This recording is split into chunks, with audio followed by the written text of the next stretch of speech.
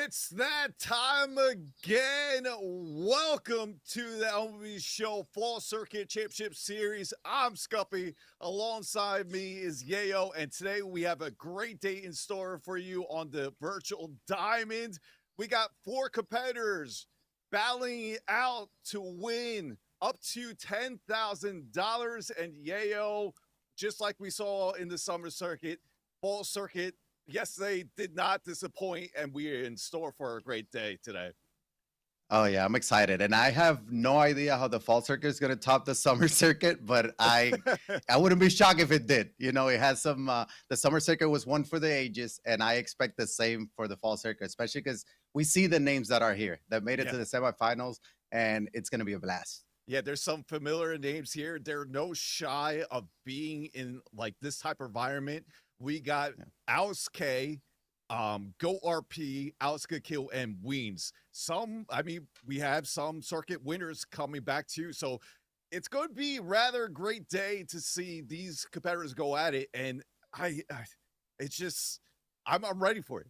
We could see some rematches here too, depending on who wins Yeah. here, especially from past circuits. So it'd be kind of cool to see how those storylines go. But we're here. What is in store for us today? We have two semifinal matchups starting out for you, best out of three to start out the day. Those two will advance to the finals, and then we'll have another best out of three going for the later to see who's going to be the fall circuit champion. Now, you look at the bracket right here. We just mentioned the names just before. Let's see how they got here. First for Go RP, he had one of those back and forth games between Luke. And shout out to Luke, by the way. He put on a heck of a run yesterday in bracket play. But Go RP was able to win that 10-9. Alex K, Yayo, I mentioned you before we started live. This is probably the best I've seen Alex K play in MLB Show. Am I right?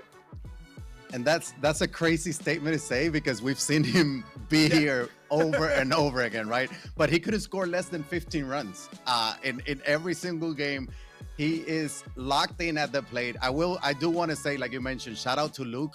Luke beat Fuentes, which is the summer circuit champion. He beat Wilsey as well, who three-time champion from last year. So he was just insane run. Yeah, great run.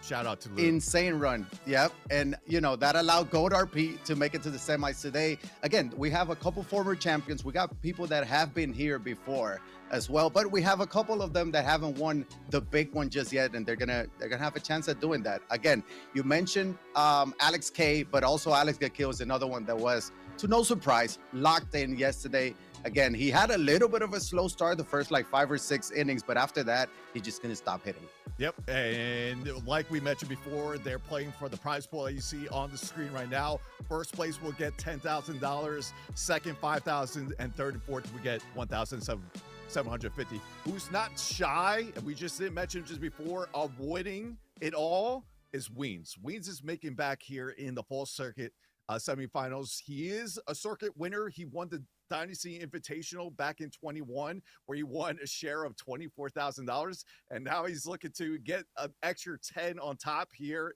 in the MLB Show 25 Fall Circuit Championship Series.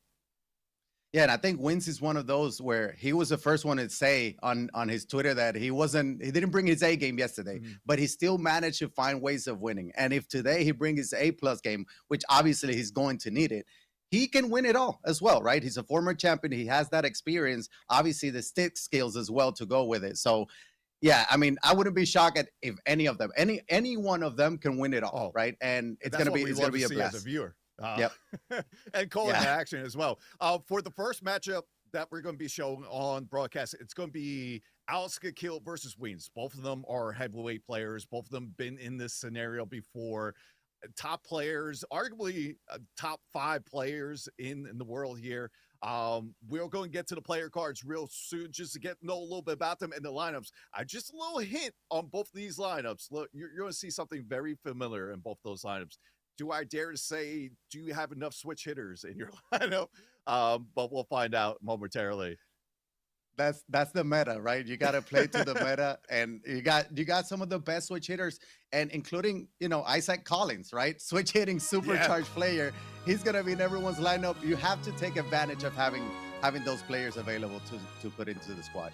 Yeah, and as you look here, here's the first player that we're going to see in the semifinal matchup.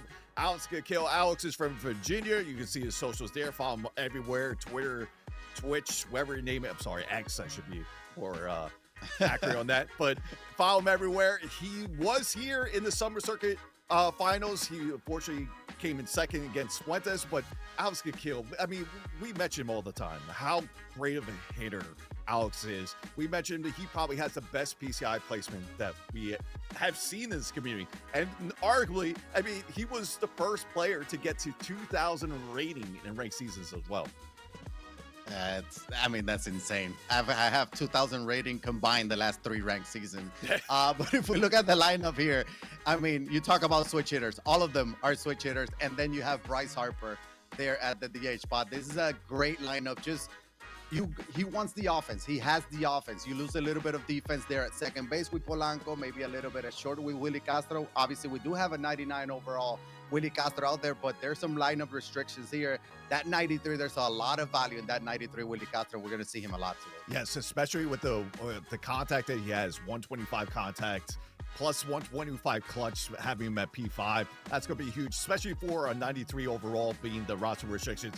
But the man at hour is going to be Supercharged Collins. He was all over the place that all throughout yesterday into today. I see him at the leadoff spot. I've seen him at the cleanup spot. Everywhere you look, this Collins card has made an impact here in the fall circuit. I mean, look at that wheel. 125 clutch, 125 contact against right. He has the speed. He's an insane card. I mean, perfect timing to have a supercharged card coming into the fall circuit too. Yes, and hands down. And now let's take a look at Wings. He's coming from Pennsylvania, 19 years old, still a young one here. We mentioned he is a former winner. He won the Dynasty Invitational in 21. So it's going to be cool to see what type of lineup that Weeds is going to have here. Yeah, and I think, you know, like you mentioned, we're going to see a lot of similar lineups. You're going to see a lot of Beltrans.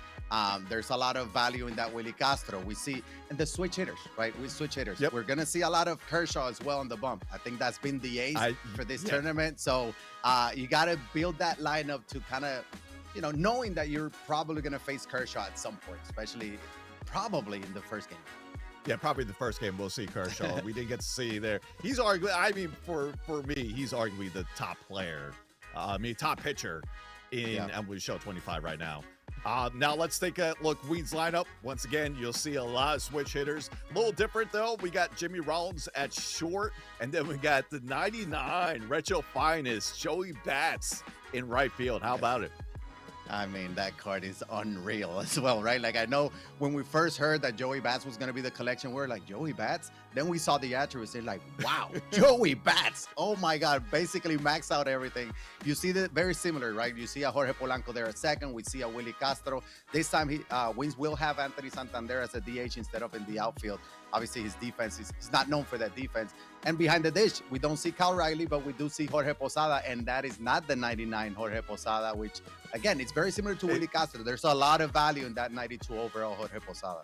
It don't matter. It's just Jorge Posada always plays above his attributes. Silver Posada. Yes, that swing. It's funny how these switch hitters have arguably like the best field swing in the game too, like the Polancos, the Tony Taters that you might play with the live series cards in Battle Royale, but just still feel like you're playing above their level, above their overall. And now having Diamond version, I mean, you can do as much damage as you want with those cards. Yeah, they're great cards, and you can see the lineup the lineup. Oh, he has the lineup built here. He has Joey Bats hitting third. That's the only non-switch hitter in that lineup. On the bench, he has a couple lefties, a couple righties. There's some speed, but you're probably not going to see a whole lot of the bench when you have such a deep lineup like this. Yeah, it's going to be hard to see the bench coming in here unless it's like a big scenario at the end game, mostly between the 7 to 9 innings. If we're in a big spot, maybe, but I just see this lineup playing throughout any 1 through 9. Yeah, there's no weaknesses in that lineup. When you have Anthony Santander hitting ninth, that tells you all you need to know. Yeah, that it is. But either way, you're going to have to hit. You're going to have to pitch because you're going to be facing one of the better competitors that you've seen throughout the weekend on both sides. It's going to be fun to see who will come out top in the best of three between wins and Alex could kill. Yeah, and you mentioned the pitching. The pitching's always key. We also always talk about how are they going to come out of the gates swinging, right? Like we're going to see if they're going to bring their A+ game because they're going to need their A+ game. But pitching a lot of the times can be a different maker, right? So holding your opponent to sometimes 9 or 10 runs is a big time performance pitching wise because they're good. I mean, we saw the Alexes, right? Alex Akio and Alex K. They couldn't stop scoring yesterday. 15+ runs basically every single game. So holding out your opponent to 8 or 9 runs might keep you in the game. I might give you a chance. Yeah, and we got to mention yesterday it was single elimination bracket until we got to the final four, and they could use the same starter pretty much each game, and mostly it was Kershaw like 95%, maybe a little Roger Clemens. So, but with it being a best of 3 series, you have to do a different starter each game. So we'll see how that goes or how they build up the rotation from game 1 to game 3. See if there's any strategy behind it. I still expect to see Kershaw game 1 no matter what, but the game 2 and game 3 is going to be very interesting to see how that stacks up. Yeah, 100%, because we saw a lot of Roger Clemens come out of the pen and being used as the closer yesterday, right? I don't think we're going to see that today because you're going to need that starter in game 2. Roger Clemens still very valuable. There's going to be legend gameplay.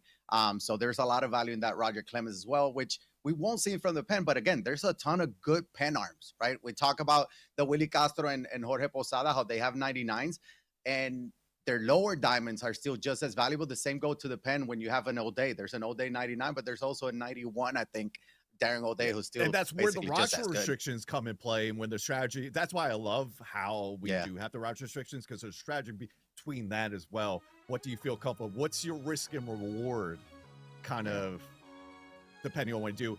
We did get note that Alex Akil's lineup was not the correct lineup that we showed. So now we're going to shift back to Alex's lineup. And still, even when we look at it, it's all switching. We were wrong. We thought he had one lefty. Nope, he has no lefties. All of them switch hitters. And I love that 99 Jorge Posada already. Oh, I know you did. Had my hands on him. I gave him a try, and he's insane. Obviously better than the 92. There's that Ketel leading off. I mean, talk about no weaknesses in the lineup. There's nothing. And even the bench, you got that Reese Hoskin and Jordan Alvarez. Like, yeah, this and is even sick that lineup. That Tatis against lefties is, I believe, 100 contact against lefties and then 80+ power. For a silver card, you'll take that. Yeah. And that Brian Reynolds, I don't think we've seen him a whole lot recently, and there's a lot of value in that card. We know how good of a swing he has. So Brian Reynolds, be on the lookout for that, even though it's at the bottom of the order there. And here we go. Game number 1 between Alex Akil and Wins. And you called it. We called it. Clayton Kershaw on the bump for Alex Akil, who's the home team. Anyone watching, this is called that Kershaw's going. It's funny because he's a free card, basically. All you have to do is grind that program, and you get a free 99, basically the best pitcher in the game right now. And it's crazy because he is free, number 1. We talk about meta pitches and all that. You think about meta and his sinker, cutter, outlier fastball. He has a sinker, but he doesn't have an outlier fastball. He doesn't have a cutter. He has a very good fastball. He has obviously well above average slider. But it feels like all of his pitches look the same coming out of the hand, right? So very tough to read. And I think that's what makes Kershaw so good. And obviously he can dot every single pitch. Yeah, you can dot every single pitch. And you could pick and choose how you want to attack hitters. That's going to be a fly ball to center field. Carlos Beltran easily hover that for out number 2. But just go back to your point with the Kershaw. I mean, you could start out with his fastball, then mix up in his secondaries. You could even start out with his secondary start. You have a repertoire of pitches to use with Kershaw that are really effective when using him. Yep. And what that does is that it allows you to pitch differently the second and third time through the lineup. Exactly. And at this point, obviously, all you need from a starter, honestly, is just 5 innings. 5 innings, that means he gave you a good quality start in MLB The Show terms. So you can become a different pitcher that second and third time to the lineup, and there's a lot of value in that. It doesn't get repetitive. Now, hands down, you couldn't say that any better. I mean, we talked about what does that MLB Show starter go through for a quality start between esports, and it's like that 4-5 inning mark, and that's blown right through Joey Bats for out number 3, and that's a 1-2-3 But Alex get killed. Great way to start off the game on the mound. Yeah, there's that fastball without a liar, but he's still very fast. He comes in at 98. He can sometimes touch 99, and it'll sneak on you. He'll sneak on you. He also had that sinker too, but this is going to be an all Kershaw matchup, as you can see. This is Wins Kershaw with a 4.48 ERA. That's not terrible in MLB The Show terms here. So not too bad. Let's see how Alex Gakil comes out today. If he still, has that same. He had all the momentum the last few games. He was able to mercy pitch and rebel. He just was scoring 15+ run every game. So we'll see how he comes out today. Yeah, you got away with that sinker right down the middle. I'll tell you that, Marte. But that's going to be ripped. Does that have enough? It will. And Alex Gakil starts off strong with a solo shot here in the bottom of first. Marte puts him on the board. Yeah, I think that answers my one of the things I was looking for. How is he gonna come out today? He's the same Alex Gakil we always have. We always see he's one of the best hitters, if not the best hitter in MLB The Show. And yeah, solo shot to start the game off.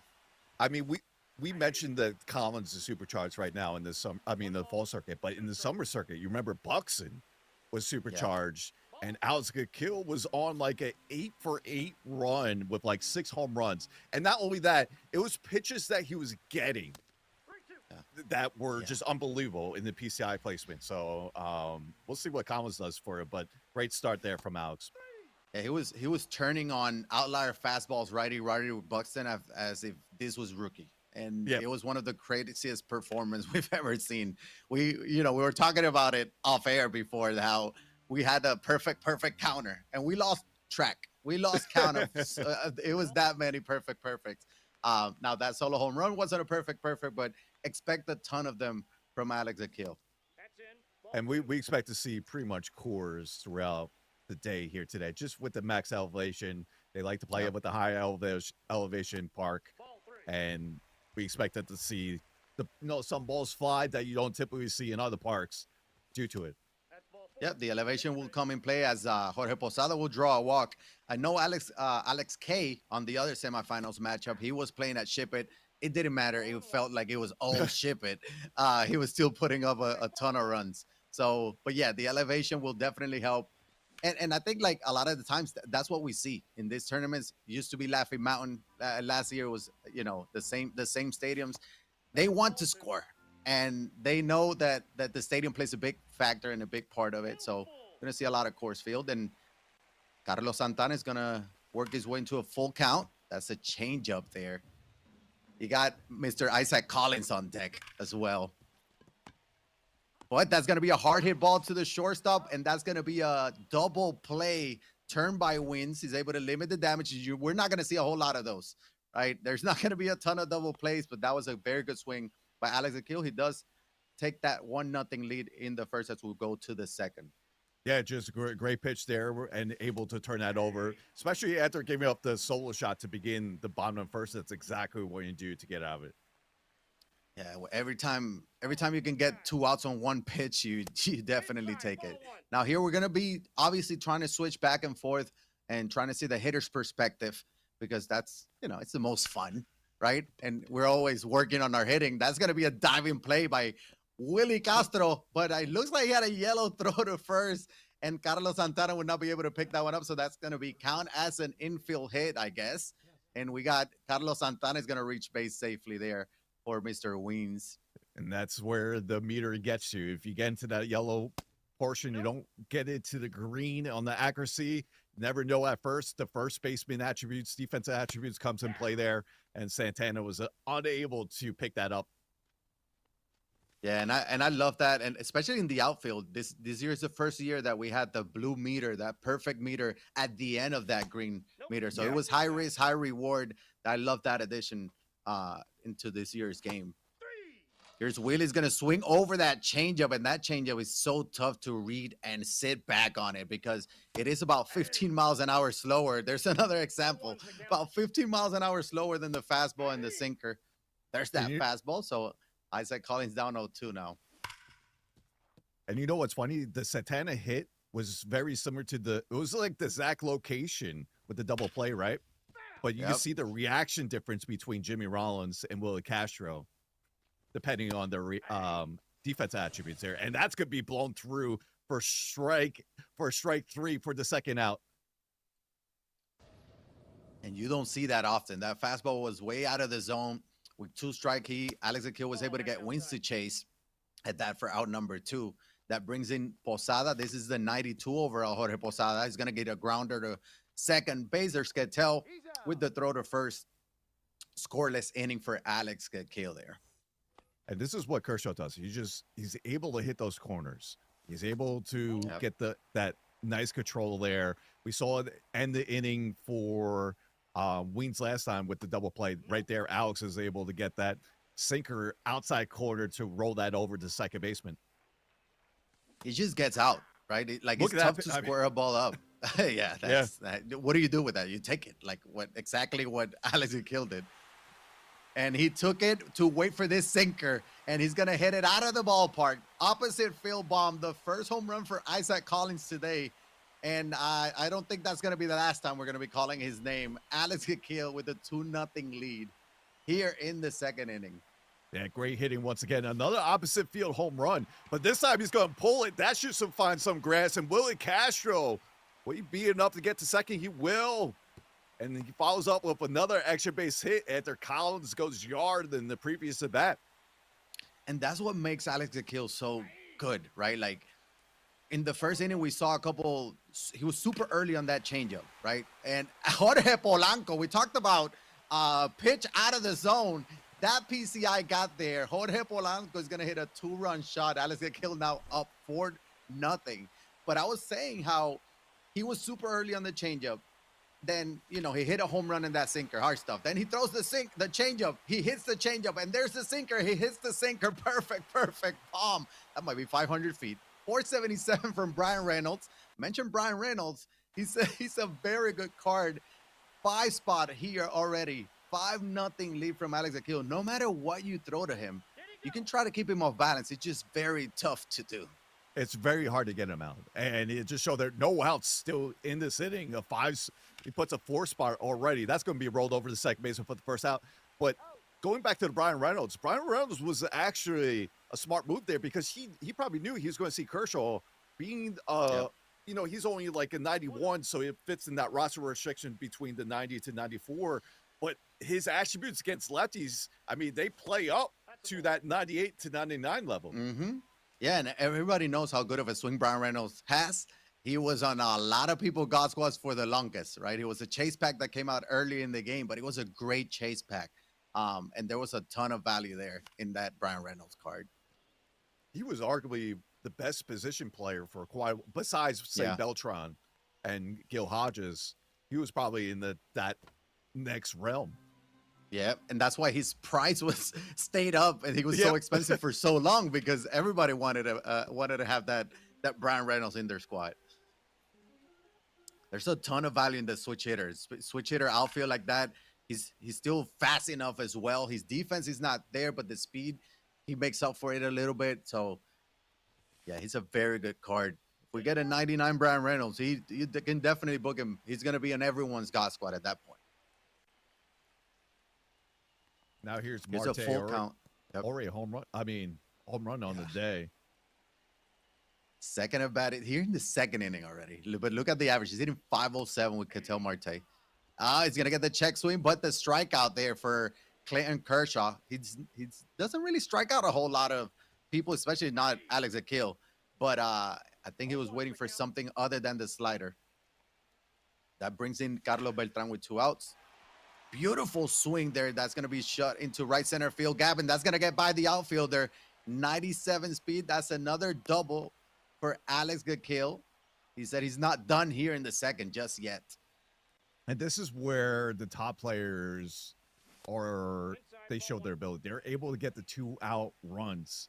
We saw Alex here that's ripped. Hold on. Does that have enough? It does. Posada goes yard here, and there it is. 2-out runs, a 2-run shot, and makes it a 7-0 game here in the bottom of the second. Yeah, he was able to extend the inning with that 2-out double. Then the 2-run home run. That's going to do it for Kershaw. He was close to 50 pitches already. He gave up 7. And again, Alex Akil saw Clayton Kershaw as well yesterday all day long as we take a look at that replay. That is 99 Jorge Posada. If you're wondering if Jorge Posada is good, that should answer it. As Carlos Santana goes down swinging. But not before Alex Akil puts up 6 here in the second. And these guys are so good that a lot of times we see some mercy rules because they have those big innings, Yep. Early in the game. And that's one example. He's up already 7-0. So Wynn's going to have to answer back, put up a couple runs and stay within range, try to avoid that mercy rule. I know we didn't even bring it up where I sound like a broken record. That's a rip. Does that have enough? That'll be right to the left fielder. Brian Reynolds hovers over that to catch it for out number 1. But going back to limited damage, I mean, that's the kind of the number one key when it comes to MLB Show esports. Can you limit your opponent to maybe those 1-2 runs instead of the 5 to 7 runs? That's hit far to left field. It looks like we might have to play at the wall. That's out of here. Tony Taters gets one back here for Weens. Yes, sir. And Anthony Santander again, so good. And there was a little bit of help there from the stadium because it was 90-mile exit velocity, but he got the launch angle and he needed to get one on the board. Maybe that's going to get Weens going here in the third. That brings in the top of the order now, too. So you take that. You're just looking to respond. That's what you want to do, especially giving up 7 in the previous half inning. You're looking to get anything across the board. Just try to get the momentum back in your favor when you're up at the bat. Yeah, especially after that big inning, right? If you're Alex Akil, he was like, I just scored 6. I need to put up a 0. That was probably his mindset. Wins is the exact opposite. As in, like, I just gave up 6. I need to get a run or 2. He got 1. Now he's obviously looking for more. Gonna work the count to full here for Beltran. It's gonna chase that swung at ball 4, but he was able to foul that one off. Gonna see another full count pitch here with Jimmy Rollins on deck. There's a fastball and beautifully spotted. It was a little late. The PCI didn't get there. That's gonna pop it up to shortstop Willie Castro. Yep, and we do have an update of the other game so far. It is top second. RP Goat is winning 5-2 so far. Does that count as an upset alert? I don't know if we get upset alerts in the semifinals. The thing is, Goat RP kind of goes under the radar, but he's a fantastic pitcher in MLB Show. He won the Sunburst Invitational last year. So he's been, like we mentioned, he's been in the spot before. And hanging with us. We're back at it. Just a little break right there. Now we get to see from the pitching aspect with Alex on the hill with Kershaw. And we get to see that pinpoint there with Kershaw, which that's one thing that is interesting with Kershaw. He's very good with no runners on, but when he gets from the stretch, that pinpoint gets there a little bit faster. And obviously these guys already at this level dominate that, and they know how to control it. But I know some people struggle using Kershaw, especially when the runners are on because of how quick that pinpoint or even the analog is. Yeah, and it's similar to Scooball, like any Scooball cards. For some reason, I can't do a Scooball with the out of stretch, but for Kershaw, I can. I don't know what it is, but we've had Kershaw for longer. Maybe that's why true. We've seen him before. I mean, we all remember Signature Series. Clayton Kershaw was probably the best pitcher in the game then. Yep. What a swing by Jimmy Rollins. A Phillies legend is going to help out a Philly fan with his second solo shot here in the third. That cuts the lead to 5. And that comes with 2 outs again, And we go back to the previous at bat, though. Yeah. What did you do to get that pop out?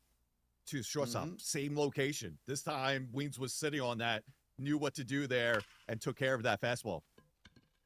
Yeah, he was able to make the adjustment. Jose Bautista here, deep fly ball. That's going to be a warning track shot. I think he swung at the sinker, but it was to force him. He just got under it.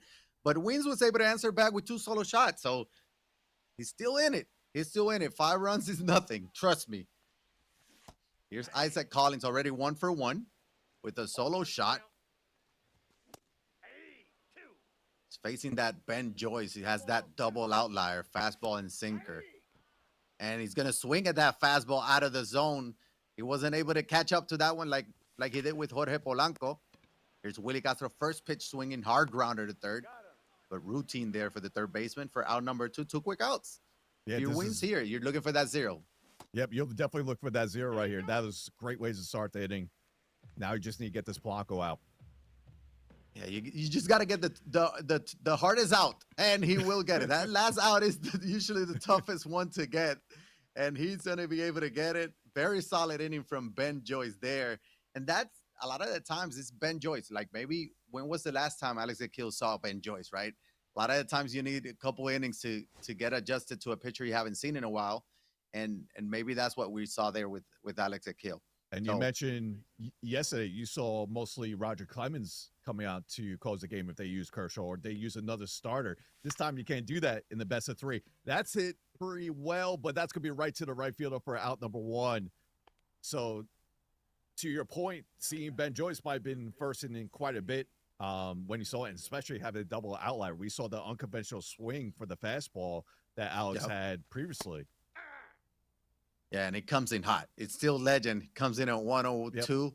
Yep. You don't have much time to react. And we know Alex Akil, we saw it earlier in the game, how he's geared up for that fastball. You have to be geared up for that fastball, but the Kershaw fastball is not the same as the Ben Joyce one. Here's Willie Castro is going to swing at that fastball out of the zone. And I think Wings need a couple base hits too, right? He's had 2 solo shots, but sometimes you need that big home runs, that 3-run home runs, that grand slam. In order to get that, you need to draw some walks, get some base hits.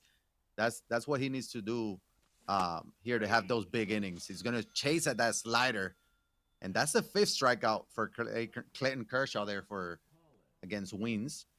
Well, Wings is still getting that pitch count rather high here in the 4th, though, by almost throwing 60 pitches to Kershaw. So that's going to benefit him as we go late in the game. Yeah, he probably won't go much further than like the 5th, maybe into the 6th.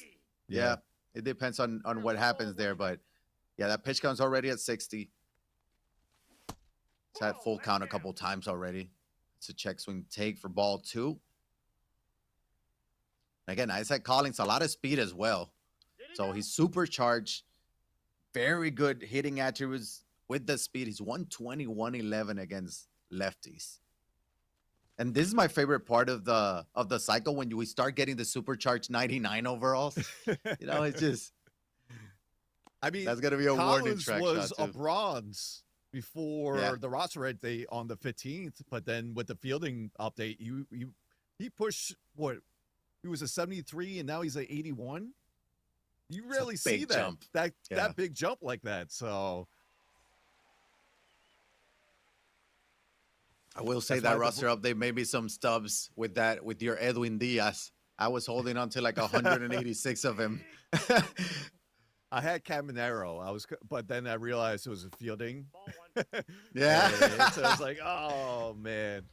But I will say that great year. Yeah. And that might go. 91 of the bat is good. Yeah. Just that's almost the second home run from Brian Reynolds. On that Caminero thing, I was going to say, and I think we saw him a little bit yesterday, that home run derby Caminero is probably my favorite hitter this year, or non-switch hitter this year. I was doing so good with him. He has such a good swing.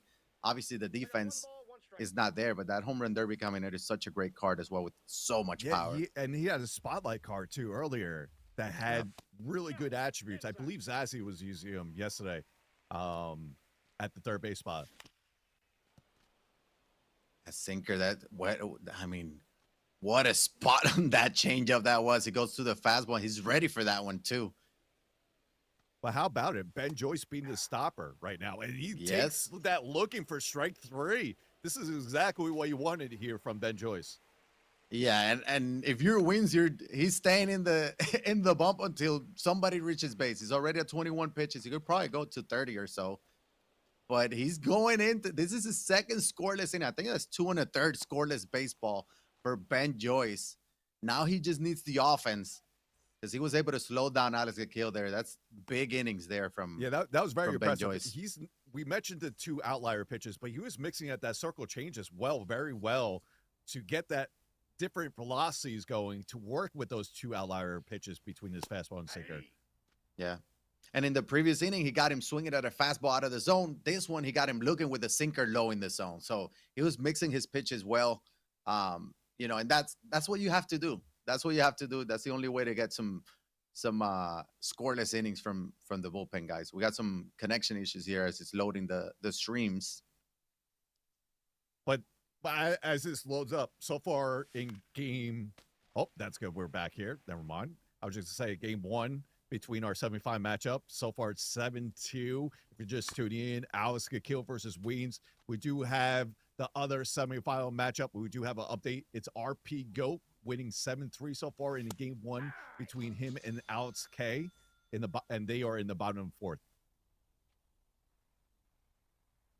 Yeah, that might be one of those. That's going to be a very interesting series as well. You got, like you mentioned, Goat RP, one of the best pitchers, but then you have Alex K, one of the best hitters.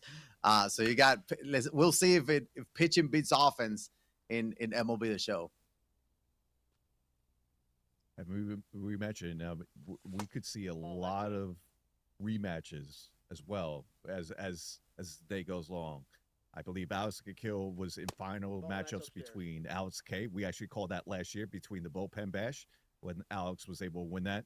Alex Kill was also in the finals of the Sunburst Invitational from last year against Go RP. So it's like there's a lot of storylines that could happen here throughout today. And of course, Weems just making his way back here, former circuit winner. You love to see, and he's, like we mentioned, he's only 19 years old, so he's going to be here for a long run. That's going to be ripped right to the shortstop. Will Castro was able to get that one hop to throw it to Santana for the second out of the top of the fifth. But there's a lot of storylines coming into today, and which makes it great for us casting and us at home watching these games here today.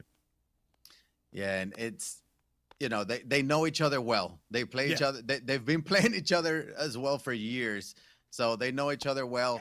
And I mean, you never know what's going to happen either, right? We've seen over and over again some of the best series when the pressure is on, crazy things happen. Ball, that's high. Got Carlos Beltran now, and I think the previous at bat before that single, it was a long battle at bat from Weens. That was able to get that pitch count up. He's already at 8. This is the 80th pitch. We were talking about the Clayton Kershaw's pitch count. So I don't think we're going to see him for much longer. That's going to be roped into the right fielder, though. Line out. Pretty good swing there by Weens, but we go to the bottom of the fifth now. But we'll see how much longer Kershaw stays there for Alex Akil. Either way, 2 runs in 5 innings against a hitter like Weens, you take that all day. And that's Ritz far, and that's going out of here. Carlos Beltran gets another one on the board for Alex Kill. This time it's 410 feet, 95.8 off the bat. His 210th home run with this Carlos Beltran. Wow. And that is such an impressive swing because it wasn't down the middle. It was more on the outside, middle out. He also has a sinker. He didn't drop his PCI. He was able to control his PCI. I don't know why that wasn't a perfect because that looks like a perfect swing to me. So that is such an impressive swing. And like I mentioned earlier, Ben Joyce stayed until somebody reached base. That was the first hit he gave up in forever. And that will do it for Ben Joyce. But good outing from Ben Joyce there. 2+ innings of scoreless. Or until then, he gave up that one. But now a 6-run deficit. And Darren O'Day is going to come in, and that's rare from Darren O'Day, right? He has that elite control. He's his first hitter is going to be a walk. But then Carlos Santana rolls one in second. It's going to be over to Jimmy Rollins for 1, over to first for 2. That's a big double play. Maybe he knew what he was doing when he drew the walk there. I mean, Carlos Santana already into 1 double play for Alex Kill. That's be his second of the day. But good going from Ben Joyce to Darren O'Day is Weens, because the velocity difference between Ben Joyce and Darren O'Day is extreme. One's at the high level, one's at the low level. But Darren O'Day, like you mentioned, especially in 99, would we ever expected to see a 99 Darren O'Day? I don't think we ever had, but his par, his control is at an elite level here. I mean, he's going to be on everyone's bullpen for the rest of the year. There's no reason to take this card out of the bullpen. But that just goes to show, as Isaac Collins hits a weekly to left field. I will do it here in the fifth. But that just goes to show you about the content. We got so many. before we talk about the content, the card arts are insane, are so Yes. cool, but they can go so many different routes. You can pick anybody in MLB history and give him a 99 because it can be a crazy week that they had, a crazy month, a crazy career, crazy year, right? So there's so many. As Jimmy Rollins is one deep to center field, and that will be gone. Solo shot here for Wins, his third solo shot of the game, and that makes it an 8-3 game. But going back to that point, there's just so many cards, right? We got finest coming out in the team affinity. So I don't think we've ever had this many options. Like right now, we can literally build like 5 different God squads and they can all go at each other. And it's only August. And it's only August, yes.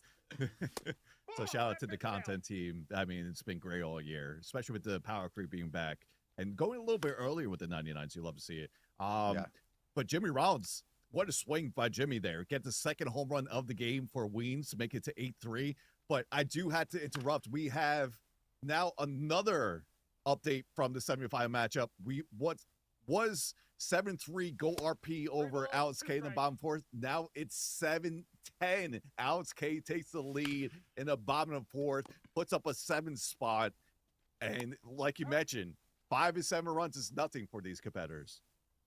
I think that answers the questions. If offense beats good pitching in MLB The Show, yes, it does.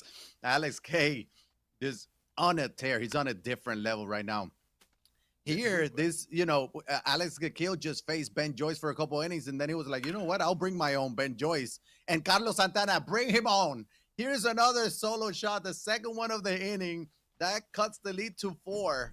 And again, 4 solo shots. That's all of the Wings runs so far. And you know what a beautiful swing that was. That was a great swing. But if you're Alex, you'll take the solo shot over the 3-1 shot any day of the week. What you mentioned earlier in this game, he's going to need to start getting those singles, get men on base, get that rally, keep on moving. He's going to strike out there because we still have a 4-run lead, but you want to get more runners on base when you hit those home runs. Exactly. And I was talking about earlier where, if you're pitching, you give up 8 or 9 runs, you're feeling pretty good. And that's exactly what Alex Gakil is. He's like, I will give up the solo shots. That means 7 or 8 runs. Make it 9 if you do 1 per inning. But he knows he's going to put up 10 plus runs, right? Right now he has 8 through 5. So he's probably just fine with that. Obviously, you never want to give up any runs, but he knows he has to avoid the big ones. And as that fastball is blown by Isaac Collins. And Alex Gakil is going to try to answer back and get that run right back. That brings in Willie Castro. There's that. This Willie Castro is just insane. Like we talk about the gold version. That was a great swing, but that's going to be a line out to center field. We talk about the gold Willie Castro from last year. One of the greatest gold cards. And I know you know about Willie Castro and that gold card from your BR runs. But now we got a 93 and 99. Such a great card. But it just shows you how some players just become beloved in that MLB Show community based on their cards they get. They might not be the big names that you see, but there are some great utility players like Will Castro is, and just impactful players that might go under the radar. And then once you see them come through like an MLB Show card, they become beloved more times than not. So it's kind of cool to see. And Polanco, I mean, another beloved player from MLB Show community. He goes yard for the second time today for Alex and makes it a 9-4 game, gets 1 run right back. And that Polanco is just so good. It's just so good. And like you mentioned, a lot of the times they become legends because of the video game. They become legends in real life. I'm sure they've heard it, from time to time in the stadium. Somebody's been like, "You're so good at MLB The Show." So I'm sure that's a great example there. I'm sure somewhere out there, Ryan Schimpf is out there, and some still from MLB Show. I was 18 thinking about him. Still says he is an MLB Show legend. But this was driven far, and it's out. Brian Reynolds gets his second home run of the game as well, and Alex Gakil responds in an instant. Gets 2 solo shots of his own, and gets the 6-run lead once again here in the bottom of the 6th. Yeah, it's just so tough to keep him up. He just won't go 3 innings scoreless. Like, it just doesn't happen. Gonna bring in, Wins is gonna bring in Billy Wagner now. who they gave him a sinker this year. This is probably the best Billy Wagner card we've ever had. That's going to be out number 2 from Anthony Santander. And I was actually thinking about Ryan Schmidt before you mentioned him and Jake Lamb. Rake Lamb, as people would call him. Yep. Great I cards. feel like you had great one from legends. every year. Rake Lamb was like MLB 17. Schimpf was 18. I'm sure there's others I'm missing throughout the years, but it's funny how all these cards and all these players could get remembered from their MLB show cards. Yeah. Well, players get remembered from their MLB show cards. And we spend a lot of time with them, right? We use them for a lot of time. They make us a lot of stubs. That's a perfect from Ketel Marte. Very good IRL player, but great MLB The Show player as well. Brings in Beltran. And again, with 2 outs, that's a single. The toughest out to get is usually the last one. That's the one Wins is trying to get right now. Slider dotted what a pitch that was. He's staying inside to Beltran. You would think that at some point he's going to throw something away. Not yet. That's a slider. Great swing by Alex Akil. That's going to be into the gap. Extra bases from Beltran. That's going to be an RBI triple-double. He's going to stay at second, but 61 speed from Ketel. Going to come around to score. 11-4 lead now. That's what Alex Akil needed. Same exact pitch that he dotted for a slide. That's a great pitch from Weens. It's just a better hit and PCI placement from Alex right there. Yeah, if that's a little bit more inside, it's a ball, and then Alex Akil doesn't swing at it, right? And nothing happens. So he was too early on that 1-on-1. That is unreal. Gonna have a 3-ball count here for 99 Posada, sinker. Sometimes the best pitch in the game's down the middle. Full count now. Going with that sinker again. It looks like he's having a hard time, reading that sinker. It's going change of what a take that was. I have no idea how he does it. But that's going to draw a walk first and second now with Carlos Santana. We know he destroys lefties. Yeah. He has very good clutch attributes as well. He's going to bring in Lucas Erceg. This is the roster restrictions. This is what it does. This is a card that was so good early in the year. We haven't seen it in a while. We're going to get to see it here in the fall circuit. Carlos Santana with the dribbler up the middle, 97 speed with Carlos Beltran. It's going to be plenty. RBI single. And this is what I was talking about when you get base runners. You're going to still score some runs. Not everything's with the solo shot. Now this is a very dangerous spot because we got a mercy rule alert. One swing can end this game via the mercy rule. Yep, I was just about to mention saying one swing could there, and look who's up at the plate. It's Collins. That's going to be off the glove of Santana. He's going to be safe at first. He will. Wow. So we have bases loaded scenario. Will Castro now up. One swing could end the game here. It doesn't have to be a big fly. Just a gapper right here. We have Santana at second. Did he go? So he has around 51 speed, I believe. Even a base hit can end it. That's going to be hit to center field. Well hit, well struck, but right at Carlos Beltran, and Win survives the 6th. He's down 8. He's going to need to put up runs. It's getting late quick. Yeah, you live another inning here. This is where you need to get some hits, and not just a big fly. Just get some hits, try to get some runs across the board. You're looking for at least 2 or 3 runs here.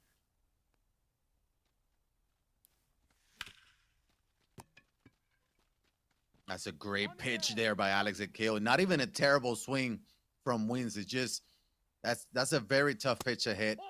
Out number 1. Ben Joyce doing his thing. Yeah. There's that changeup. That's a great PCI placement, but the launch angle is not there. That's going to be a fly out to left center field. That's unfortunate if you're Wins. Yeah, that's a great swing right there. Just hopefully you can take that into this bat here with 2 outs. I mean, if you're Wins, you're looking to roll over the lineup to get the top of order going. If you're Alex, you're looking to not get that top of order going and get into the bottom 7 where you only need 2 runs to win this game. Yeah, you're trying to get out of this game as soon as you can if you're Alex Akil. He was able to do that against Pitching Rebel yesterday. It was like a 15-5 score, if I'm not mistaken. Somewhere around that range, but it was able to put him away, I think, in the 6th inning. That's exactly what he's trying to do here. The Wins in game 1. This is going to be a best-of-3 series. Bringing Andres Munoz. Ben Joyce was running out of fuel. Did he go?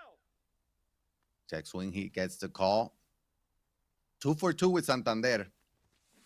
3-2. I'm always curious to see if they make any adjustments after a game, right? Like maybe he moves up Santander a little bit in the lineup. It's going to be a fly ball to center field for out number 3. Not terrible swings from Wins, just nothing to show for. As we go to the bottom of the 7th, and all Alex needs right now is 2 runs, and it's a mercy rule victory in game 1. And now we have Polanco up where he has 2 home runs. I mean, the bottom of the lineup for Alex. We got Polanco and then Brian Reynolds, 4 home runs between both of them. Sometimes that's the difference, right? The guys you would take anything, whatever you can take from the bottom of the order, but sometimes they're the ones that wins the games. I got 3-2. Slider taken. Never thought about swinging at that. Brian Reynolds on deck. Full count. Fastball. That was a great pitch. So would have fouled that one off. Ball 4. Take your base. And he's gonna draw a walk. What a take that was. That's a great take. Yeah, that's a professional take. I don't know how he does it. I just don't know how he does it. It's insane. Feels like he's on every single pitch. So Adrian Morejon, gold version of Adrian Morejon, coming from the pen. That's gonna be a cutter, and he just wasn't ready for that one. 95-mile-an-hour cutter came in hot. It's just to bring a lefty for Brian Reynolds too. I mean, yes, you had the minimum of 3 hitters, so maybe he was looking towards that. But we know Brian Reynolds sits against lefties better than righties. Yeah, maybe the power factor that he only has 75 power against lefties is the reason for it. But yeah, he worked out. But you know who has the power? Anthony Santander has 111 power against lefties.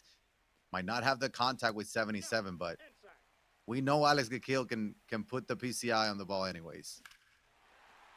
And there he is with the circle change. He's going to take it opposite field.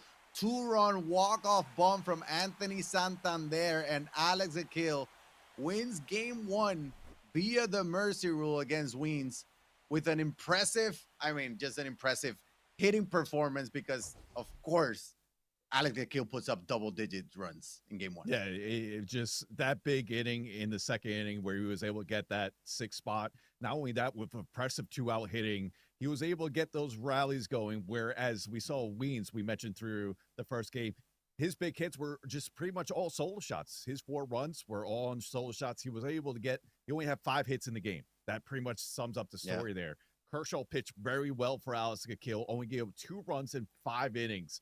You'll take that any day of the week when you're facing a high competitive player like you are with Weens. Yeah, and a little update on the 2nd semifinals. He's 12-7. Alex K is ahead in the bottom of the 6th. Here we're going to take a look at the highlights, and there's going to be plenty of home runs. And that was Alex opening up the score with the solo shot in the first with Marte. Yep, and he followed up with Collins as well. And this is the big 2nd inning that we were just talking about. He was just able to get run after run. Not only that, with 2 outs. Look at that swing. Jorge Posada, Polanco. And look at where that ball is, and he still squares that up above the zone to make that 437 feet away. Yeah, and again, there was plenty of home runs, and even Weens got a few of those home runs as well. But he got the deficit was just too big, too early, right? Here's this 2-run bomb from Posada that made it a 7-0 game. And it was just too difficult to climb back, especially because Alex is going to just keep putting up some runs. Yeah, and it was just too much. I mean, where we mentioned before, what you want to do is limit the damage. And just couldn't do it that inning. And then from there, Alex Gakil just took control. That was a nice shot there from Jimmy Rollins there. One of 2 home runs he had in the game for Weens. Yeah, and he also got very unlucky the last couple innings, right? But Ben Joyce, couple things you can get out of this game 1. Ben Joyce was very solid for Weens, so maybe that's something he can build on. But he's definitely gonna need to have some bigger innings to stay, to be able to stay within range of Alex, because we know Alex is gonna put up 10+ runs. In order to beat him, you will have to put 10+ runs. Yeah. Oh, yes. You have to be on your A game on the hitting side because we know what Alex could do on hitting. There's Polanco getting his second home run of the game. Now going to game two. If you're Weens, what do you do? Who do you attack with for your starting pitcher for game two? Yeah, I'm expecting a Roger Clemens, an all Roger Clemens matchup right now. Obviously, neither one used him out of the pen. So I'm expecting Roger Clemens probably still the top 3, top 5 on Legend pitcher for sure. And that's what we saw yesterday. We saw a lot of Kershaw. We saw a lot of Roger Clemens. You're just going to have to slow him down. Find a way to slow him down somehow. I don't know how you do it. I'm just, it's one of those things, do as I say, not as I do. I have no idea how you slow down Alex Akil, but you got to find a way to slow him down a little bit. And I guess he's going to have to be Roger Clemens, unless he decides to go with a different pitcher, maybe somebody that Alex Akil is not too familiar with. And I don't know, throw a curveball, no pun intended. Yeah, the first inning for Weens is going to be the biggest inning so far today for him in game number 2. Because especially with Alex being away now and be able to hit from the start. Sometimes these top players like being the away team because they could put the pressure on right from the start. They get the first licks of hitting. They want to try to put maybe a 3-4 spot up and then put the pressure on to their opponent when they're due on the bottom of first. So we'll see what happens there. But for now, we're going to take a little break here, and then we'll get to game 2 between Alex Akil and Weens in the semifinal matchup of the MLB Show Fall Circuit Championship Series. We'll be right back.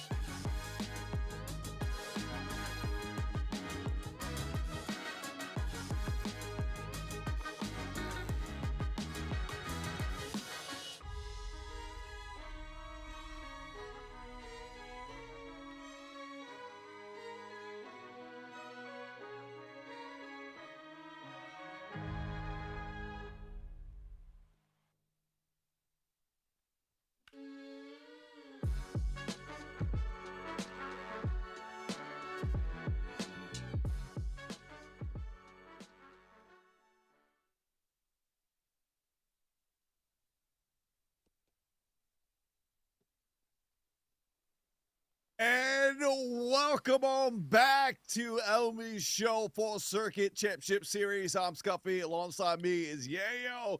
And we just got done with the first matchup, semifinal matchup between Weens and Alex Kill. Alex was able to win 14-4, get the mercy rule in the 7th inning.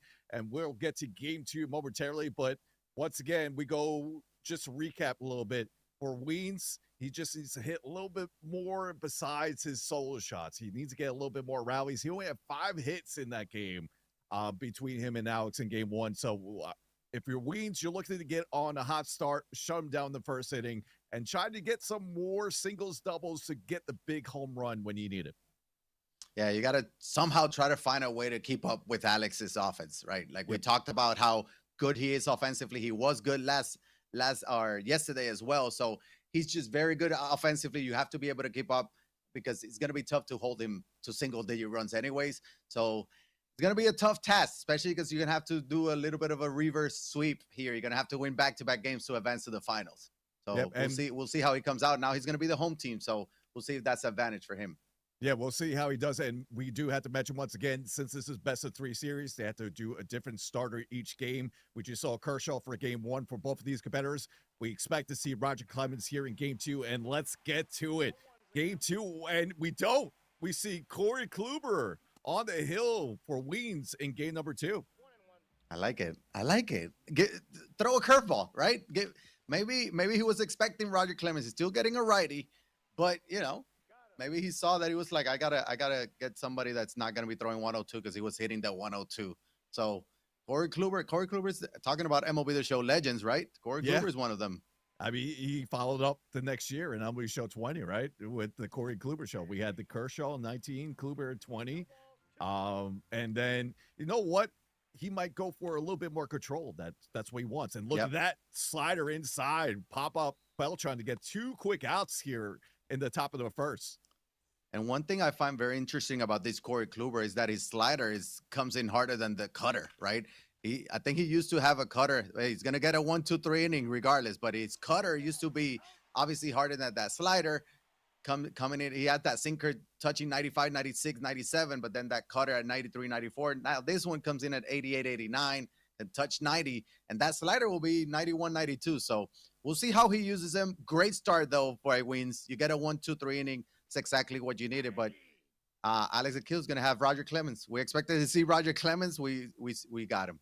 Yeah, we got him for Alex, and look at that. Starts with a sinker, splitter, doesn't show the fastball just yet. We mentioned in the previous, you could use that sinker as pretty much a changeup, just the different velocities that outlier fastball brings. But to go back to that first inning, I mean, that's exactly what you wanted if you're Wings. Don't let him get off hot just from the previous game, and to shut him down 1-2-3 was very big. Yeah, but now it's going to be very important for him to put up a couple runs here in the first as Carlos Beltran goes down looking. And like you mentioned, it was that sinker. You got to think about the fastball with Clemens, but that sinker and splitter is going to be the difference maker because those are the pitches that will keep the hitters off balance. Now, Jimmy Rollins at the plate, he had 2 home runs in game 1 for Weens. So we know he feels comfortable with him at the plate. Down 0-2 though here. Yeah, he's trying to get with the 1-1 fastball. Could you see the sinker or splitter down below in the zone now? Yep. Yeah, but he was probably trying to change eye levels. That's exactly what he did. He went to the splitter low and in. And the slider gets him swinging for out number 2. Little update on the other series. Alex K won it 12-10 with the game 1 victory there. They're moving over to game 2. And we talked about the Alexes. They were the best offensive players yesterday, and they still doing the same thing here today. Yeah, so both Alexes get game 1 under the belt. We'll see what happens in game 2. We'll keep you updated there. But so far, no score here in the end of first, as both of them put zeros here. But now we got Collins due up for Alex Kill. Put him in the cleanup spot. Was he leading you off last game for him? Or am I thinking something else? No, I think he was leading off with Marte, Ketel Marte, yes, who had that lead off. Yep. I think he had him in the second spot then. I forget. No, it was in the 4th spot because he had the solo shot in the second. That's going to be ripped right to the right fielder, but easy catch there to make out number 1 in the top of the second. Yeah, I do think that that was the first scoreless inning we've had from both. Like we're Yeah, a scoreless top and bottom half of an inning because I feel like the other game, everyone, we had at least one run in every half or at least one of the half of the inning. So scoreless first. We go to the second. Got Kluber. There's that circle change, and I think like I like this move. I like bringing in Kluber. Just give him a different look, especially see, because that Alex is geared up for that 102. So Kluber can maybe keep you off balance a little bit. yeah, just get the location. You want that control of him. For me, I choose more control Yep. pitchers than I do with someone that has the high velocity, but the par is still big. Like Roger Clemens, I struggle with. Yeah. But I like the Corbin Burns, the Corey Klubers, and of course the Kershaw. You put him in that level as well. Over those, and we saw what Al Leiter did as well in the summer circuit. Yeah, Outlier for me has been the best pitcher all year. Like I have gold Outlier from reaching 1,000. My ERA in like 25 innings is like 0.3. Like he's Oh been my God. insane. And the other Outlier is like 2.9. Like I love Outlier. And we're not seeing him today. But Alex Kill got a walk and then that lazy fly ball to center field. That's gonna be out number 2. But yeah, Alex, I mean, we did see a lot of Outlier, I think, in the summer Yeah, circuit, but not a whole it lot was today. Al Leiter and then Brandon Little that we saw the silver Yes. card that was dominating because he had that high velocity cutter. I only saw Zazzy use Brandon Little so far yesterday. I'm not sure if anyone else has him up the Yeah. sleeve, but here's Polanco. Polanco, we mentioned here in game 1, Polanco and Brian Reynolds have 4 home runs between both of them, and he continues right where he left off. Perfect 2-run shot, and Alex Kill takes the early lead here in game 2. And that we talked about control pitchers, that just caught way too much plate. Like that was a cutter right down the middle. And Alex Kill is just not gonna miss them often. And we'll take a relay, but Polanco, 3 home runs already here, and it's kind of been the difference maker here. That bottom of the lineup for Alex Kill, able to get runs across the board. I mean, we talked about no weaknesses in the lineup. That's what you see, right? We see the bottom of the order still producing. As Brian Reynolds hits a pop up to shortstop there, but again, important for Alex Kill. He's trying to put this series, out of reach, right? Like he's trying to get this over as quickly as he can. He's got the 1-0 lead in the series, 2-0 here in game 2, and Wins is gonna have to answer back. Yeah, we see how big a momentum type game MLB show could be for these top players. Once you get that one particular hit and something start clicking, you just see better swings from bat to bat, and you don't want your opponent to have that feeling where they could score in bunches at any given moment. Yeah. And I wonder, I know that how a lot of times they know as a player, as a player, what are some of your nemesis, right? Like, oh, I struggle against this pitcher. I wonder how Wins feels facing Roger Clemens on a must-win scenario here in game 2. If that's something where he's like, I kind of struggle a little bit against Roger Clemens. And right now, got 4 outs, 4 strikeouts. So maybe that's the case. And look how early he was on that sinker right there. We mentioned how you could use that sinker as a changeup right there. It kind of showed that. Maybe he was working with the 4-seam fastball and then coming back with the sinker, and he was very early on that. You can't let that fastball beat you, But he was able to sit back on that one, but he's going to be a line out to center field. Unlucky there again from Wins. But the first ball put in play, that brings in Isaac Collins, the man of the hour. It's always that one supercharge per tournament is going to get a roll over to first, out number 3, scoreless. Second here for Wins as we go to the third.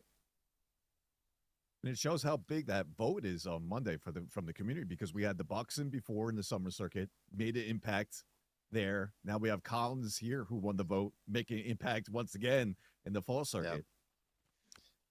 And like, I don't know if you've noticed, and I don't know if it's on purpose, but it feels like right before a big, summer circuit or fall circuit or something big tournament, there's a big content drop that Friday. There's some big cards coming in as a chase pack. We've seen Affinity be the drop the Friday before, and this was no exception. Obviously, we saw a lot of we see Posada already, but there was a very good Bernie Williams cards. The chase pack was Babe Ruth, 99 Babe Ruth. Even though he doesn't have max out contact, he still has 116, 118, I believe, with no parallel. So, doesn't have first base as second there. Maybe that's why we haven't seen him a whole lot. But Yeah, still, like, there's always some good content the day before a big tournament. but mostly what we've been seeing today is switch hitting, switch hitting, Yep. and more switch hitting. And we already saw the new Posada made an impact there for Alex Kill in the first game. And I wonder if the switch hitting, obviously, it's tough to find a switch hitter with a bad swing, right? Yep. We talk about some swings are glitchy more than others. Some as a switch hitter, most of them will have very good swings. As you can tell, it's a little bit late on that slider.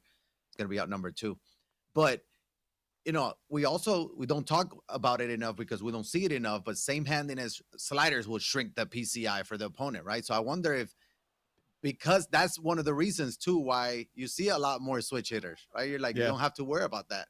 That's a good point. So, but again, some of the best cards are switch hitters as well. There's a lot of very good switch hitters with, very good swings. And I'm talking sure about, that Carlos Beltran is here. And I'm sure by the grand finals, we'll see some type of 99 chipper. Inside, ball 2. Yeah. Yeah. Or Mickey. And we were talking about this yesterday. Yeah, Mickey. We were talking about this yesterday. One under the radar 99 that we could have as a switch hitting third baseman, not named Chipper Jones, is Chase Headley. Chase right? Headley, yeah. Chase Headley could be very good. We know he has a very good swing. We saw him as the AL West collection. I think his contact against lefties might have not been great, but it wasn't a lot of people's lineup for a while because he does have a good swing. So if he somehow gets a 99. He was one of those legends that we were talking about, like when we were bringing up the Ryan Shimps, the Ray Lambs. Headley was right there in between like MLB 15 to 17. I know this is like almost 10 years ago, but he was that beloved in the community because of his cards there. I mean, his card at the time was like I believe when we had golds in like 89 or so. So we're there. Yeah. And yeah, we still can see it 99 Chase Headley. I got to shout out Jay Mills. He said, why not be in a chase pack? Which, well, it's funny. I know now that you say that, it just goes to show how long we've been playing MLB The Show, Diamond Dynasty. But also, as Posada goes down looking there, also, Pigeon Rebel was telling me how he had a great month of August. So he could be the retro lightning card for August. So, which obviously would be a 99, but we'll see. I know everyone's waiting for that chipper. There's still a lot of good cards coming. And that's not even, we haven't even talked about Finest, which is usually one of the community's favorite every single year. There'll be a ton of 99s coming in that November as well. But to interrupt you there, I mean, right now, Roger Clemens is putting on a clinic for Alex Kill. Already 6 Ks. He's dotting up pitches left and right. He's mixing it well. He's tunning it well. He's working with the splitter, slider, and sinker, especially to left-handed hitters, and bring that inside. He's mixing up well, changing up eye locations. Ball 2. I mean, and right you can there. pitch with Clemens. We talked about it with Kershaw, where you can become like he's like multiple pitchers in one, right? But with Clemens, you can use that fastball to your advantage by not even throwing it at times, right? And that's exactly what Alex has been doing. He hasn't been throwing the fastball a whole lot, especially because Wins has had some good cuts against the fastball. That was a slider. 3 perfect innings, under 40 pitches. That's the best pitching performance we've ever seen in one of these tournaments this late. Well, and I will that's say, what he's doing. He's doing a lot of sinker and splitters too. I will say Zazzy had 6 perfect innings with Kershaw. 6 2/3 perfect innings with Kershaw. But interrupt there, Posada, perfect. And he goes yard for the second time for Alex Kill. 5-0-1. I couldn't even guess that one, but that went a long way. And he gets one more on the board to make it 3-0 here in the top of the 4th. I mean, that's Posada and his swing, right? Like that's what the swing does. That It's you feel comfortable with that Posada every single time. 501, 3-0 now for it's Alex. It feels a very little bit funny more than because 3-0. when Cal Raleigh got dropped to 99 for the home run derby, you're like, all right, this is the end game catcher from here and now. Yeah, And then this Posada dropped. I rather Posada just due to his swing, man. Still has great attributes for a yeah. 99, of course. I feel like I'll rather Posada. And here's Collins, and Collins goes yard for the second time in the series for Oscar Kill and make it a 4-0 ball game. Hey, just keeps on tacking on. That's what Alex is going to do. Yeah, he's just too good. He's feeling good. He's swinging first pitch there. He got a little bit under, but 4 runs. That's gonna be out number one. Another bomb from Isaac Collins. Like we talked about him. We're gonna be mentioning his name all day.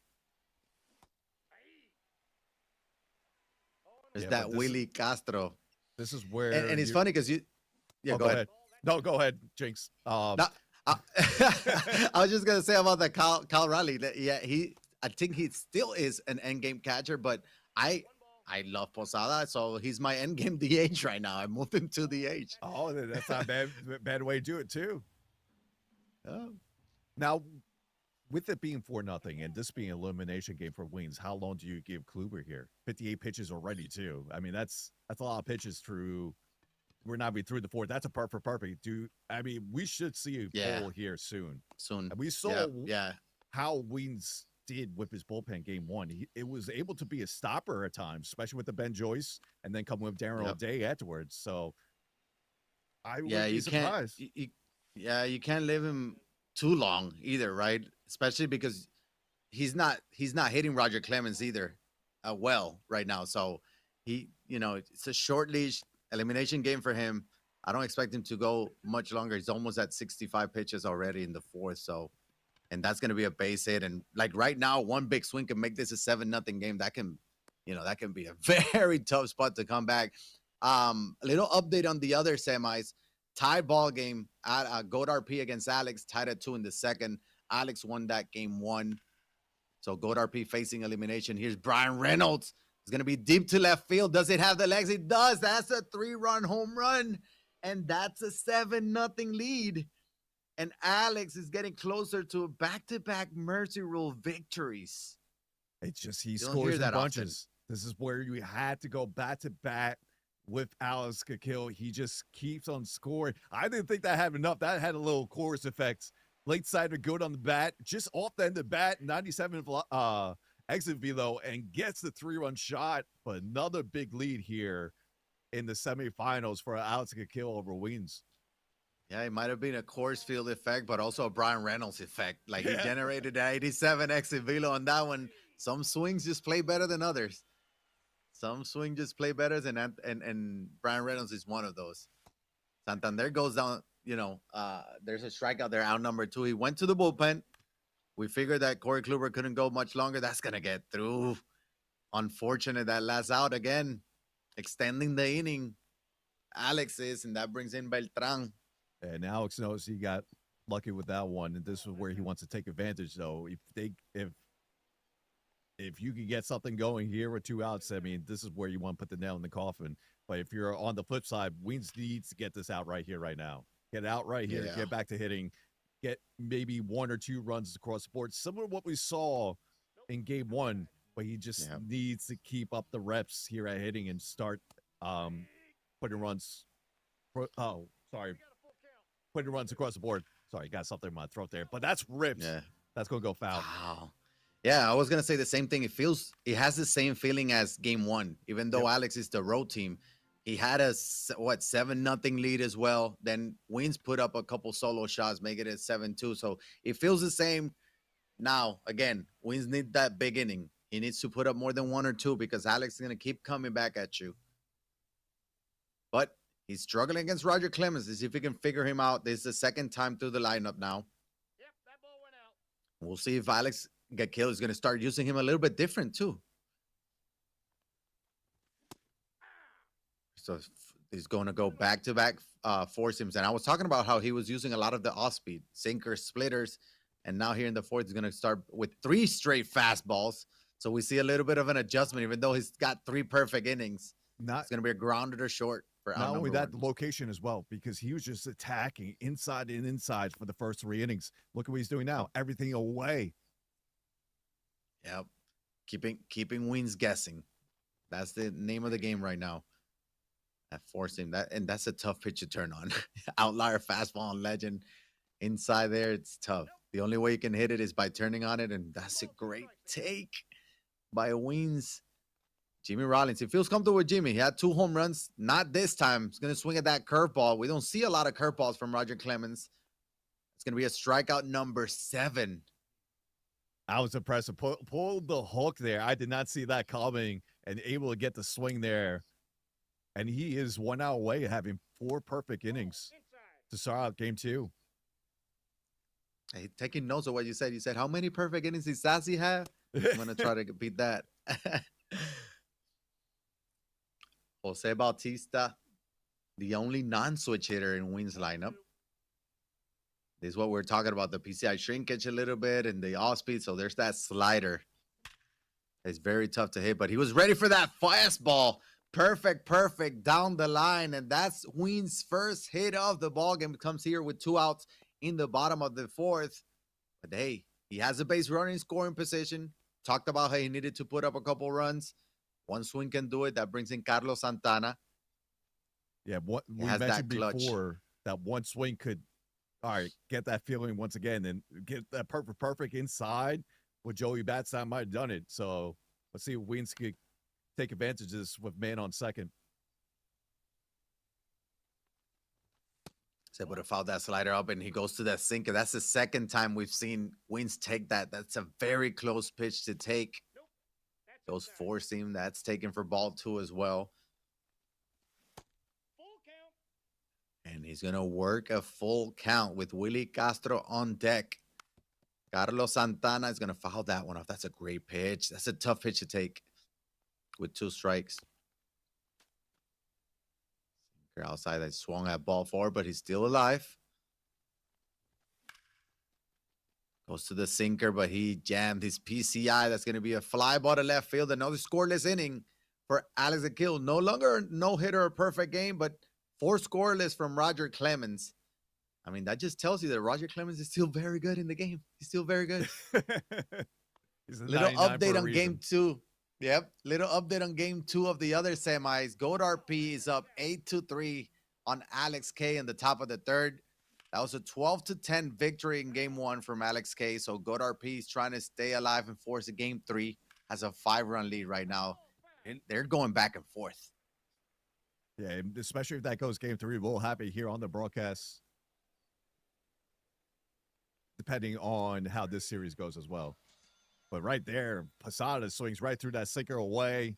Dropped the PCI there late on it as well for out number 1 in the top of the 5th. We got Billy Wagner here already in 21 pitches. It's that 4-seam outlier. It's a changeup. It's a key pitch as well for Billy Wagner, because you got to think about the fastball. He also has that sinker. That sinker was disgusting. That was my God. Alex tried to dot a couple of sinkers up, and Wings was like, no, I'll show you how to dot the sinker. But there's Carlos Santana is going to hit one in right center field gap. That's going to be off the wall. And again, Alex with 2 outs. It feels like every time he has 2 outs, he's going to get a base hit. It's going to be a double, bringing in Willie Castro. And that's good for Willie, because that brings in that 125 clutch that he has. And look who it is, Ben Joyce. He was very effective in game 1 for Wins. Trying to do the same here in game 2. You mentioned the 125 clutch is big there for Willie. And working the count already here, Ben Joyce. Ben Joyce was Adidas stopper for, well, look at that pitch right there. There's nothing you can do with that. No, you just check swing and take it for a strike. Now full count here for Willie. It's going fastball down the middle again. It's just sometimes the best pitch in the game. Nobody's expecting it. Yep. Then he goes to his sinker, and he's a battle. He is battling. Going changeup. That's going to be a perfect base hit for Willie. You get a double and a single. And the 8th run here, all with 2 outs for Alex. And again, just that 3rd out, he keeps on fighting. He keeps extending innings. He keeps finding ways, bringing in runs. Yeah, 2 out hitting once again. That's going to be pushed over to second baseman without be out number 3. But Alex Kill gets one more on the board, make it 8-0. It just, he's getting the hits. He's not only getting the home runs, but he's getting the timely hits, the clutch hitting when he needs them. Yeah, and even that one, that was a loud out. That was a very good swing that just so happened to go right at the second baseman. Nope.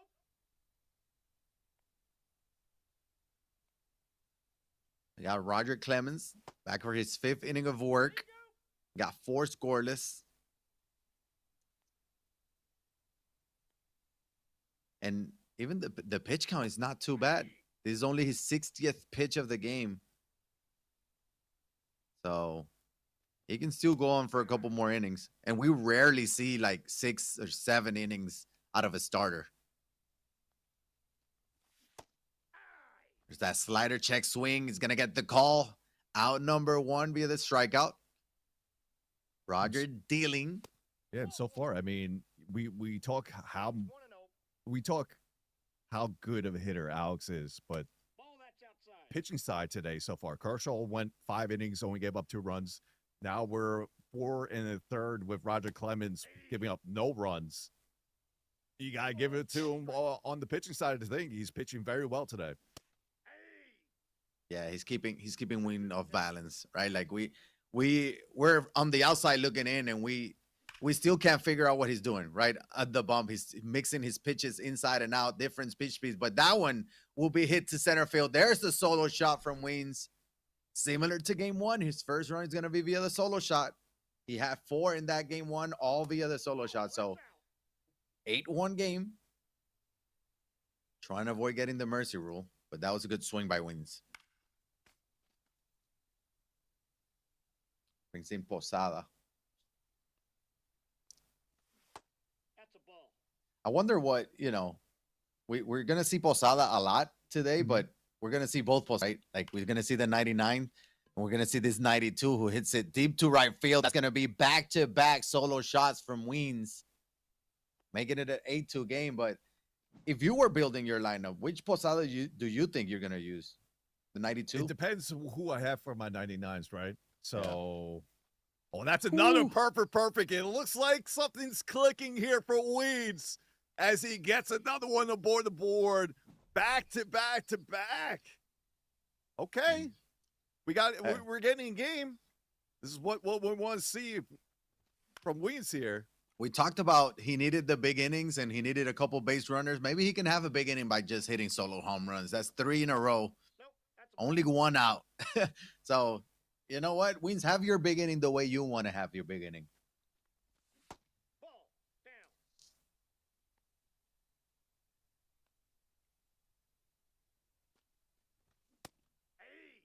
2. Ooh, beautiful spot there on that fastball. It was early too. I feel like Expecting off Alex speed. just wants to get through 5 with this. That's going to be swung through. Just like we saw with the first game, get through 5 with your starter and then go with your bullpen. Yep. For And if then, you would have told from 6 and on. Yeah, and if you would have told Alex you're gonna get Roger Clemens to go 5 with 3 runs allowed, you take that 10 out of 10 times. So he's 1 out away from getting that, but he's gonna have to do it against the top of the order. Which again, it feels like the top of the order hasn't done much for either one. We just saw 3 home runs here for Weens, all from the bottom of the order, Nope. 6, 7, and 8.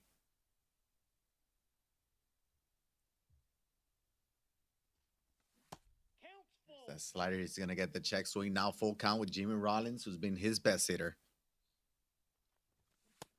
And he's gonna draw the walk. Here we go. 1 swing. And put him right back in it. Might have to go to a bullpen here. He does have Jose Bautista on deck as well. So I wonder if he's trying to think like, do I pitch around Jimmy Rollins and go righty, even though Jose Bautista did go perfect double a couple innings ago. So we'll see what Alex does right now. He's trying to But put Alex Wins knows- out. Yep. Oh, There's the he's righty. going to go Ben Joyce. Yep. Second time we see him from Alex, and look, that starts out with a circle change in the That's not inside right. corner there. That's not right. He goes to the sinker, left center field gap. That ball's gonna die. Gonna That's a good swing by make the Wings. play. I'm not gonna lie.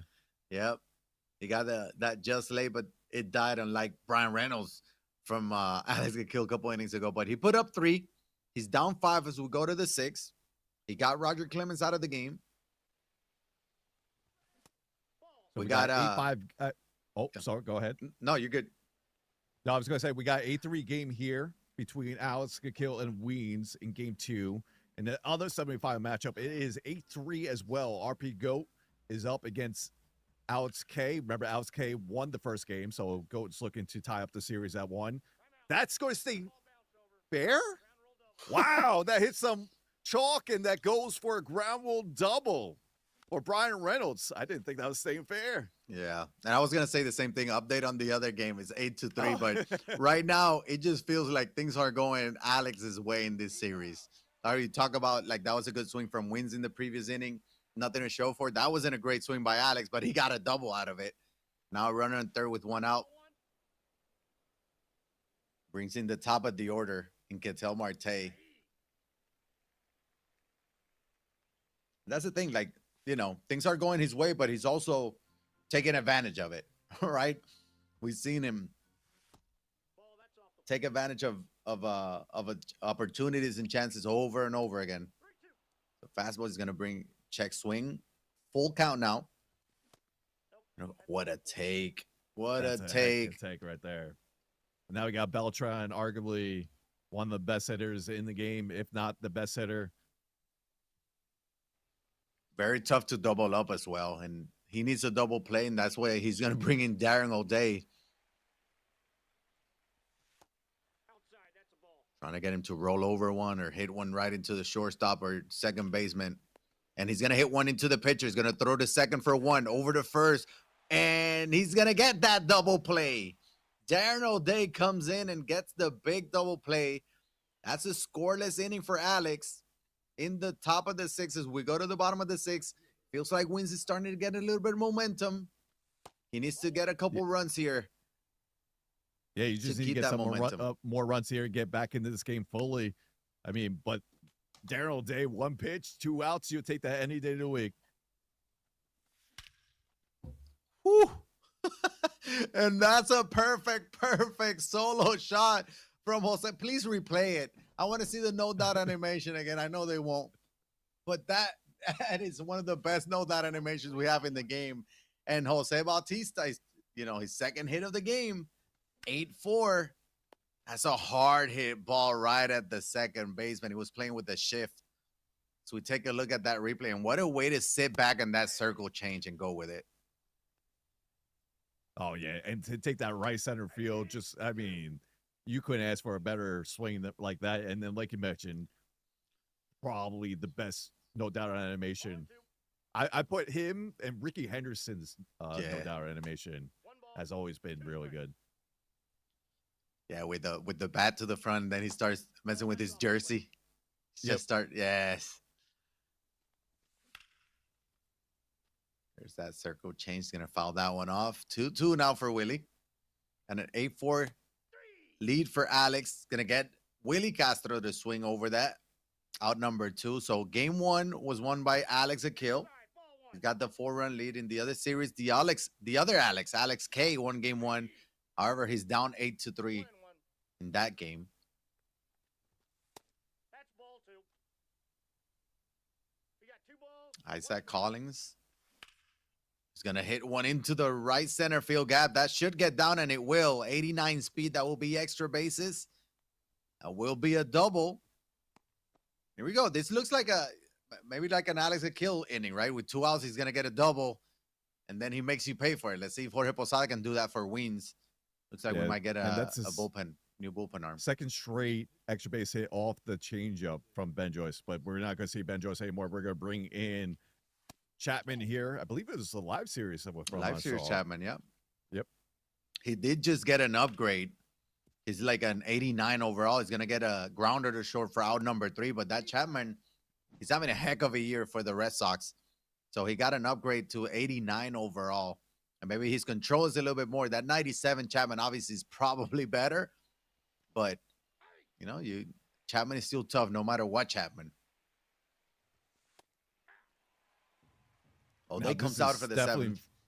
definitely feeling very similar to game one here. 8-4 Mhm. once again. We're in the top of 7th. This is where Alex Kill kind of started hitting once again, and took the game over in the 7th. Let's see what we can do here against Aaron all day. Posada already has 1 home run in game 2. Takes that pitch down below, make it 1-2. I feel like he faced Darren O'Day in game 1, and he did just fine against him. So we'll see if he can do the same here in game 2. That's out. Check swing. Does not get the call for wins. 2-2. What a pitch. Who's expecting an up and away dotted circle change? Nobody is. That's why you hit a grounder to second base on that. For out number 1, here's Collins. Yeah, with Darren all day, you're looking for everything like down Yep. in the corner. Right Right there. Collins is going to take that sinker and push it right through the gap, and that's going to be a 1-out double. And Collins, it still makes the impact, man. And we're going to see that throughout the rest of the day. Yeah, he's very good. 125, 115 with let me ask 95 you, vision too. Do you like the shorter hitters? Because he's 5'8", right? So he I has like that him. shorter Yeah. strike zone. I love it. I love the Yeah. 2As. I love Collins. I know everyone doesn't feel that way. Yeah. So I'm just curious where you're at. Yeah, I like it. It's very similar to like that J-Ram, Jimmy Rollins. They're short, but it's also like when you're pitching, it feels more uncomfortable to face those hitters like that because it feels like the strike zone is so much smaller, and it might feel like a little bit repetitive. As Willie Castro gonna get a hold of one, and you were talking about this feels like game 1, and here comes Alex. He's gonna get a 2-run shot, 10-4 lead now, and Willie Castro has his normal strike zone. And he's just fine. But yeah, the smaller strike zone for me, I like it. I feel comfortable. There's not a whole lot of movement with the PCI. Like, give me that small strike zone any day of the week. And again, on the pitching side, it just feels very uncomfortable to pitch to those guys too. No, I hear you. And then we saw right there, able to get 2-out hitting once again from Alex. Collins was able to get that double. Yep. Well, Castro followed up with a 2-run shot. It's kind of been the difference maker in this series. It's just a 2-out hitting from Alex right now. But here's Weeds starting up strong here in the bottom of the 7th with a single up the middle from Polanco. And here's the bottom of the order again, right? Trying to flip the lineup over. He needs a big inning here. He's getting late. Bottom of the 7th. Already down 1 in the series, 6 in the game. You need a huge comeback here. Update on the other game, other semis. Gold RP's up 11-6 on Alex K. They're in the bottom of the 6th of game 2. So Gold RP up 5, trying to force game 3. That's ball 2. Santander with a 2-1 count. Yeah, that fastball comes in hot from Chapman. Chapman was one of those. Chapman's been throwing 100, 102 for years now, right? It feels like now every guy from the pen throws 100, but when he came up, not many were doing it. 3-2. There's that sinker. Ooh, that could have gone either way, but it went Wing's way. Full count now. He goes splitter. He hits it well to left center field. 43-degree launch angle, though. It's not going to be deep enough. It just got under it by just a hair. Good timing, though. It's going to be out number 1. Here comes Carlos Beltran. It's going to bring in a different arm now, maybe. And with your Alex, and be able to get the length from your starter, this is where you can mix and match any way you like it. Yep. Yeah, he hasn't become it wasn't a bullpen game, right? So you got all the guys are rested. You don't have to try to extend anybody's outing if you don't feel like it. But this is not 99 all day, though. That's what I was about to say. Right in my mind there. And that's ripped far, and that's out here in an instant. Carlos Beltran gets a 2-run shot for Weeds to make it a 10-6 game. Once again, it's a 4-run ball game. Yeah, maybe with 99 all day, you don't give up a home run there. Who knows? But there you go. Wins is battling. Still within range. Bringing Jimmy Rollins. Carlos Beltran was kind of quiet today. We haven't said his name a whole lot. And Jimmy Rollins is going to go down. That sinker is so tough. It says 90 miles an hour, but trust me, it feels like a lot more. Yeah, with Here comes the Jose sidearm Bautista. delivery, a little submarine delivery, Yep. it just sneaks up on you. Just like it did right there to Joey Bats 90. He was late on that fastball to get out number 3, but Weeds gets 2 runs right back. Carlos Beltran 2-run shot as he looks to tie up the series, but he's down by 4 runs as we head into the top of the 8th. Yeah, and that's the thing with O'Day. Like, you know that circle change and slider are great pitches, but you got to still throw the four seam and the sinker, especially if you can sneak it up in the zone, get them, surprise them a bit, take advantage of that. That's what he did. So, but hey, he needs a 0 and a 0 only here in the 8th.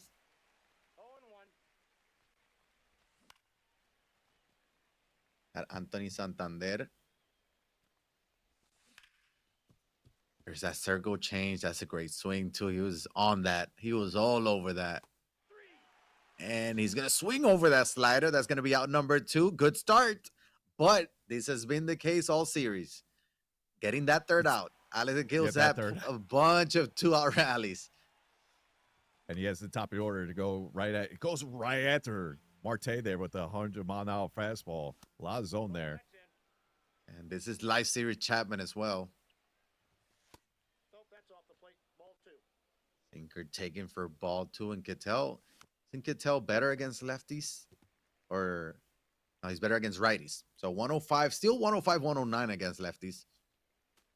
Owens using that matchup to his advantage a little bit, even though he's a switch hitter, but that's going to be a hard grounder to short. And here we go. He avoids the 2-out rally.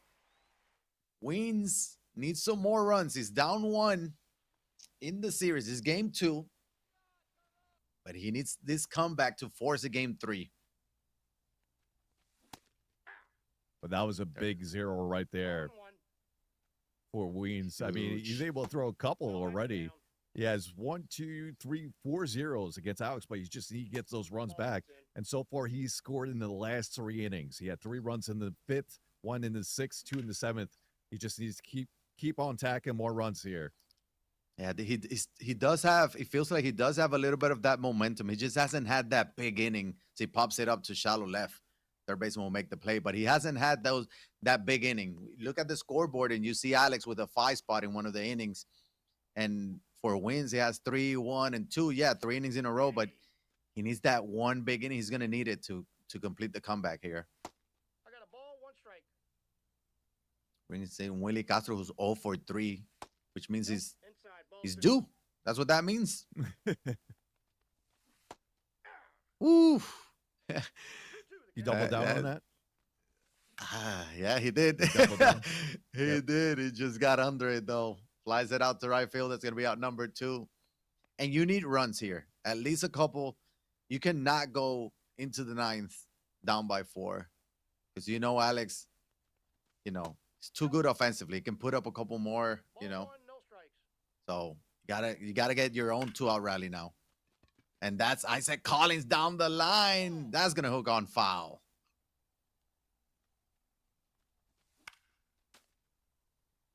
There's that 4 seam. Just a little late. He's gonna make adjustments. Goes to the slider. That's a good take.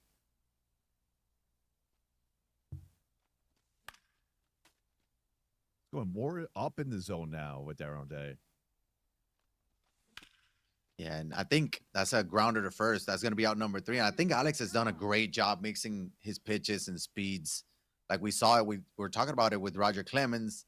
Same thing he did with Weens, right? Or with O'Day, mixing in the circle change, but the sliders, but also the sinkers and the fastball up in the zone. That's good pitching there. So Alex Akil trying to get some insurance runs. It's up 4, but he's 3 outs away from advancing to yet another finals. I feel like he's in the finals every tournament. That's Carlos Beltran deep to center field. That's going to be a solo shot here in the 9th. He's going to extend the lead to 5. That's what I was talking about, how Weens, you need a couple runs because Alex is going to come in the 9th trying to score some insurance runs. He's going to do just that. Wins going to bring in Felix Bautista. First time seeing him there today. It goes right through the hole there. And Posada gets on the board. But yeah, this is what Alex wanted to start here. Get some insurance runs. Already got one cross board, and he's looking to get more. Yeah, he knows these are big insurance runs too. He got 4, 5, 6 due up now. Isaac Collins has been solid for him as well. Whew.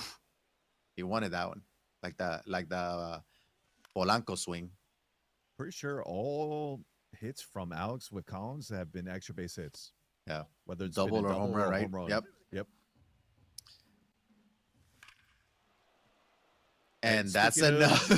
That's another extra base hit from Collins as he gets a 2-run shot here in the top of the 9th and gets 2 more runs across the board, making it a 7-run lead in game 2 and looking to wrap up the series and clinch a spot in the Fall Circuit Championship Series Finals. I mean, watching the games yesterday, we knew Isaac Collins was going to be a key player today. And he's been a key player for Alex in the first couple of games here in the semis. Now he's up 7. He only has 1 out here in the 9th. We'll take a look at the replay. This was because of what Scuffy was saying. So this is his fault. Wins, if you're listening, it was Scuffy. He was saying he got a bunch of extra base hits. He got a bunch of extra base hits. There's another one. But it was a commentator. Usually it's the reverse that happens. That's true. So that's true. Really hard hit grounder to second base out. That's going to be out number 2. And again, just get killed. Put it up 14 in game 1 in 7 innings. He has 13 here in the 9th. That's hit well to left field. Does it have enough? Going to make a play at the wall. Out number 3. Good swing there by Gakil, but an even better inning. Was able to extend the lead. He puts up 3 more here in the 9th. Now up 7. Just 3 outs away. A little update on the other semis. Game 2, Godar P's up 11-6 in the top of the 8th. That game's almost coming to an end as well. So if we get a game 3 in that other semis, we're gonna go to that one. But now it's do or die time here for Weens. That's gonna be hard. Does have enough to get out? Don't know if it does. It doesn't. Right at the wall for out number 1, and that's a big first out there from Alex. Ooh, there's Polanco. That's going to be a solo shot. Dead center field. 13-7. He's going to need a lot more. He needs 6 more to tie it. And here comes Anthony Santander. And this Andrew Miller card is so good, right? Like I feel like everybody still has him in the lineup. We talk about like the meta pitches and all this, but his delivery is just so funky. It's tough to pick up. Can see the ERA there is 3.8. That's pretty solid from a bullpen guy. Dotted sinker there for strike 2.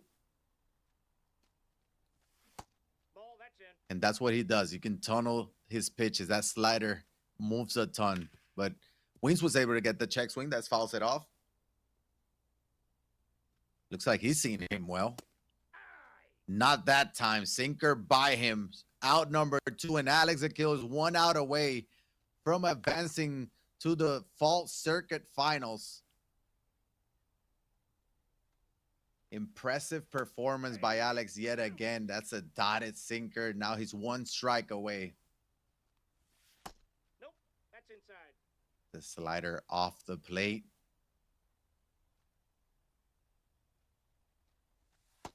Inside ball. Going back to that slider. Not working. Last time he went back to the sinker after that slider. Where does he go? He goes to the circle change. Good take there by Weens. Full count, 2 outs. Fouls it off. Still alive from Weens. He's battling with Beltran. He goes slider. Beltran got a little bit under, and that's going to be a fly out to center field. And Alex Gakil sweep Weens here in the Fall Circuit semifinals. And he advances to another finals. He was in the finals of the Summer Circuit, and now he's going to be in yet another finals. This time in the Fall Circuit, he's going to be facing the winner of Gold RP and Alex K, which might get a game 3 in that one. Yeah, we might get game 3 on that one, but give it to Alex once again. Second straight Yeah. circuit finals. He's looking to get the victory now, get his circuit win. But as much we talk about Alex and his hitting, we got to give up to his pitching in the series. I mean, especially his starters. His starters paved the way for him to have those big innings worth hitting. I mean, we saw Kershaw go 5 innings with 2 runs in game 1. Game 2, not as effective with Clemens, went about 4 1/3, but only give up 3 runs when we started and let your bullpen take over that, as we're going to watch the highlights momentarily. But got to give it, Alex just was able to dominate on both sides of the field today. Yeah, you mentioned the starting pitching. Strong outing from Clemens, but it feels like the damage was done already, right? He got up to a 7-0 lead yet again in both games. So the pitching was there, but also the hitting. He's just a complete player right now. He is locked in. He's going to be very tough to beat in yet another finals. It's going to be interesting. In the other semis, that game 2 is it's done now. So Gold RP forces a game 3. We'll go to that one, but here you can see just another great start to the game. He was up 7-0 here in just the 4th inning. Yeah, it just kept on hitting, even more 2-out hitting as well. As you see this Willie Castro get the RBI single in the top of the 5th. We saw more 2-out hitting as it got later in the game. Yeah. And it's just been impressive all around. And you got to give it to Weens. Weens fought. And it looked at one time, Weens had the momentum to get back in the game and take game 2. It just didn't. It was just too much handle with Alex sitting later in the inning, especially in the top of the 9th. Yeah, he just keeps coming at you, right? Like just when you think you have him, I slow him down for an inning, maybe 2. No, he's gonna have another big inning, and he's just too good offensive. He's too patient. Like he works the count. He gets those check swings, like the timing on it, and it's just so hard to pitch to. I can't imagine having to pitch to him for full series. But yeah, another impressive performance. There's Willie Castro. That was a big home run there in the 7th, because this is when it felt like momentum was gonna start switching from Weens to Alex, but he just kept coming at you. That was Weens with the 2-run home run. Yep. Making it at 6. And then here in the 9th, those were big insurance runs too, because it feels like, even though you're up 3 and 4 runs, scoring a few more in the 9th, it definitely makes a big difference. And Isaac Collins did it again. Yeah, we mentioned before, all of his hits with Collins have been extra base hits. And how about Polanco? 5 home runs in total in that series. 4 home runs total in the series. Had another 2 in game 2. But what a great game 2 between Alex and Weens. Alex will be moving on to the finals, but we're not going to be done with the semifinals just yet. We'll get to game 3 between Goat and Alex K to see who's going to meet Alex Kill in the fall circuit finals. We'll be back momentarily. Stick around, and we'll get to game 3 between RP Goat and Alex K.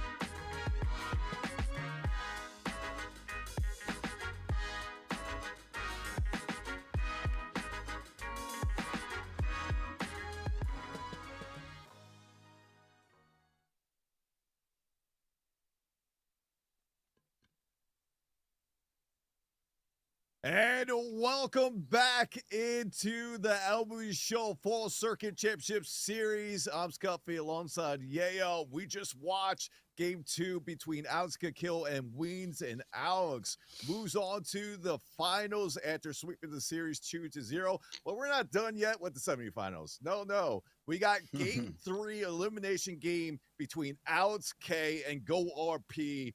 All right.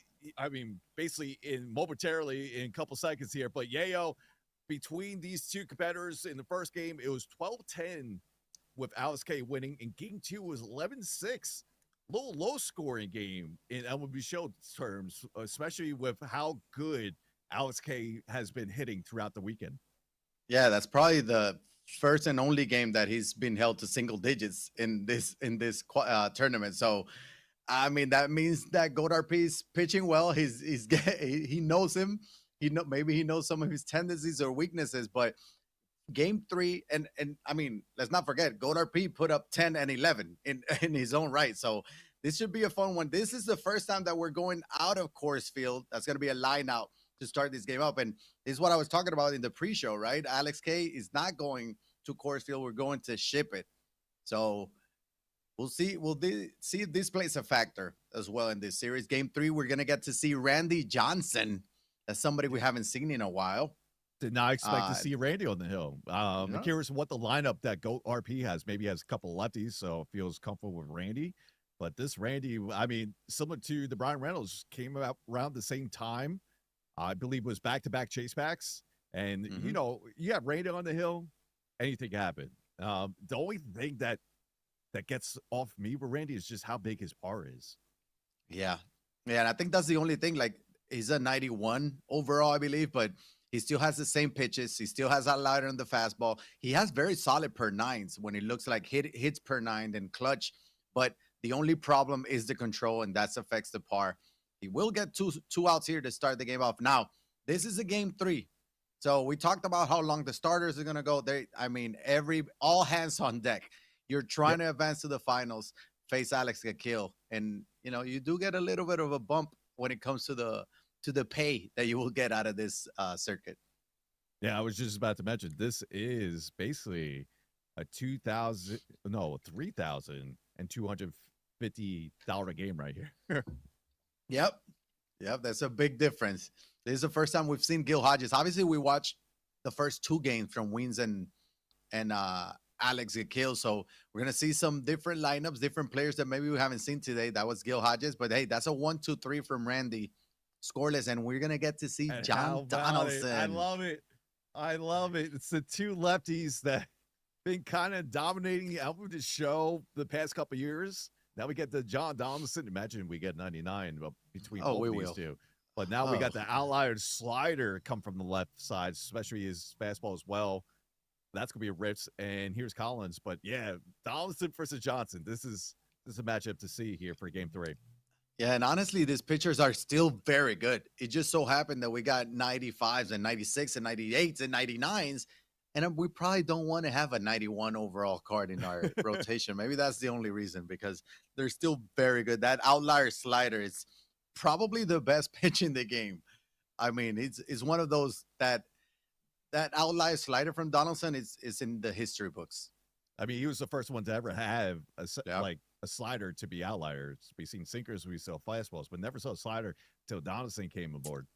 Yeah. And don't forget, he also has outlier on the fastball. That one touched 103, and that's going to be hit well to left center field from Beltran and Alex K. That's going to be a 1-out double from Carlos Beltran.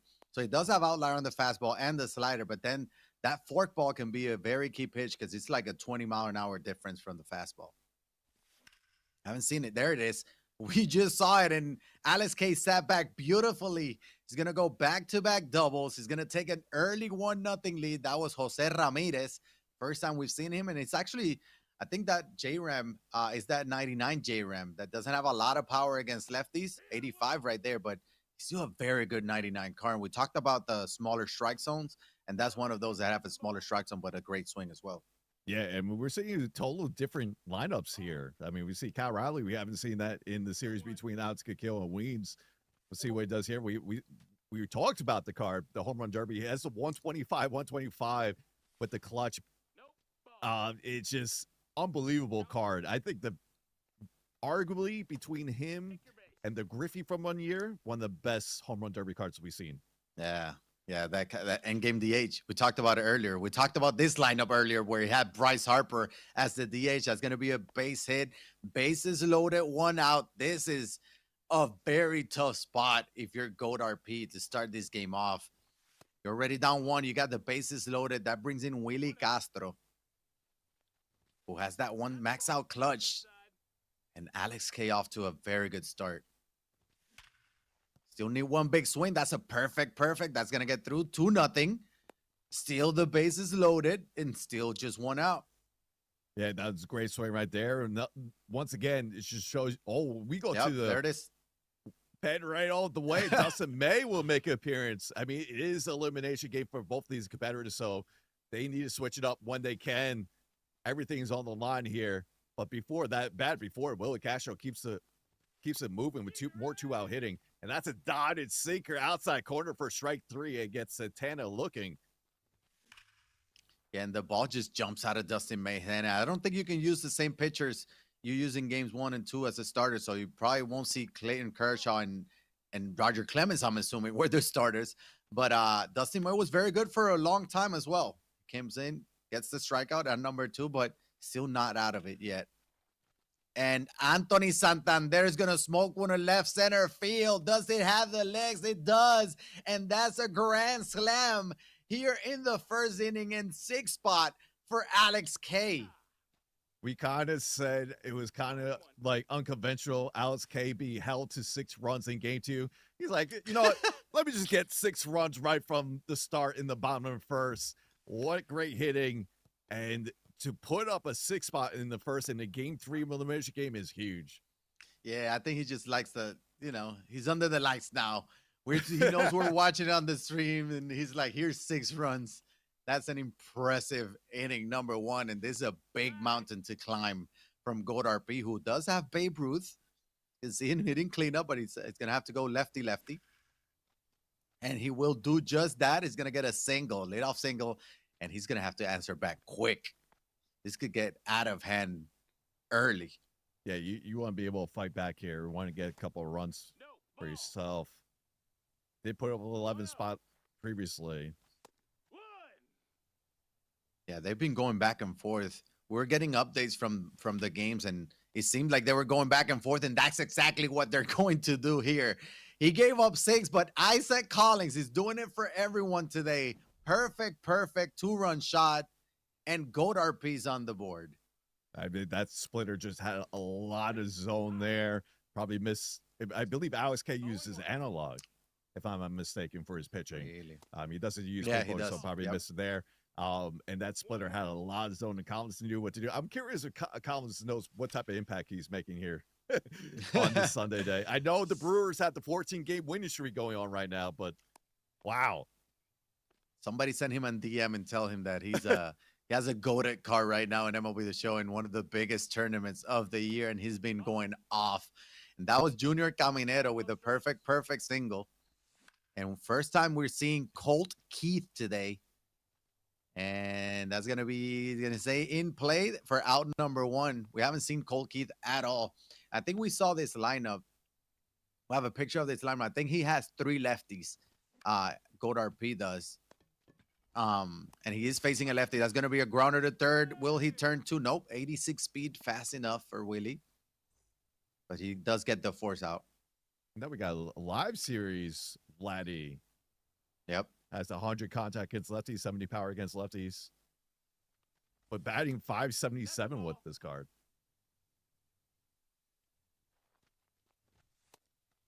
Yeah, we know Vladdy's swings are good.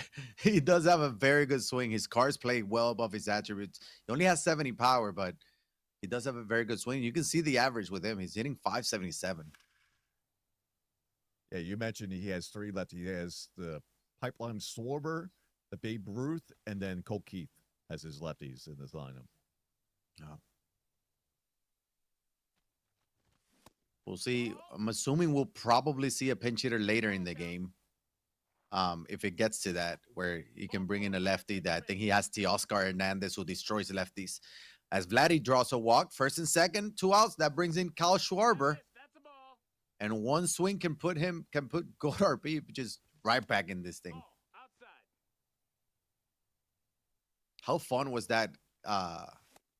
That swing off in the All-Star where Kyle Schwarber just hit 3. That was so much fun. And he's gonna hit one deep to right center field. Does it have enough? It does not. 91 off the bat. But Goddard P does put up 2. Cuts the lead to 4. Let's see if Alex K is gonna stay hot here as Isaac Collins steps into the batter's box. Yeah, that was a good swing. Just couldn't get enough there. Maybe old ship it might have been out, but here it held it in. That sinker, it's just from Dustin May, just comes like a slingshot. Like the ball just jumps off his hand, and he's gonna jam him up a bit. That's gonna be weakly hit to center field. Out number 1. I remember facing this Dustin May, and I just couldn't get a hit off of him. I just couldn't hit him, and then when I used him, I hit pitch a perfect game with him. Oh, there you go. His sweeper is one of the best, I feel like, in the game. And that cutter comes in hot at 95. Has a hard sinker as well. Those are what we know as the meta pitches. That ball hit deep to left field. Carlos Beltran is going to die at the wall. And we'll see. Was that J-Ram? I don't know who the left fielder was. But left field. I have no clue. That's a good question. Let's see. Good play there at the wall. No, it was Collins. Collins in his left field. Oh, he does it all. Of course it was Collins. Here's J-Ram, who had an RBI double in the first inning for Alex K. Until he feels comfortable with him. That's a ball. 4-seam. There's that 4-seam as well. Don't forget about the 4-seam. Sinker, cutter, but also that 4-seam. Comes in hot. Full count now with Cal Raleigh on deck. He goes to that circle change. That's a beautiful pitch. Was able to fight it off, though. Goes sinker, and he jammed his PCI. Does it stay in play? And it will. Scoreless inning here for Alex K. Who's moved to the 3rd. Game 3 of the second semifinals. Alex Gakil awaits the winner of this game. Probably taking some BP while watching the game. And that's going to be a leadoff single for Goddard P and Carlos Beltran. You got a lot of speed at first. We'll see how aggressive he wants to be in the base pass. We know Randy does take a little bit. Has a slower delivery. We know the catchers don't. Well, it won't matter. It doesn't matter. Gil Hodges, perfect 2-run shot. And that cuts the lead in half. 6-4 game. What a swing. Well, that was just a fantastic swing from Goddard P. Set up exactly what he wanted. He got a 0 in the second after giving up 6 in the first. That's a lefty crime swing right there. And that's out of here. Babe Ruth follows up with a solo shot. We have a 1-run ball game. Look at that swing. Please just look at that swing, everybody. I didn't see the feedback. I got to look at the feedback. Just look at that. Wow. Look at that. You can tell me that pitch is coming. I'm still not going to hit it like that good. That's a lefty bomb on a 102 dotted 4-seam. Like, that is very impressive. 6-5 now. And Junior Caminero is going to tie this game up. And just like that, they've been going back and forth all series. And what else did you expect in game 3? This is unbelievable. Pearson. This is what we want. This is chaos ball that we love to hear. Back and forth game, elimination game, tied at 6. And you got to say, I mean, yes, he has 3. He doesn't have your typical lineup that we saw like in game 1, like the switch hitter lineup all through maybe 1 through 9. He has 3 lefties in there, and he's not afraid to go lefty, as we saw with the Babe Ruth hit. I mean, that's very impressive. I mean, this is unreal. Now it makes sense why the other game was, in the 4th inning when game 2 for this one started, but they were able to catch up. This is full of action, back and forth. These are not long at bats at all. They're attacking the strike zone. They're swinging, and we're getting a lot of runs too. And there's Vladdy down the line. That's going to stay fair. The runner will get to 3rd. We'll close. Oh, no, he threw the cutoff man. So 1st and 3rd, 2 outs. Goddard P, after being down 6, he had 6 unanswered, and he's gonna bring in a lefty. Alex K is to face Kyle Schwarber. I don't know. I mean, after the Babe Ruth swing, I don't know if you want to bring a lefty against Either Goat way, RP. this is a win because he gets one lefty off the board in the pen, and we're only in the third inning. I mean, this is insane. He's ready for that one as well. He's going to go lefty again in this inning, and that's a 3-run bomb from Goat RP. And he has 9 unanswered runs. What is happening? I'm just speechless. You tell me to go lefty like that, never in a million years, maybe a 1 in 100 swings, but go RP 2 in the same inning, including a 3-run shot to take the lead after we're down 6-0 in the bottom of the first. I mean, you just got to give it to him. It might. I promise they are playing on legend. They are playing. It might not look like it. It might not seem like it, but they are playing on legend. That was 2 beautiful lefty swings from Goat RP and puts up 9 in 3 innings. Yeah, I don't think you throw a lefty fastball inside again if Nope, you're Alex to go. Show me you can hit the slider and off speed now. Yep. And we'll see how Alex K can respond. He's going to have to respond, but that's going to be out number 1. That was Cal Riley at the plate. Bryce Harper now. And Dustin May, is looking good. He's coming out of the pen. Never mind. Never mind. Bryce Harper with a perfect solo shot. What a bomb that was. 9-7. You could tee that one up. I mean, I think everyone at home knew that was coming here. That was a nice response there from Alex K. This game's nowhere near over. We could see over under maybe 30 runs here. The way they're going. It's going to be one of those 18-17 games. And Alex K is like, I'm going to try to be that guy scoring 18 runs because he's going to hit a 1-out double here with Willie Castro. And that's important because no double play in order. You got the bottom of the order. Carlos Santana does have the better clutch as well. So that comes into play. Instead of the contact against righties. Cutter taking for ball 2. They're both so locked in right now. And sometimes you can just tell by the takes they take. Sometimes not swinging at certain pitches tells you how locked in a player is. 3-1 now, and he is locked in. He waited for his pitch and did not miss it. Perfect, Carlos Santana. And just like that, we're tied at 9.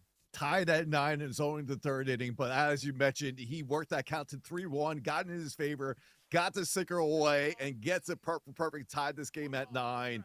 I mean, what else do you want in this game so far? I mean, this is going to be back and forth until the end.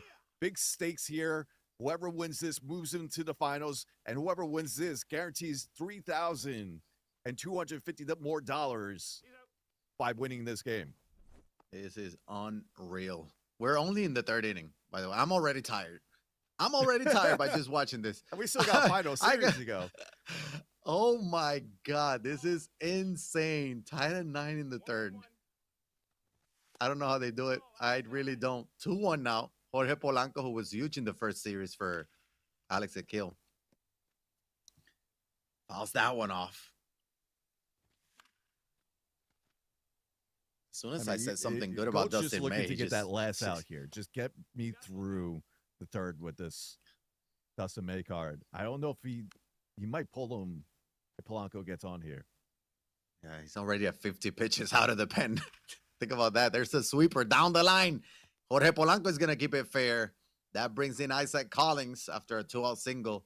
And we saw Alex Akil in the other series have a ton of 2-out rallies. Let's see if the other Alex now, Alex K, is able to do it. I mean, we saw Isaac even go Collins. last inning. He had that 3-run shot was all with two outs. Now here's Mark Davis coming in. So that was it for Dustin May. Another early diamond here, 85 overall. Has a mix of pitches, 5 pitches. And Mark Davis just got a 98 overall card out of the Signature Series pack as well. And this was a very solid card. New legend this year. It was a solid card early in the year. Especially when there's not a ton of lefties, right? It's going to come in and get that last out of the inning. But not before Alex K responded with 3 runs to tie this game up. at 9. Here's Gil Hodges, who already have a 2-run home run. And that's going to be hit into the right center field gap. And Isaac Collins is going to make that play in right field. Going to track that one down for out number 1. Yeah, that was hit right on the nose, too. Perfect PCI there. Well, good there on the feedback, but still, great swing from Goat. Now We're not going to see a fastball, right? No, not fastball inside. We'll see a fastball. I'm not sure if we see them inside. I wouldn't. That's a good swing by Bay. 108 off the bat, but right to J-Ram over at third, out number 2. 1 out away from a scoreless half inning. Here's Isaac Collins. No balls, 1 strike. Again, who's been huge today for everyone. He does have that smaller strike zone that we were talking about earlier. Ball. And I'm always interesting to see as Isaac Collins is going to hit one deep to left center field. And I think that will be enough. Yes, it will. Isaac Collins with the home run. 10-9 game for GOAT RP. Yeah, that circle change bled over the middle there, and Collins was able to get that over the wall. Mistake pitch, and I'm always curious. I was about to say that I'm always curious to see how these players use their PCIs. A lot of times you see how they start their PCI a little bit lower, maybe a little bit higher. With GOAT RP, you see it's just sitting dead middle, and he's just reading and reacting to pitches. And he's reading and reacting just fine. He got 10 runs here in the 4th. But he's going to go down swinging there with Caminero, but he does take that lead, put up 10 in the last 3 innings. Now Alex Hay got 2, 3, 4 hitters here in the bottom of the 4th.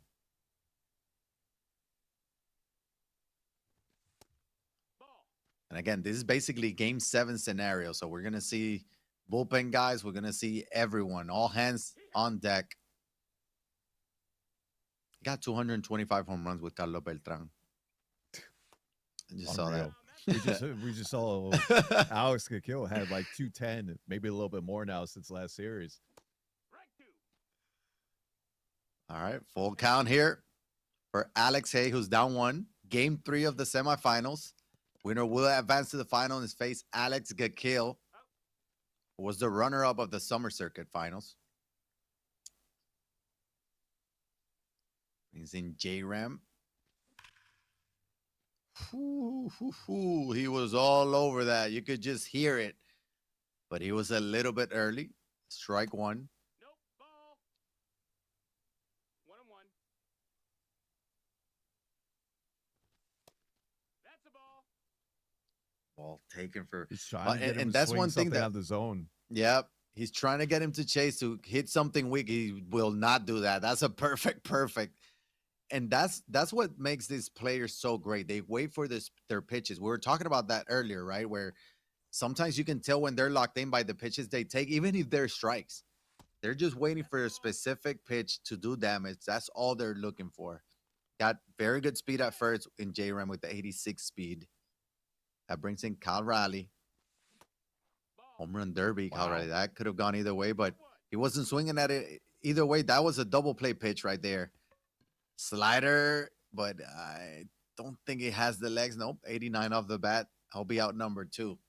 But again, that was a perfect example of like I'm sure he was happy to take that strike instead of that double play there. But he was call a ball. Now he's gonna have to go lefty. We already saw GOAT RP go lefty multiple times. Can Bryce Harper do it now? Those are very good attributes against lefties. 108.98. That's going to be a base hit up the middle. Great PCI placement on that slider. So time run now in scoring position for Alex K. Yeah, they're making lefty look easy here. Yeah, it's not. It's not. It is not. It's not an easy thing, especially on Legend. Going to go to the pen again. Bring in Felix Bautista. One of my favorite relievers this year. He's going to get 2 quick strikes there.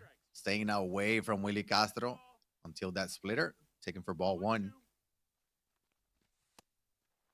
Again, it feels like every time we see Willie Castro, he has that 125 clutch playing.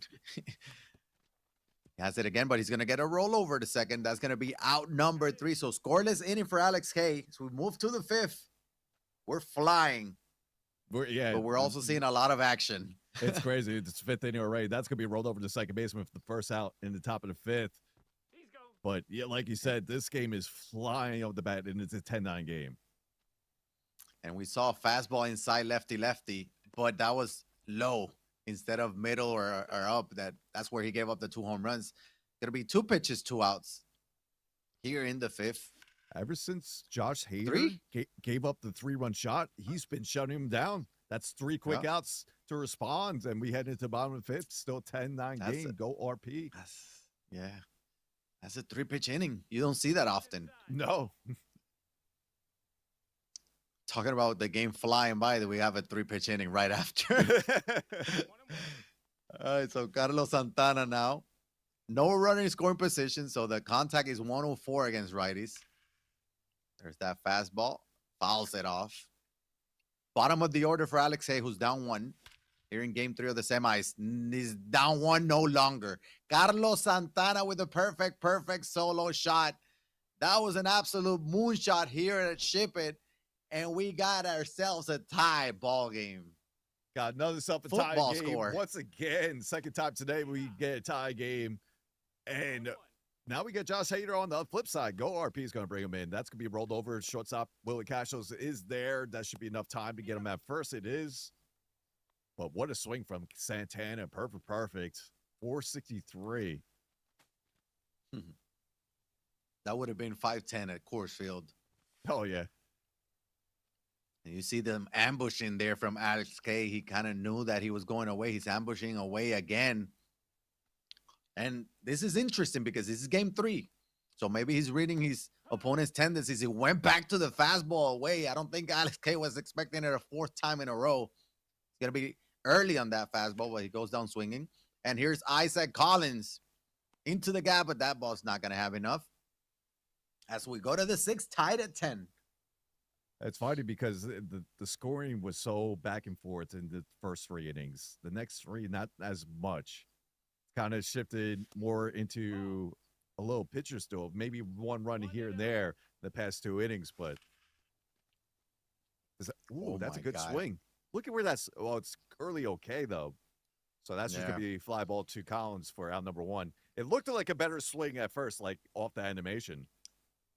Yeah, I think the timing was the reason that it caused that launch angle, right? It was just 45 launch angle. It's tough to hit a ball out when it's 45. It was just a little too early. If it would have been just early, maybe.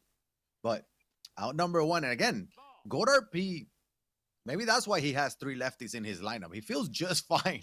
Feels like he hasn't taken a bad swing lefty yet. Will that stay in play? It won't.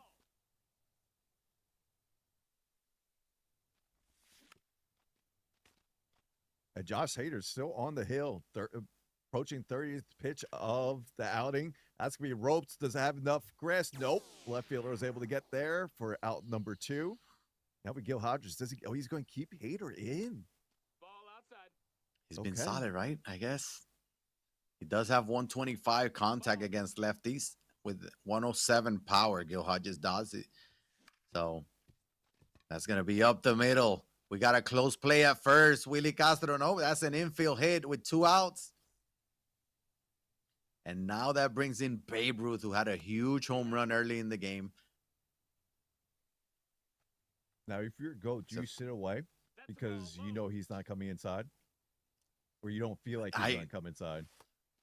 It also, I don't think you change your approach because he does have 2 lefty home runs on fastballs inside, but even the Kyle Schwarber swing wasn't bad, and it was an off-speed outside, right? So I think like that's reading and reacting. It won't matter as he draws a walk, but the reading and react is working fine with him. I wonder what he's thinking though. He has to be still sitting dead red inside and then adjusting to the off-speed outside. So we're gonna see another pitching change. And Isaac Collins down the line. That's going to be a base hit. 69 speed is going to come around to score. And Gold RP is going to take the lead back. Somebody sent Isaac Collins a DM to tell him that he's on fire in MLB The Show or not yet. Somebody needs to let him know. Yeah, but great hitting from Gold RP there. Able to just take the ball, go with it, find some grass, and another 2-out RBI right there. And dangerous spot now with Junior Caminero now. We're talking about how good of a swing and how good of a card he has. And he's going to go down swinging. Oh, okay, I'll just be quiet next time. Here's the other Josh Hader, though. His 8th pitch of the outing. Goat RP does take that 11-10 lead. Keep in mind, Alex Hay is the home team here in Game 3 of the semifinals. Again, Alex Gakil awaits the winner of this game. Chance at winning $10,000. Everything away. That was like the first pitch inside, it feels like, with the Hater. I feel like if he sees something working, he's going to stay in that spot until Alex says otherwise. That's what it feels like with the pitching. If it's working, I'm just going to keep on throwing it to you. Yeah. One of those things where show me you can hit it. Again, he's just working that quadrant from middle to outside. That was a very early swing. PCI was all over it, but it was a very early swing. And again, you see the ambush. Is it gonna work? Kyle Riley deep to left center field. And we have a tie ball game. Solo home run for Kyle Riley and Alex K. And we're tied at 11. Ambush worked perfectly that time. Yeah, it worked absolutely perfect. You got the timing that you wanted. It was a Hall of Fame timing. And Kyle Riley knows what to do. It hits a bomb there to tie the game at 11. And Bryce Harper follows it up. Another ambush hit there. Lefty. Yeah, these guys are insane lefty. I still don't know how they do it. You can give me rookie timing window. I'm still probably not going to hit at that. That was a great swing. And again, this is with 2 outs. We keep talking about the 2-out rallies. He's still going with that fastball away. And we see Alex K still ambushing at that. But he's still sticking with it. I was going to say it's working because that should have been the 3rd out. But there's the defense from Willie Castro. And that's going to be an error. And going to extend the inning. And this is a very dangerous spot. Yeah, you got Carlos Santana with 2 home runs already. And with the 125 clutch against lefties, and he's going with them, and that is going to go far and gone. Alex K retakes the lead. A 3-run shot from Carl Santana, 2nd of Game 3. Right there, you got to take him out. You had to take him out. Yeah, that was a momentum home run. It wasn't the best swing. It was all momentum. The error told you need to take the pitcher out. And he also stuck with the fastball up and away. Caught a little bit too much plate. You can see Alex K getting that R2, seeing the history of the pitches. And that's all he's throwing with Josh Hader. And it's going to cost him. Alex K is going to put up 5 here in the 6th. He's up 3 now as we go to the 7th. What a big inning that was. What we saw with this game. This game's nowhere near over. It's been back and forth throughout the game. Where we have our 3rd lead change. And we're only in the top of the 7th right now. That's a ball. Yeah, we got, you mentioned the over under 30 runs. We're at 25 right now. Make it 26. Colt Keith with a no doubt moonshot. And Goat RP is still here. 14-12. And this Colt Keith has a great swing. To be honest with you, I don't know if I ever played with a Colt Keith card. I'm surprised. I'm surprised because he does come up, and that's a lot of value in a second baseman in BR, right? Where he has that power and good hitting attributes. So if you see him, give him a try. He has a very good swing. Brings in Willie Castro, who had the big error for Goat RP in the bottom half of the inning. Count is full. At a full count, going splitter. Inside outs it, just late. Carlos Beltran with that defense. That speed and defense in center field is crucial. Yeah. It's going to track that one down for out number 1. That speed alone was able to get the catch there. That's a ball. Yep. Brings in Vladdy. Pretty solid still. Live series Vladdy against righties. 102 contact there with 82 power. It's 1 for 2. Kyle Schwarber on deck as the leadoff hitter. Again, Goat RP is the one that's using a different lineup that one we're accustomed to seeing in this kind of tournaments. That's Vladimir. Guerrero Jr. is going to fly that out to right field for out number 2, but He's using that Cole Keith. He's using that Vladdy Guerrero, right? We see Alex Hay using that Kyle Schwarber, which we haven't seen either. So a little bit interesting there. We're gonna see lefty-lefty matchup. I don't know if I would have done this. But this is arguably the best lefty reliever in the game right now. Yep. Is this Andrew Miller? No, that missed. That's a ball. And you see the fastball. Gave up 2 home runs with the fastball inside and up, but that one a little away. He will not have the legs. It's gonna be a warning track shot, but that wasn't a terrible swing either. Goddard P feels very comfortable lefty, but he does put up 1. Now down 2. We'll go to the bottom of the 7th. Top of the order for Alex K. As Goddard P brings in Darren O'Day. I didn't see if this was 99 O'Day or not, but It is. It's 99. It is. Yep. Yep. So grounder there it is, second for out number 1 for Isaac Collins. Ball.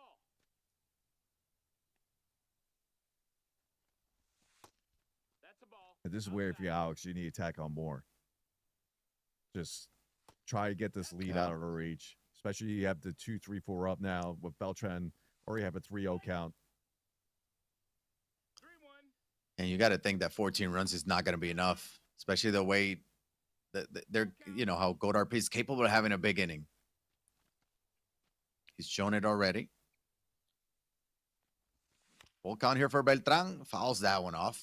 Get to see it again. And Beltran with the beautiful swing on that beautiful sinker, but even better swing, solo shot. Alex K gets that run right back, and it's up 3 again. That's another one. I'm surprised that wasn't perfect. What a PCI placement from Alex K there on that sinker inside from Darren O'Day.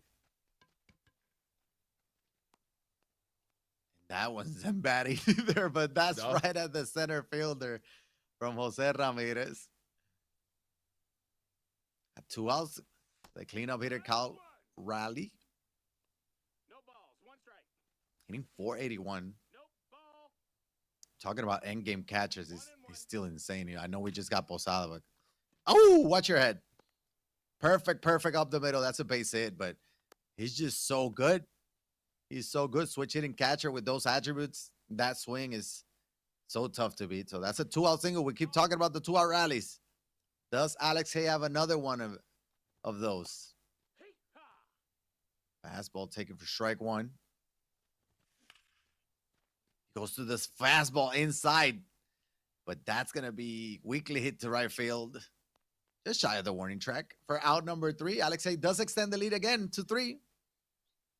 And this is a big inning for Goddard P. You're 6 outs away. You got 2, 3, 4. So the middle of the order, No, that you got to put up runs here. ball. Especially if you want to bring the top of the order back at some point in the 9th inning.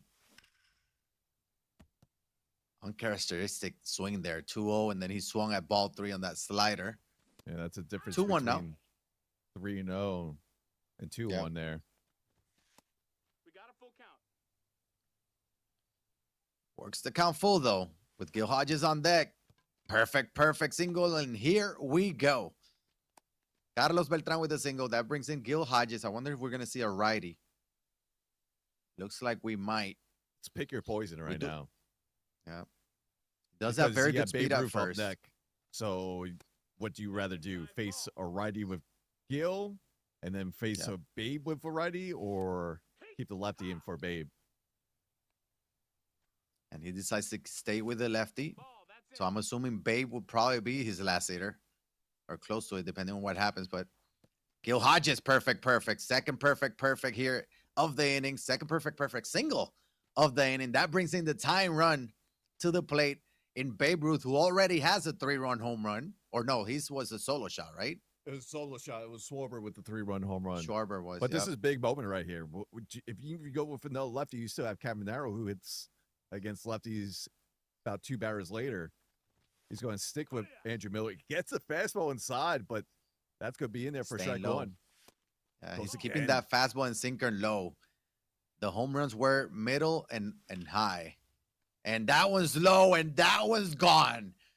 3-run shot from Babe Ruth, his second home run of the game, and we're tied at 15. 30 runs in game 3 of this semifinals. Another lefty home run from Babe Ruth, this time the biggest of the game so far. And we have a 15-15 tie at the top of the 8th. Now we'll get Darren O'Day. Collins is up right now for Go RP, 3 for 4. I mean, what else can we get here, Yayo? Extra innings? I mean, I'm just enjoying the show. I have no idea what's gonna happen. Nothing will surprise me. I said it where Alex Tate needed more runs. He knew 14 wasn't gonna be enough, but guess what? 15 might not be enough either. I said, Collins, send the DM. Perfect single. His third perfect single of the inning. And by the way, Goat RP might be the best lefty hitter I've ever seen. And I've only seen, I mean, this just going off of this game alone. Just the comfort level. I mean, it's not your typical lineup. Insane. We're unsure how much Go RP could, grind for recently. It feels like he just pulled this team together, say, let's roll with it and see where we go. And he's doing a fantastic job. Now Junior Caminero. But he does have the go-ahead run at first with very good speed, 86 there. And he's going to go down looking good pitch there by Alex K. Bringing Colt Keith, who homered in his last at-bat. Facing a righty now. Staying away from him. This is 99 Darren O'Day. All 3 pitches low and away. At some point, you would think he's gonna go up and in with a sinker or a hard stuff, right? To try to surprise him. We'll see. Staying away. Change up away. Grounds it to short. Over to second for 1. First, does it have the time? Yes. 56 speed, not enough. That's a big double play. Not before Goat RP ties it with a 3 spot there in the top of the 8th. Yeah, I mean, it's still big inning from Goat to tie it. 15 runs apiece, almost 19 hits apiece. We did get the 30 runs. Yeah. I mean, we're going to need at least 31 to win it. Yeah. Here's Willie Castro. Gets the check swing call. 3-1 now. Hitters count. But Darren O'Day's control is elite. So even on hitters count, he's going to dot those. Staying away again. Pitching the same way. It's going to go with the pitch deep to left field. But just shy of the wall. That's going to be out number 1. He's in the bottom of the order now. Carlos Santana. I said the bottom of the order. He's 3 for 4 with 3 home runs. And I thought that was the 4th one. Yeah. I thought that was going to be gone. The one thing we see Alex do, he looks at the history, right? He's going to look at the history of the time before each bat and see where it goes. We saw what with the Josh Hader bats that he had against him. Oh. So our great takes there with 2 strikes. Staying away. He just missed that one. It's going to die there at the warning track. I think that's the difference between Chip and Coors right now. Because I feel like a Coors that was out. Definitely old Chipper that would have been gone. So Carlos Santana misses 4th home run of the game by just inches. And Anthony Santander flies it out to center field. We got a scoreless inning here for Alex K. As we move to the 9th. Tied at 15. The winner will advance to the finals and face Alex Gakil. I mean, this game is of the what you tournament wanted. so far. This is what you wanted for elimination game 7. This is what you wanted. Tie game in the top of the 9th. That's going to be a good, fairly swing from Goat, but that's going to be out number 1 here in the top of 4th. And this is where we might see a pitching scenario, but it doesn't look that's going to be the case. So he's going to keep in Vladdy here. Yeah, he thought about it. And I'm assuming he knew that, Alex K could take Darren O'Day out if he brought in a lefty and then get 2 pinch hitters, but we'll see. Slider, that's a very tough pitch to hit, righty. 0-2 now. That's a ball. And now you see the shades as well. There's some sunlight and shade. That's a ball. That might affect also the hitting. Starting to come into play. 2-2 though, with 1 out. Vladdy chops one of the third base. J-Rum will make that play. Out number 2. And Kyle Schwarber steps into the plate. And if you're Goat, you need to try to get at least 1 here. You don't want to go into tie game in bottom of 9th where it takes just 1 swing for Alex K. And he will not do that. That's going to be a double, but keeps the inning alive with a 2-out. I wasn't sure. I thought that was out or not, but that's going to be a 2-out double here for Schwarber. That was a very well, I mean, just a hard hit ball. Just didn't have the launch angle. Now, I was let me almost ask like you, perfect liner. with Beltran up here, 2 outs in the top of the ninth, oh, it don't matter. The question Yep. doesn't matter anymore. That's going to be rolled out, and that's going to be on number 3, and that's a scoreless top of the ninth. And Alex K is one swing away of moving on to the finals. And he got 9-1-2. And he got he's facing Darren O'Day, who's on his 33rd pitch. I'm not sure how much longer he can go for, but you can also see Alex K ambushing outside because that's exactly where Gold RP has been staying and been just basically every pitch, low and away with Darren O'Day. There's the ambush away, but he's going to be early, rolls it over to first. That's out number 1. But RP 2 outs away from forcing this game into extras after being down 6-0. Then he took a 9-6 lead. Back and forth all game. Look, I said Collins 0 for 5, but one swing can make everyone forget about that 0 for 5. And now we're going to get 99 new threads to Rand. Haven't seen him at all today, at least for the broadcast games. Could be very similar to the Felix Bautista card. Just a little higher attributes. Have the same type of mix, especially with outlier fastball. Now, this Duran does have outlier splitter, unlike that Felix Bautista. Some people prefer it without outlier. Some people prefer it with, but I said Collins is going to hit one to left field. That will stay in the ballpark for out number 2. Again, 1 out away from free baseball. But not only does that, have to an face Carlos elimination Beltran. game too. Yeah. The winner will advance to the finals and make guaranteed $5,000. The winner of this tournament today will make $10,000. First place. There's that splitter. He's pitching very careful to Beltran. He's going to walk him. Yep, he was kind of seeing if he'd get him to chase, but he does have Jose Ramirez now, and a ball hit into the gap can end it. It doesn't have to end it with a home run. And that's going to be hit well to left field, but right into the left fielder's glove, and we got free baseball because, of course, we have free baseball after the game we've had. You couldn't ask for any better game 3 right now between Alex K and Go RP, but who's going to be the first one to get a run across the board here? Now we have the gross runner at second.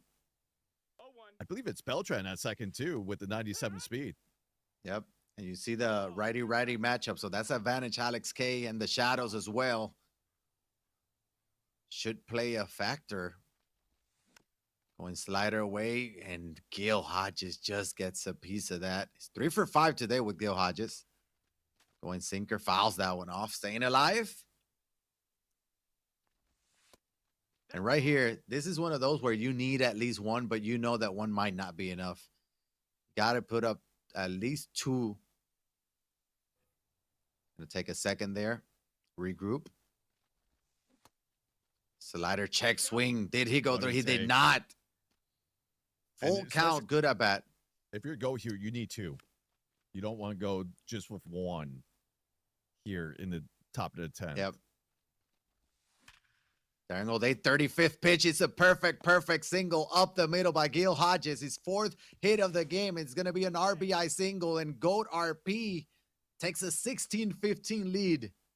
3rd perfect for Gil Hodges. 2nd back-to-back perfect single from him as well. Look who it is. Look who it is.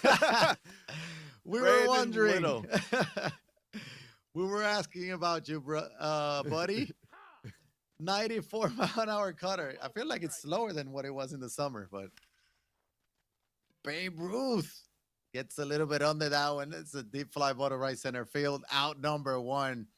And again, if you're Alex K, you gave up 1. You still have a double play in order. You can get out of this. With giving up 1, you feel pretty good about yourself. But you are facing Isaac Collins, who's very tough to double up with that 87 speed, I believe he has. And have multiple perfect hits so far on the day for Go 2.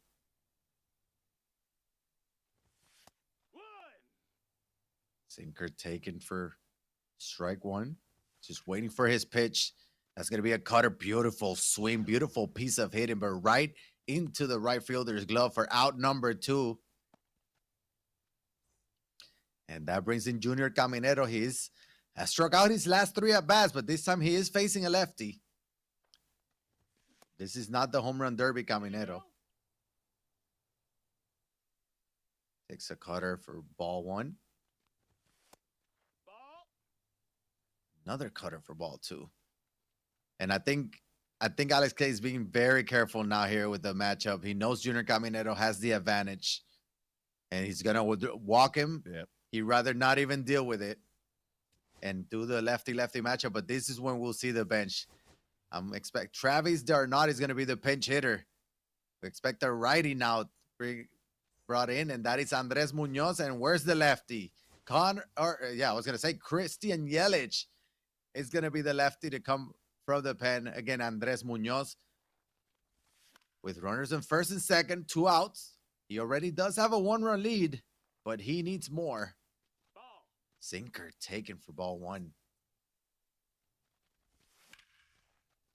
Christian Yelich just got under that one by not by much. That will do it here in the top of the 10th. Goat RP does take the lead. He did leave 2 stranded. And now Alex K can end this with 1 swing of the bat as the winning run is at the plate. And it's Cal Raleigh, by the way. Solid speed at first. So Goat RP is going to walk Cal Raleigh, set up the double play. That brings in Bryce Harper. There's some strategy involved. Checking the lefties, checking the bullpen. It's going to be tough. This is where, if you were a GOAT, you wanted the 2 runs, right? But since you didn't get the 2, it's like pick your poison right here. And look at that. We're going to the gold Nick Castellanos. And that's going to be rolled over. That should be 2. There's 1-2. And what a first pitch from Chapman here in the bottom of the 9th. That is so tough because you bring in Castellanos with 61 clutch. Yeah, I was surprised with that. Yeah. If there was no one on second, it was 121.96. But that clutch being in play, it goes all the way down to 60 in the 60s. So that's big right there. That's a ball. He does have Willie Castro, which he does have 125. Still clutch. 1 swing. 1 swing can end it. And we've seen the 2-out rallies as well. We've seen plenty of them. 3-1 count with Carlos Santana on deck. And he's going to draw the walk. Now the winning run is on base. Carlos Santana has 3 home runs this game. He is much better against lefties. Last time he faced a lefty, it was a 3-run home run. And So there's another walk. And Anthony Santander. This is a chess match right now. He's going to choose what I think he's sticking with Chapman. Checking the matchup. Is he going to bring in somebody from the pen? He is getting that clutch up. Or is he? No, I think that was bringing Paredes. So we're going to see Isaac Paredes from batting 540. Yeah. He does have, I think it was like 120 clutch. And he's facing Aroldis Chapman. A base hit can end it. 85 clutch. 85 clutch with 88 power. Yep. Splitter taken for strike 1. It is much better than the 61 from Castellanos earlier. There's that splitter again in there for strike 2. Fastball down the middle, and that will be a perfect walk-off grand slam from Alex K. And he is your winner of Game 3. My fucking choking that. Come on. The finals. And we have ourselves an all Alex's Oh my matchup. god, if I would have choked that shit 2 fucking circuits in a row, I mean, dog. you hear him in Oh the my background god. there, but could you ask for any better Game 3 here in this semifinal matchup between All right, GOAT come on. and Finals, let's go. and Come on. Alex K? I'm back muted. Let's fucking Walk-off go. Come on. perfect in extra innings while at it. By them going back and forth throughout the game. I mean, it's GG's to both Alex K and GOAT RP putting on a show in the semifinal matchup for the Fall Circuit Championship Series. Holy moly. Wow. I need a second. I need Yeah, to I think we gather all my need a thoughts. second. I need to breathe. I need to what just happened? 2 outs too. There was 2 outs. It it was just a chess matchup right there, just to see who was going there. And it's funny because you saw at all these chat matches attacking the inside part of the zone against Isaac Paredes, but all game long, Gold RP was going fastball away with the lefties against the righties. He went fastball. I guess he tried to get it away. It just wasn't up or away enough. And Alex K did not miss it. No. And what an ending that was. That was a fantastic. What a great game. Starting from the beginning. We got to remember the first inning, Alex K put up 6 runs to begin the game. Then 9 unanswered from Go RP to make it 9-6. And then we had 3-run shot from Carlos Santana to tie up at 9. And it was back and forth since then. Goes into extras. I mean, wow. And we still had the final series to go. We're going to have like 35 minutes of highlights right now. Who knows? Like this could go on and on. If you're just joining us, you missed the game of the tournament so far. Game 3, everything on the line. And that was a back and forth game that ended via a walk-off grand slam in extra innings. Like, I mean, just insane. Amazing performance from Goat RP as well. Like, that was unreal. That was unreal. You couldn't ask for any better game there. The both competitors gave it to them all, knowing the scenario being game 3, the winner advances, and not only that, secures at least $5,000 in the Fall Circuit Championship Series. But now we move on to the final series. We get a rematch from last year's bullpen bash between Alex Gakil and Alex K. It's the Battle of the Alexes, part 2, coming up your way momentarily. And we talked about both Alexes were the best players yesterday, right? Both of them were scoring double digits, well into the double digits runs every single game. And they both come out on top. I mean, Alex K had to sweat a little bit more, just a little bit more. But they both advanced to the finals. I mean, I don't know how you top that. I don't know how you top that. Good luck. I don't know. But what we will know, just going into it, we'll have 2 different home stadiums. We'll have Coors Field for Alex Gakil, and Alex K will play at Ship It. I believe Alex Gakil has a higher seat, so he'll have home field advantage going into the final series. But from what I remember from last year when these 2 bat up in the finals, it was back and forth just like this. Yeah. Just like we saw in game 2. It was like 15 to 17 type of games. They were scoring over 30 runs. I went to 3 games. I could see the same thing here. And there's the Carlos Santana tying a home run right on your screen there. I mean, wow. It just... I don't know how they do it. I don't know how they do it. I expect epic finals. It's a rematch like you mentioned. Both are locked in. I mean, just 2 of the best players in the world are going to go at it for a chance at winning $10,000. Now, Alex K and Alex Gakil, both Alexes, just guaranteed $5,000. But I'm ready for the finals. I'm ready for the finals. Remember, the finals will be best of 3 as well. Same rules apply, same roster restrictions apply. Have to use a different starter each game, and it's going to be one fun game to watch. The winner gets an extra $5,000 that they won today. And once again, shout out to Go RP and shout out to Weens for a great day on this final matchup. They played hard. Now we get the Battle of Alexes for part 2 in the finals matchup. It's going to be a fun series. Yeah, this is going to be fun. Buckle up. We'll be right back with the Fall Circuit Finals between Alex Gakil and Alex K. It's going to be a fun one.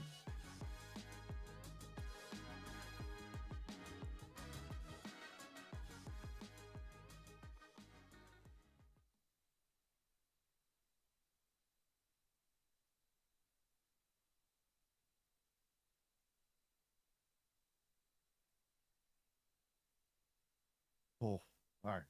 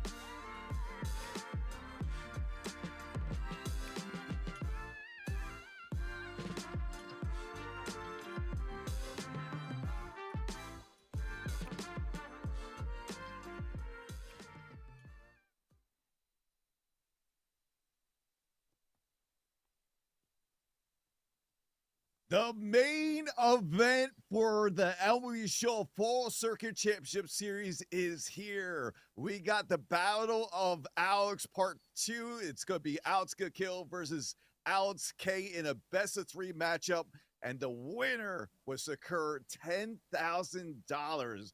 Now, we just got off the Game 3 of the semifinal matchup between Go RP and Alex K, as my Mike Sanders doesn't want to stay put, but we saw a walk-off grand slam in the 10th inning. How about it? But let's take a look at the bracket on how we got here and how we're getting to face both the Alexes. So let's take a look at the first half. Alex K had to go through Little Roy in, I mean, we mentioned before, he was scoring pretty much on average 12 to 15 runs yesterday.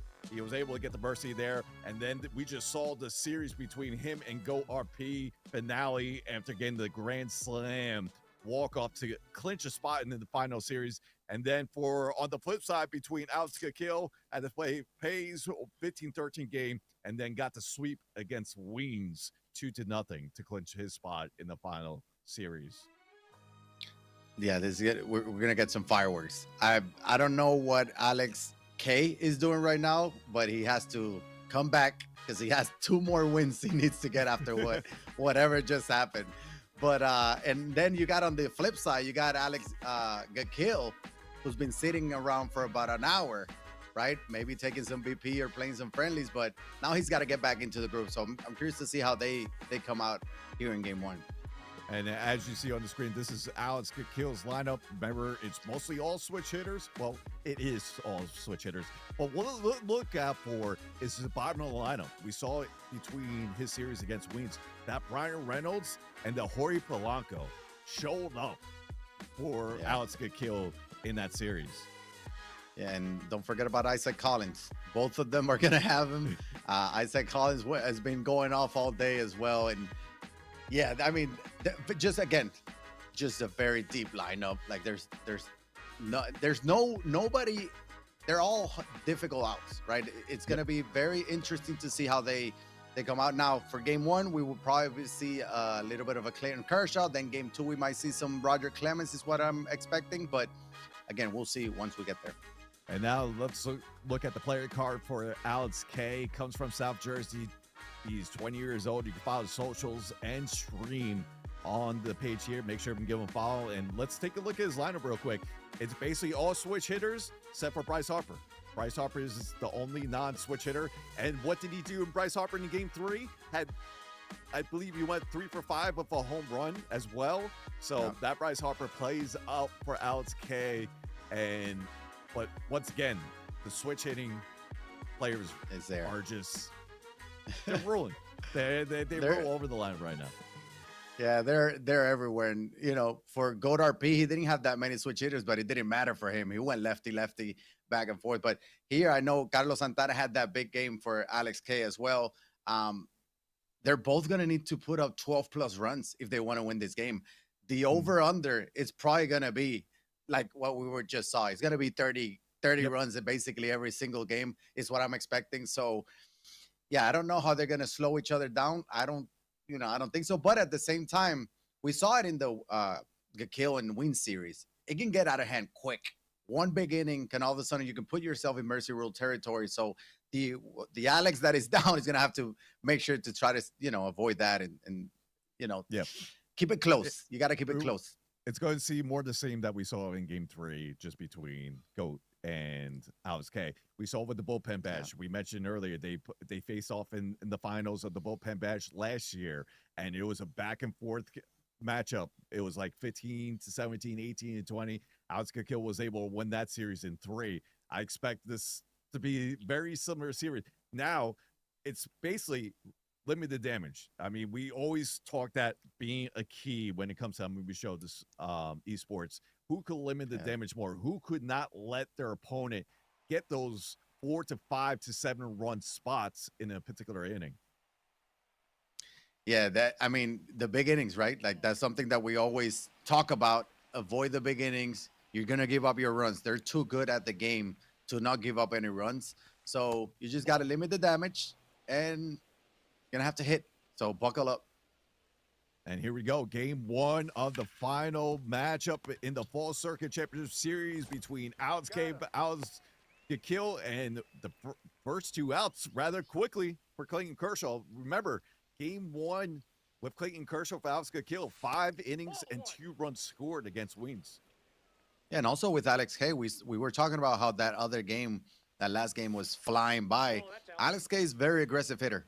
You know, we see with that Gakil, I think he works his counts a little bit more. You see a lot of full counts and foul off and fighting. With Alex K, he's aggressive. He goes at it. So you can see it there with 5 pitches. He already got 2 outs, but now 3-0 count to J-Ram. He's going to be patient there. But he's also so good at it, right? So that's why he can be so aggressive. So 3-1 here, Kershaw. He goes back to the slider, and that's going to be a solo shot. And Alex K gets on the board here first. Yep, and just follows up with another slider. This time, J-Ram knew what to do with it. Got a good look on the 3-0 count and gets it over the left field wall for the first run of game one. Ball down. The first of many. The first, First of many. Yes, the first of many. All right, he steps in. That's a fastball there. It's a dotted fastball, too. We'll go back to seeing the hitting perspective. This is Alex K's stream. Again, both guaranteed $5,000. The winner will earn 10. That's a grounder to short. That will be out number 3. But Alex K does put up 1 with a solo shot from Jose Ramirez. Now we got to see what Alex Kill feels at the plate, right? He had that little layoff, about an hour time since he swept the series in the semifinal matchup. See what he does here right from the rip. For me, I don't think there's going to be any layoff for Alex Kill. He's just that good as his PCI placement. And look at that. He makes me look good. I mean, not perfect, but Marte once again in the bottom of the first in game one, another leadoff home run for him. Second straight series. I mean, he can go 3 weeks without playing, and it feels like he's going to have a leadoff home run when he comes back. Insane. And perfect out. Well, I think he's fine. He's warmed up. Yeah, he'll be fine. So the over-under of 30, I'm moving it to 35. There you go. And we got to remember, we're back at quarters, so we got the max elevation. Since we just saw the game at Ship It, that's going to be rolled over right to the second baseman. Try and get the diving stop. Block away, unable to make it, but recovers and still gets him out at first. What a play. Yeah, and, you know, his defense is not great, but he was able to stop the ball there. And nobody's stopping this one. Isaac Collins. Who else? Perfect solo shot. 2-1 lead here in the first already for Alex Kill, his second home run of the inning. What did he do with Collins, his first at bat in game one of the semifinals? He hit a home run. Same home run. So Marte and Collins did the same exact thing in game one, the semifinals here in the finals for Alex Kill. And once again, Collins, so far, all of his hits with Alex Kill have been extra base hits. Oh. And then what he did in that first game was that he came up in the bottom of the second and put up 5. So we'll see. Yeah. We'll see if he's able to do that this time around. And if he is, Alex K better buckle up and get that offense going because he's going to need all the runs. Does have Carlos Santana here against Clayton Kershaw. That slider fouls it off. Even the foul balls are like, look at that PCI placement. All over it. 4-seam hit well to left field. That's going to be the third solo shot of the inning. Carlos Santana with a solo shot. Carlos Santana has been insane. And this is a card that came out in April. And we're in August, and he's still doing damage. I mean, just 2-out hitting, once again, from Alex Kill. Very impressive to see. You're curious. We talk about the momentum from going from game 3 that Alex K just did. He kind of poured all the motion, like everything to get. He went all out so he could win the game to get in here. You're curious if there's like a little layover, but even though he got the 1 run in the top of first, it doesn't look like that, but we'll see how he handled the pitching against Alex Kill. I mean, he was at an all-time high, right? Yep. We saw him unmute his mic and just screaming and out of excitement. Obviously, he had a walk-off grand slam in extra innings, right? And he just needs to settle down, which, like you mentioned, he seems fine at the plate. 3-1 count now, full count, but again, it's gonna be the pitching side. Like, well, how do you stop Gakil? Yep. Full count to Bryce is gonna work a leadoff walk. That's a great at bat there for Alex K. If you're Gakil, you don't want to walk a leadoff hitter, especially lefty-lefty matchup. Very uncharacteristic there. Brings in Willie Castro. And we you talked mentioned about, I how don't think he's we been- didn't. Yep. I was going Go to say, ahead. you I know mentioned you're how gonna say. aggressive he is, but look at the Yep. takes he's taking right now. I mean, look at Yep. right there. 2 counts to make it 3. I think he's fine. Yeah. Well, I mean, he's waiting for one pitch and one pitch only. He's not swinging at it unless he gets it. Beautiful pitch there by Gakil. So full count. Fastball by him that came in hot. I think that was the second fastball of the at bat. We hadn't seen one in a while. So out number 1 comes Carlos Santana, who I believe he had 3 home runs in that last game of the semis. 2 balls, no strikes. For Alex Egg, 2-0. Again, Gakil trying to paint the corners, but he's missing. And Alex K is getting himself into some hitters count. There's that fastball again, and again, Alex K a little bit late. He's going back to the fastball. He was ready for that one. ready He for was that like, one, nope, I'm not getting beat with this fastball again. But he got beat by the sinker low and in. Beautiful pitch there by Alex Gakil. So after the leadoff walk, back-to-back strikeouts. Anthony Santander now, 77, I think, contact. Yeah, 77 contact against lefties. So He's being- not the best, but he does have the power. being a little unpredictable with his pitches, too. Like the previous strikeout, I thought he'll come back with the slow stuff after the fastball 2 strikes. being late on it, but he came right back with the sinker inside. 2. Able to dot that up. So it's just 2 balls. good pitching so far. Oh my God. He's out. What a What a diving play. stop, Polanco. I mean, I thought I was going to get through. Playing in his secondary position at third base. We talked about the quote-unquote bad defense from Jorge Polanco. He made that play look easy. And how many times you see them make a great defensive play and they lead off in the next half inning? That's what we get right here. Polanco had 4 home runs in the series, but Alex Gakil in those 2 games, 2 home runs apiece in each game. Yep, there it is. I was going to tell you, why don't you say what they do when they lit off after the great defensive play? Well, they hit a home run because, of course, they do. Gakil stays hot with Jorge Polanco. And now he's up, 4-1. And once again, bottom of the lineup, this is where you got to be careful, especially Brian Reynolds as well. Had 3 home runs in the series for Alex Gakil in the semis. No, that's low. I just don't know how you get him out. And you just got to pitch and pray 3-0. that he hits it right at one of your guys. That's what it feels like. 3-0. Right, taking all the way. Oh, he wasn't. He was ready to swing, but got a sinker there for strike 1. 2.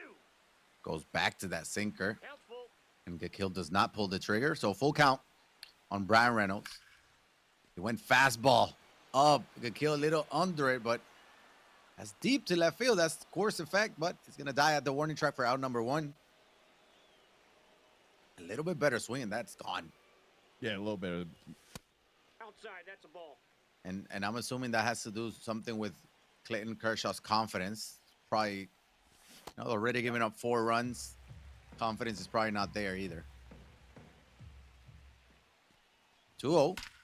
Again, we're seeing a lot of balls thrown, and they're just, both of them getting themselves into hitters count. That's a hitters count, and it's going to hit. That's going to 1-out double from Anthony Santander. Well, that brings in the top of the order now. I'm sure they remember from last year. It's just the respect that they have for each other, right? They know how good they are at hitting. So they're trying to, make them swing at something bad. And here you go. And work around the plate, see if we get a bad swing here or there or just unconventional swing. Ball. But both these players are so patient at the plate currently. And Alex Gakil just watched the semis game 3.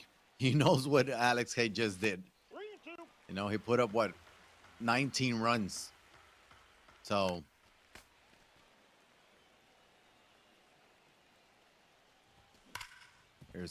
that's a hard hit ball right at the shortstop. He's out. Out number 2. Even the outs. It's just so impressive to watch. Here comes Beltran though. Runner in scoring position. There's a slider. He missed it.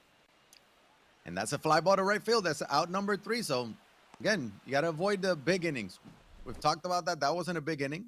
4-1, still well within range as we go to the 3rd.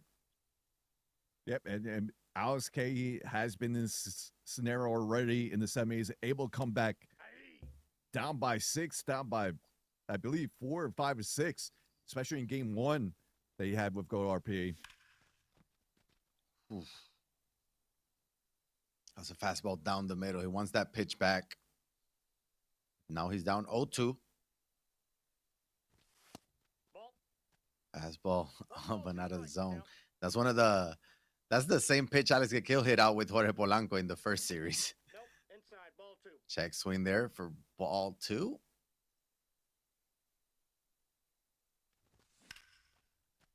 It's going to be up the middle. That will fall for a leadoff single by Alex K.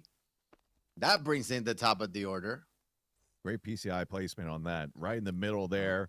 Rolls over the lineup too. Now we got the top of the order. Collins 2 up now. And we've seen Alex Akil go to that fastball, kind of up and in, but not up all the way. And K has struggled, but he did make the adjustment there. And that's a sinker. Perfect up the middle. As back-to-back singles to start the top of the 3rd. That brings in the tying run now. I think it's Carlos Beltran. Yep, Carlos Beltran representing the tying run now at the plate for Alex K. I feel like this 2-hole is like the perfect for Beltran. He always has runners on base here on either side. That's going to be ripped. Does that find some grass? It doesn't. Right to the right fielder. But the runner will tag from 2nd to 3rd. So he does That's a advance great run. swing. Yeah, great piece of hitting. But at least it was a productive out. You got to be able to score here. Double play is in order, but got to score at least one. Good take there.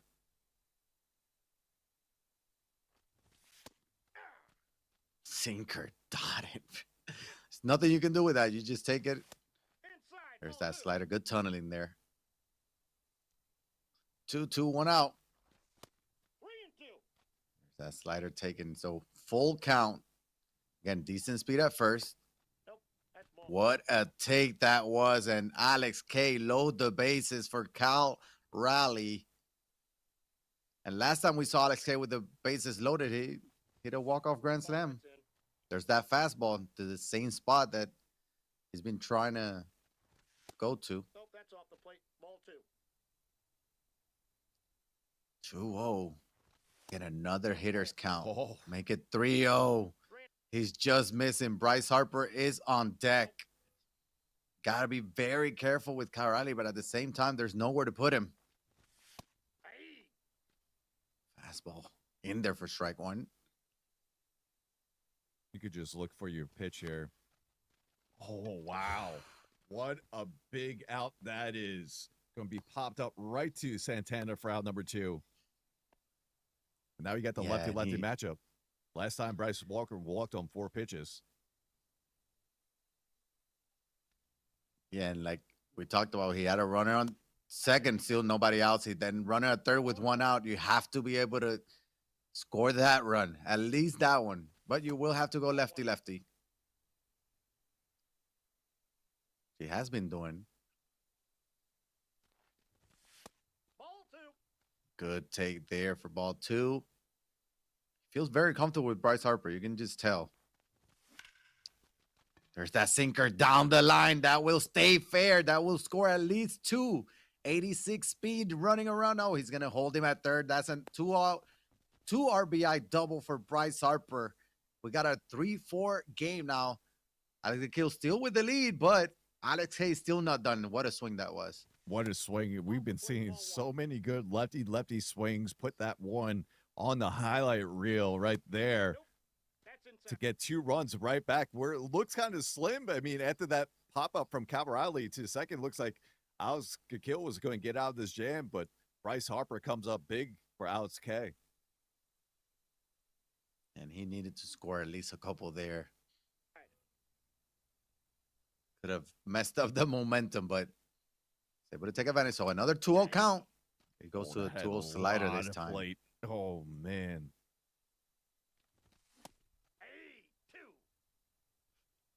Missed that sinker again. Now 2-2. It goes to the changeup. Did he go around? He did. What do you got? So that's strikeout for out number 3. But Alex K does put up 2. Only trails by 1. And Alex Kill's bringing in 3, 4, and 5 now. Obviously, all switch hitters. Yeah, we'll see how Alex Kill responds here. I mean, he's known to respond quite quickly. We'll see if he does the same here. Yeah, and that pitch is so tough to hit. This is where Slider Alex, up and in. yeah, this is where Alex K needs that 0, right? Just keep that momentum going in your favor. Ball, that's off the plate.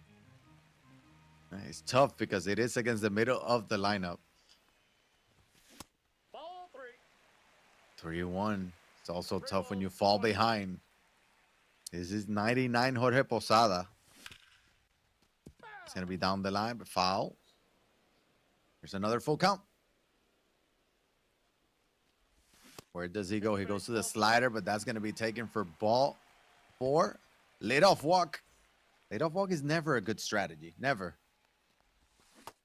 Here's Isaac Collins. Get the DM ready. Yep. There it is. Get somebody tell him that he's going off in a big-time MLB The Show tournament. Isaac Collins with a 2-run shot again for Alex Kill, and he takes a 3-run lead. Yeah, it gets the 2 runs right back that he gave up in the last half inning. I mean, that's big. I told you, he responds quite quickly. He does it in the first 2 bats here in the bottom of 3rd. I don't know what it is with Alex Kill and supercharged players in these circuit finals. I really don't. I mean, Buxton, we saw him go off in the summer circuit, the live series. Now we're seeing Collins here in the fall circuit. I mean, it's incredible. It's incredible. He's just, right now, he's just too good at the plate. He's too good at the plate. Got 6 runs, still nobody else here in the 3rd. With Clarence Kershaw, 43rd pitch. Ball 1.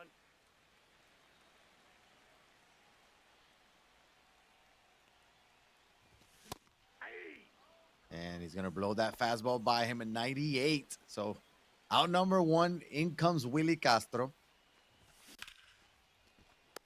Going to smack one right into Willie Castro at short. So Willie to Willie, crime.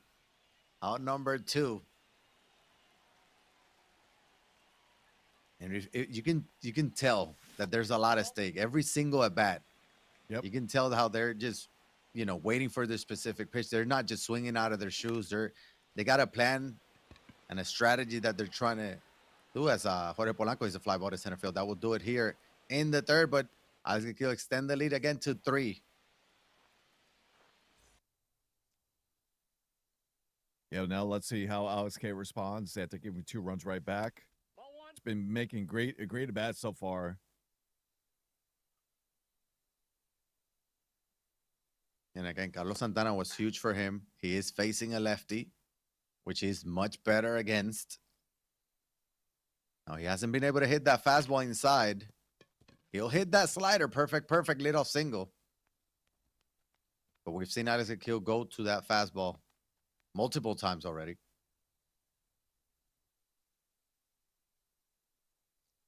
Anthony Santander steps into the plate. We know Alex K saw that pitch multiple times against Goddard B, and Gakil's going to go back to it. Gakil was watching the game too. Ball, that's outside. 3 straight. Ball 2. Goes to the changeup. Taken for ball 2. Slider. He just missed it, but this is Coors Field. How far would that go? Is that going to be off the wall? It is going to be off the wall. The runner was holding, but he'll advance to second as it counts as a single. Man, and 1st and 2nd now, nobody outs. think we all didn't know what was going to happen there. Yeah. That was that 111 Anthony Santander. So 111 power with Anthony Santander swing at Coors Field. It was 93 off the bat. So now stepping in as a time run is Jorge Polanco. 1 ball, 1 strike. But we know what he's capable of. Dotted sinker there. Great pitch. That's ball 2. And that's just such a tough pitch to hit, especially because you know Clayton Kershaw has the slider and the changeup as well, right? So when that sinker comes in, he swung. I mean, that was a great swing on that sinker, though. He's going to get very unlucky. That's a line out to center field. That's a great swing, but that is a very tough pitch to hit. That's just unfortunate right there. Great swing from Alex K. You couldn't ask for a better swing right there. Goes right to Beltran. Now let's see. But Collins says, I got you back. That's over the right field wall. Now score 1. Does he try to get 2? I don't think he does with 48 speed of, I believe it's Tony Taters at third. But Collins, once again, another big hit in this Fall Circuit Championship Series. And that's the first time, I think, since the first inning that we've seen Alex K swing at the first pitch. We were talking about how aggressive he was in the previous series. And he was aggressive in the first inning here, but then he became patient. And I think Alex K was trying to steal that first strike, and Alex K said, nope, here's a perfect. 6-4 game now. Time running scoring position. Very good speed, 87.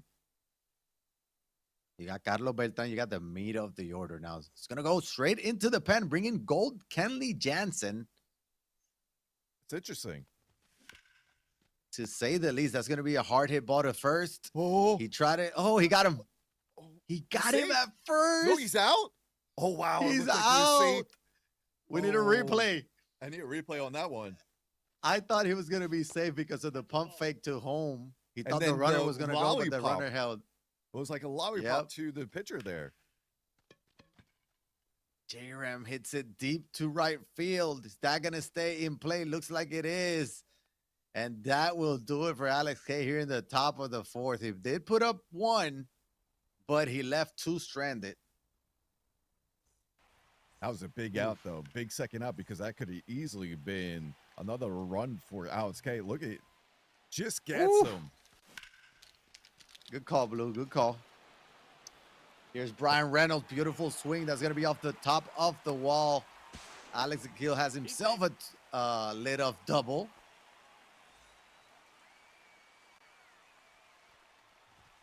Ball 1. Oh, boy. Ball, that's in. There's that circle change. So 2-0. That's ball 3. We got the top of the order after in Ketel Marte, who already homered this game. Yeah. 3 balls, 1 strike. The 3-1 pitch is a circle change in there for strike 2. Full count again. 3. And he goes back to the changeup, and Alex Akil was early on it. The PCI didn't get there, so that's going to be out number 1. Doubled down on that changeup. Impressive pitching right there from Alex K. Ball 1, no strikes. Especially fight back. It was a 3-0 count right there. Ball 2. 2-0 now, and Alex K does use the analog pitching that we talked about earlier. Sometimes when you see those misses that, like that first pitch that was by a lot, a lot of times because of that analog pitching, you get it a little too far out. Swung at ball 4 there. 3-0 aggressive swing from Ketel Marte, but he will draw the walk anyways. First and second now with 1 out. Carlos Beltran steps in. Very tough to double up. That's probably going to be it for Kershaw right there.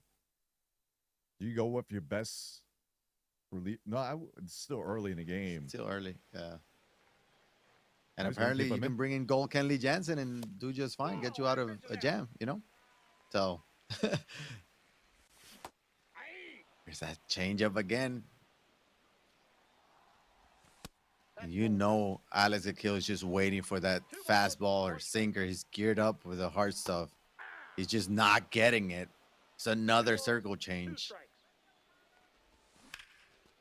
There's the hard stuff, the sinker, but he's gonna be hard hit to third, and that will be a double play, big double play from Alex K. And now, I mean, doubling up Beltran is very tough, but he hit it that hard. No, that was actually a circle change. It was a circle change. One, he doubled Was down it? once again. Yep, doubled down once again, got them rolled over. And that was just once again impressive pitching from Alex K. Was 99 off the bat, I believe. That's a huge double play. 0-2. And avoiding the big innings. We still haven't had that big inning just yet. 1 ball. From either one, 6-4. 3. Again, game 1 of the fall circuit finals. Alex K against Alex Akil. Comes Bryce Harper. And we're seeing Aroldis Chapman again. 89, playing up to a 91. The parallel 3.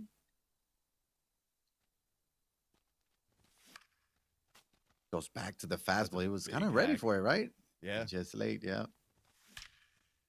he was. And he was ready for that one. Perfect lefty bomb by Bryce Harper. 6-5. Alex K cuts the lead in half. Up the middle. That's off the pitcher and right into the first baseman.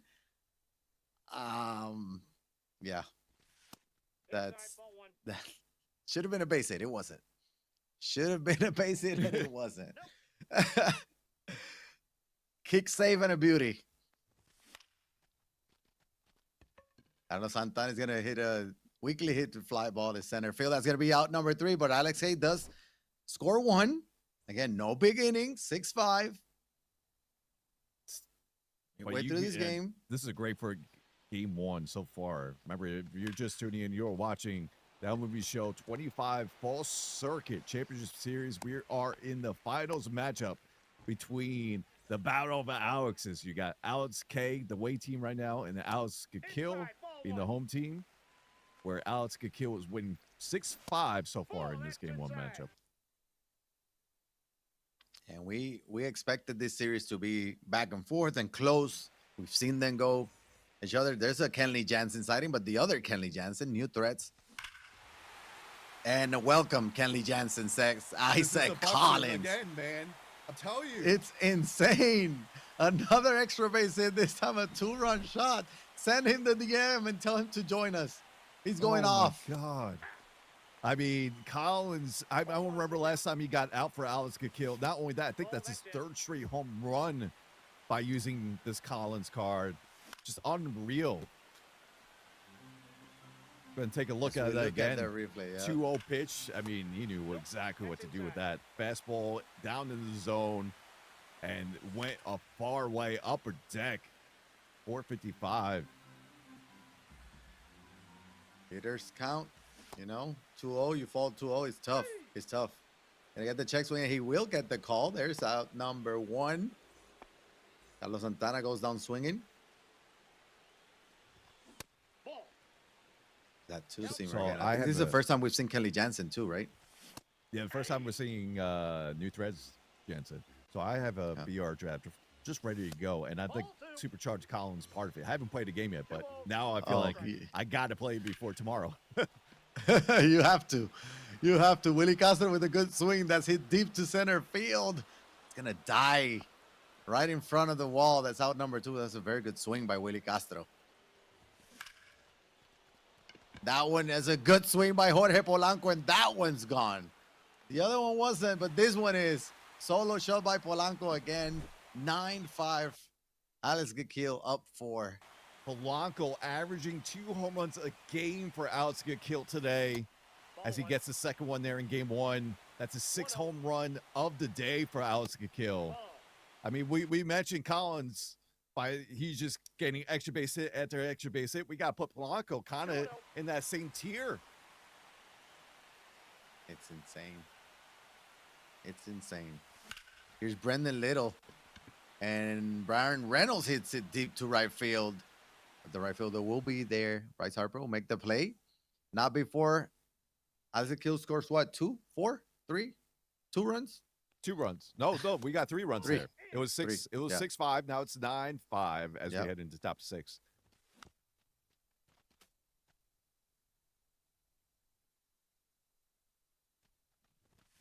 Nine fives, and I think this, you need Alex K, I know he has the bottom of the order. That's going to be a weekly hit fly ball to right field, out number 1. But Alex K is going to need to start getting the offense going.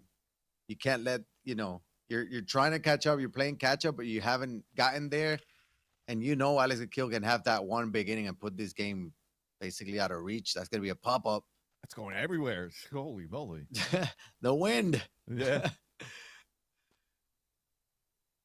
Here's Isaac Collins, 2 for 3, a double and a single.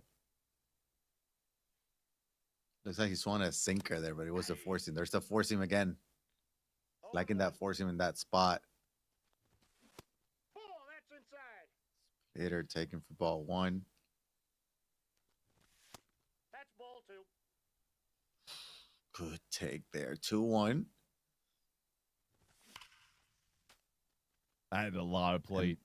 Look, I think he was guessing. He got the pitch just too early on that. The count's full.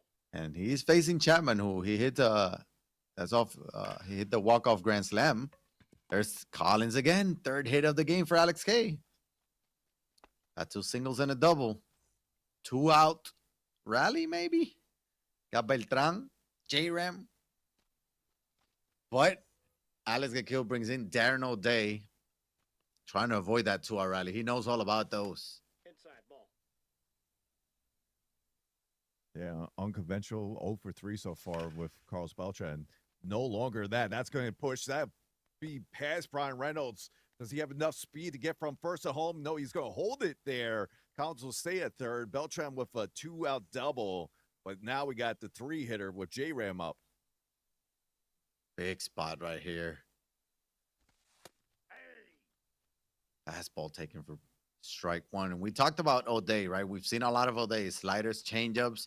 Ball 1. But occasionally you'll get that four seam and sinker up in the zone. It says 89 and 90, but it feels a lot faster than that.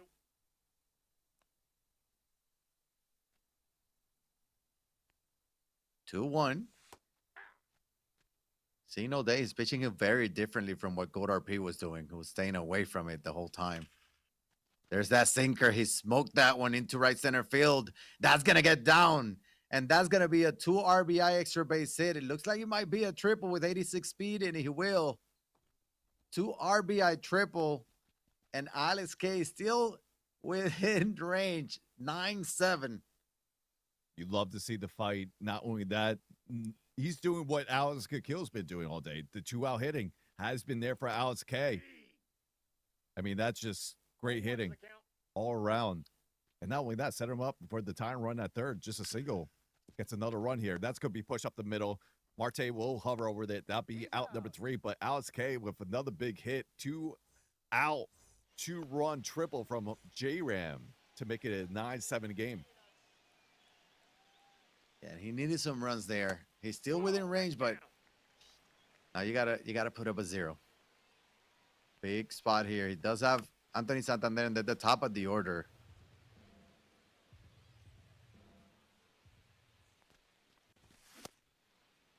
There's that cutter. Here you go. He did not.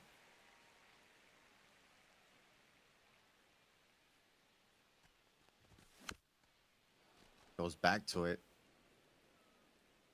Feels like the cutter is not the same as it was in the summer. It's coming in at 94. We got full count. Feel like it was 98, 99. I feel like I just used them earlier this week. It might have just been recent where they tuned it down a little bit. Because it was Maybe the definitely roster earlier this update. week. It was 97, 98.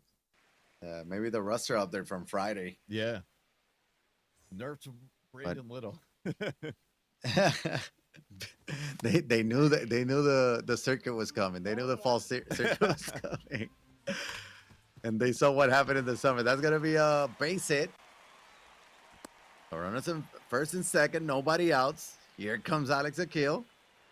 I mean, if there was no man on first, that was a routine ball right there for Willie Castro. But with Willie Castro now having the best attributes and being double play depth, I mean, he missed that ball by a mile. But now we got a bases loaded scenario with Jorge Posada with no outs here in the bottom of the 6th. And this is what Alex does. He gives up runs. He tries, scores right back.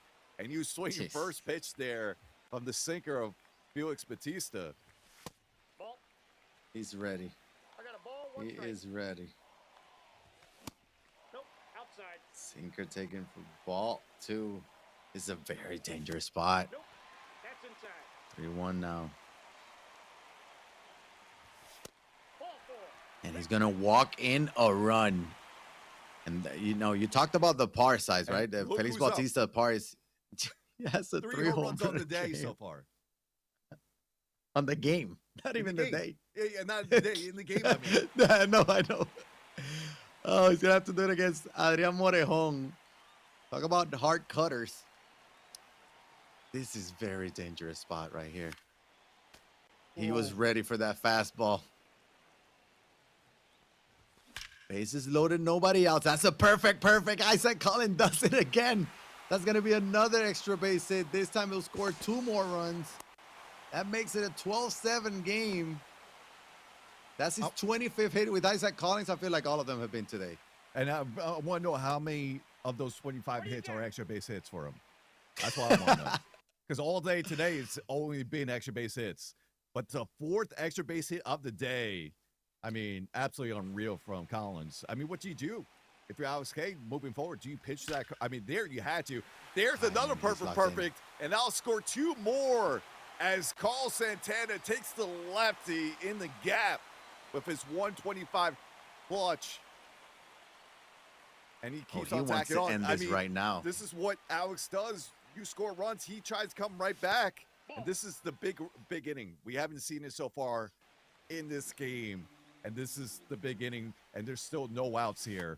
And there's one number in the mind for Alex to kill, and that's 3.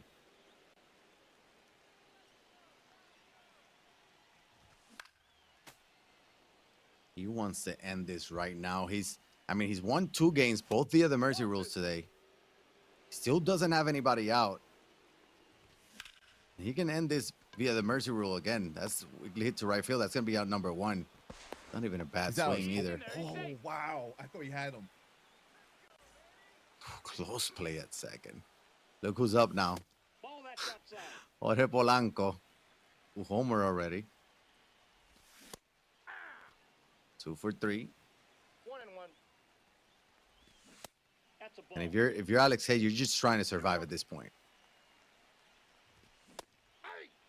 Sinker that comes in so hot. 2-2. 3-2. That's the same pitch. He hit a home run in the semis, but full count.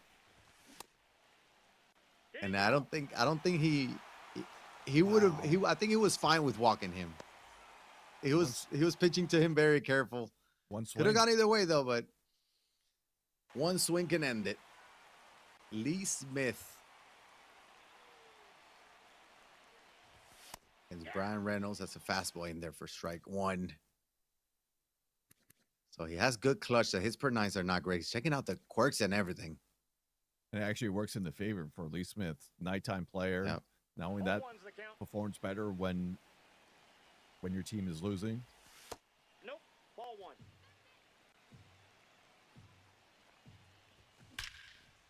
Oh, that's a, yeah. Yeah, backdoor cutters usually don't work. That's going to be a perfect single. Bases loaded again for like the 4th time this inning. Anthony Santander comes in. Inside ball. He does have 91 clutch and 110 power against righties. That's a fastball that he just missed. Again, one swing. And we get a mercy rule here in game one of the finals. Alex Akil against Alex K. That's a forkball in there for strike 2. The count is full. Goes back to that forkball. What a take. Looks like he saw it well off the hand. So full count. That's another fork down the line. That's foul. That could have been game. He goes to the slider. Grounds it to second. Polanco to Willie for 1. Over to first for 2. That's a big double play because Alex K survives another inning. And the mercy rule scare, but that's a big inning from Alex K. Now he's up 7, going into the 7th. Yeah, that's a big spot from Alex Akil. Puts a 5 spot there. Able to respond and to give me up 2. But you know what? Alex K has been hitting the past 4 innings. Has 1 run in the past 4, 1 or more runs in the past 4 innings. So he just needs to stay where he is. And this Bryce Harper is having a heck of a day so far. 2 for 2 with 1 home run. Ball 2. And when we look at the scoreboard, we keep talking about the big innings, and Alex K has been scoring 1 or 2 runs, but you see that 5, you see those Yep. threes from Alex Kikil, and that's the difference. Another 14 spot here for Alex Kikil. Again, his first game, we look at the bracket, I think he scored 7 in his first game, and then after that, Nope. That's inside. 11, 16, 15. Obviously, the 2 mercy rules in the semis, 14 and 15, I believe it was. And now another 14. I'm with Alex K. I'm surprised they called that a strike there. That changed That's up a the whole good bat. swing. Yeah. That's a good swing, too. But right at the second baseman, out number 2. Yeah.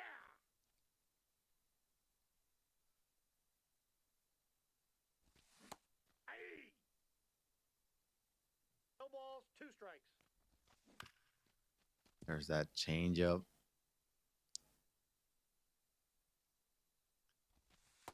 Off the This plate, could ball be one. it. This could be it. If he puts up a 0 here, all he would need is 3 runs. And I say all he would need because he has 8 runs the last 2 innings, right? 2 to count. He's put up 3 back-to-back innings. And he has 3 top or of more, the I order. should say. Top of the order just Yeah. due up in the bottom 7th for Alex Kikil, too. And he got him off balance. So that's gonna be pop up to shortstop. All right. So do we think Isaac Collins end this? Well, we'll find out. Is he One gonna- bat at a time. He's due here. up 4, right? One bat at a time. Let's see what we can do. That's a perfect. Perfect. And there's one. That's the start.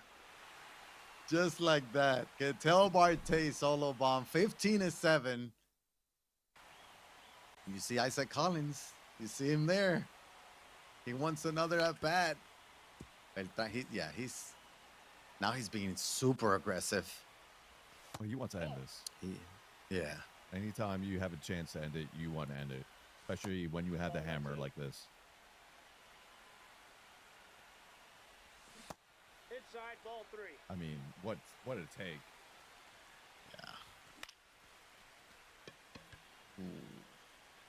It was late on that fastball, so that's a fly out number 1.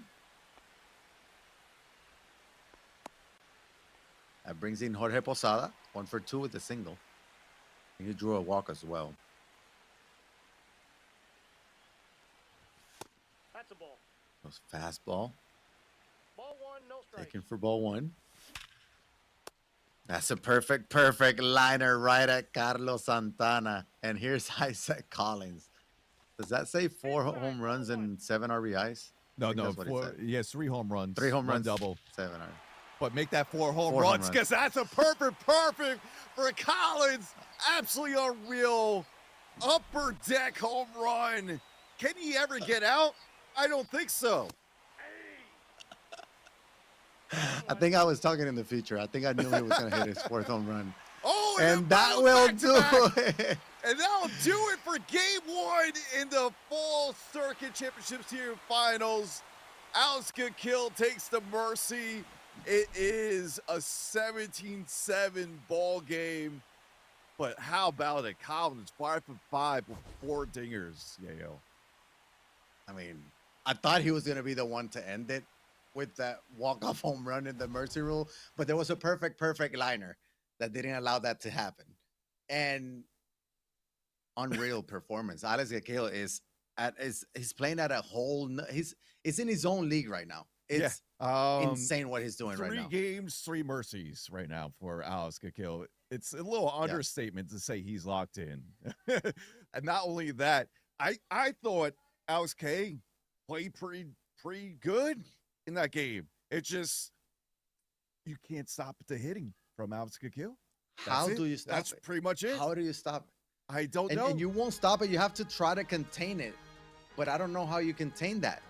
Take a look at the highlights. We're going to see a lot of home runs, a lot of hitting from Alex Kikil. Here, obviously, Alex K, we were wondering how he comes up after that big win in the semis. He made solo shot in the first, putting up some very good at-bats. But Alex Kikil just had an answer every single time. Yeah, and it started off again. Marte once again, game 1 gets a leadoff home run, but Collins, I mean, he's the man an hour a 5 for 5 of 4 dingers. There's his first one. Takes that perfect well for Kershaw. But man, I mean, I'm going back to it. I really don't think Alex K played a bad game. It's just a matter of just how well Alex Kikiel is seeing the ball right now. Yeah, I mean, he had 7 runs in the first 6 innings. Like, that's not terrible. We're playing on legend. Yep. That is It was that a is a very 9-7 solid game, I believe, at one point, right? Yeah, it was Yeah. a 9-7 And game. We had Bryce Harper. This is actually one of his extra base hits with the double. But we had a 9-7 game at one point. It felt like the momentum was shifting back to Alex K, but every time it felt like K scored, Alex Kikiel responded with more. It's like, oh, you scored 1, I'll score 2. You scored 2, I'll score 3 and 5.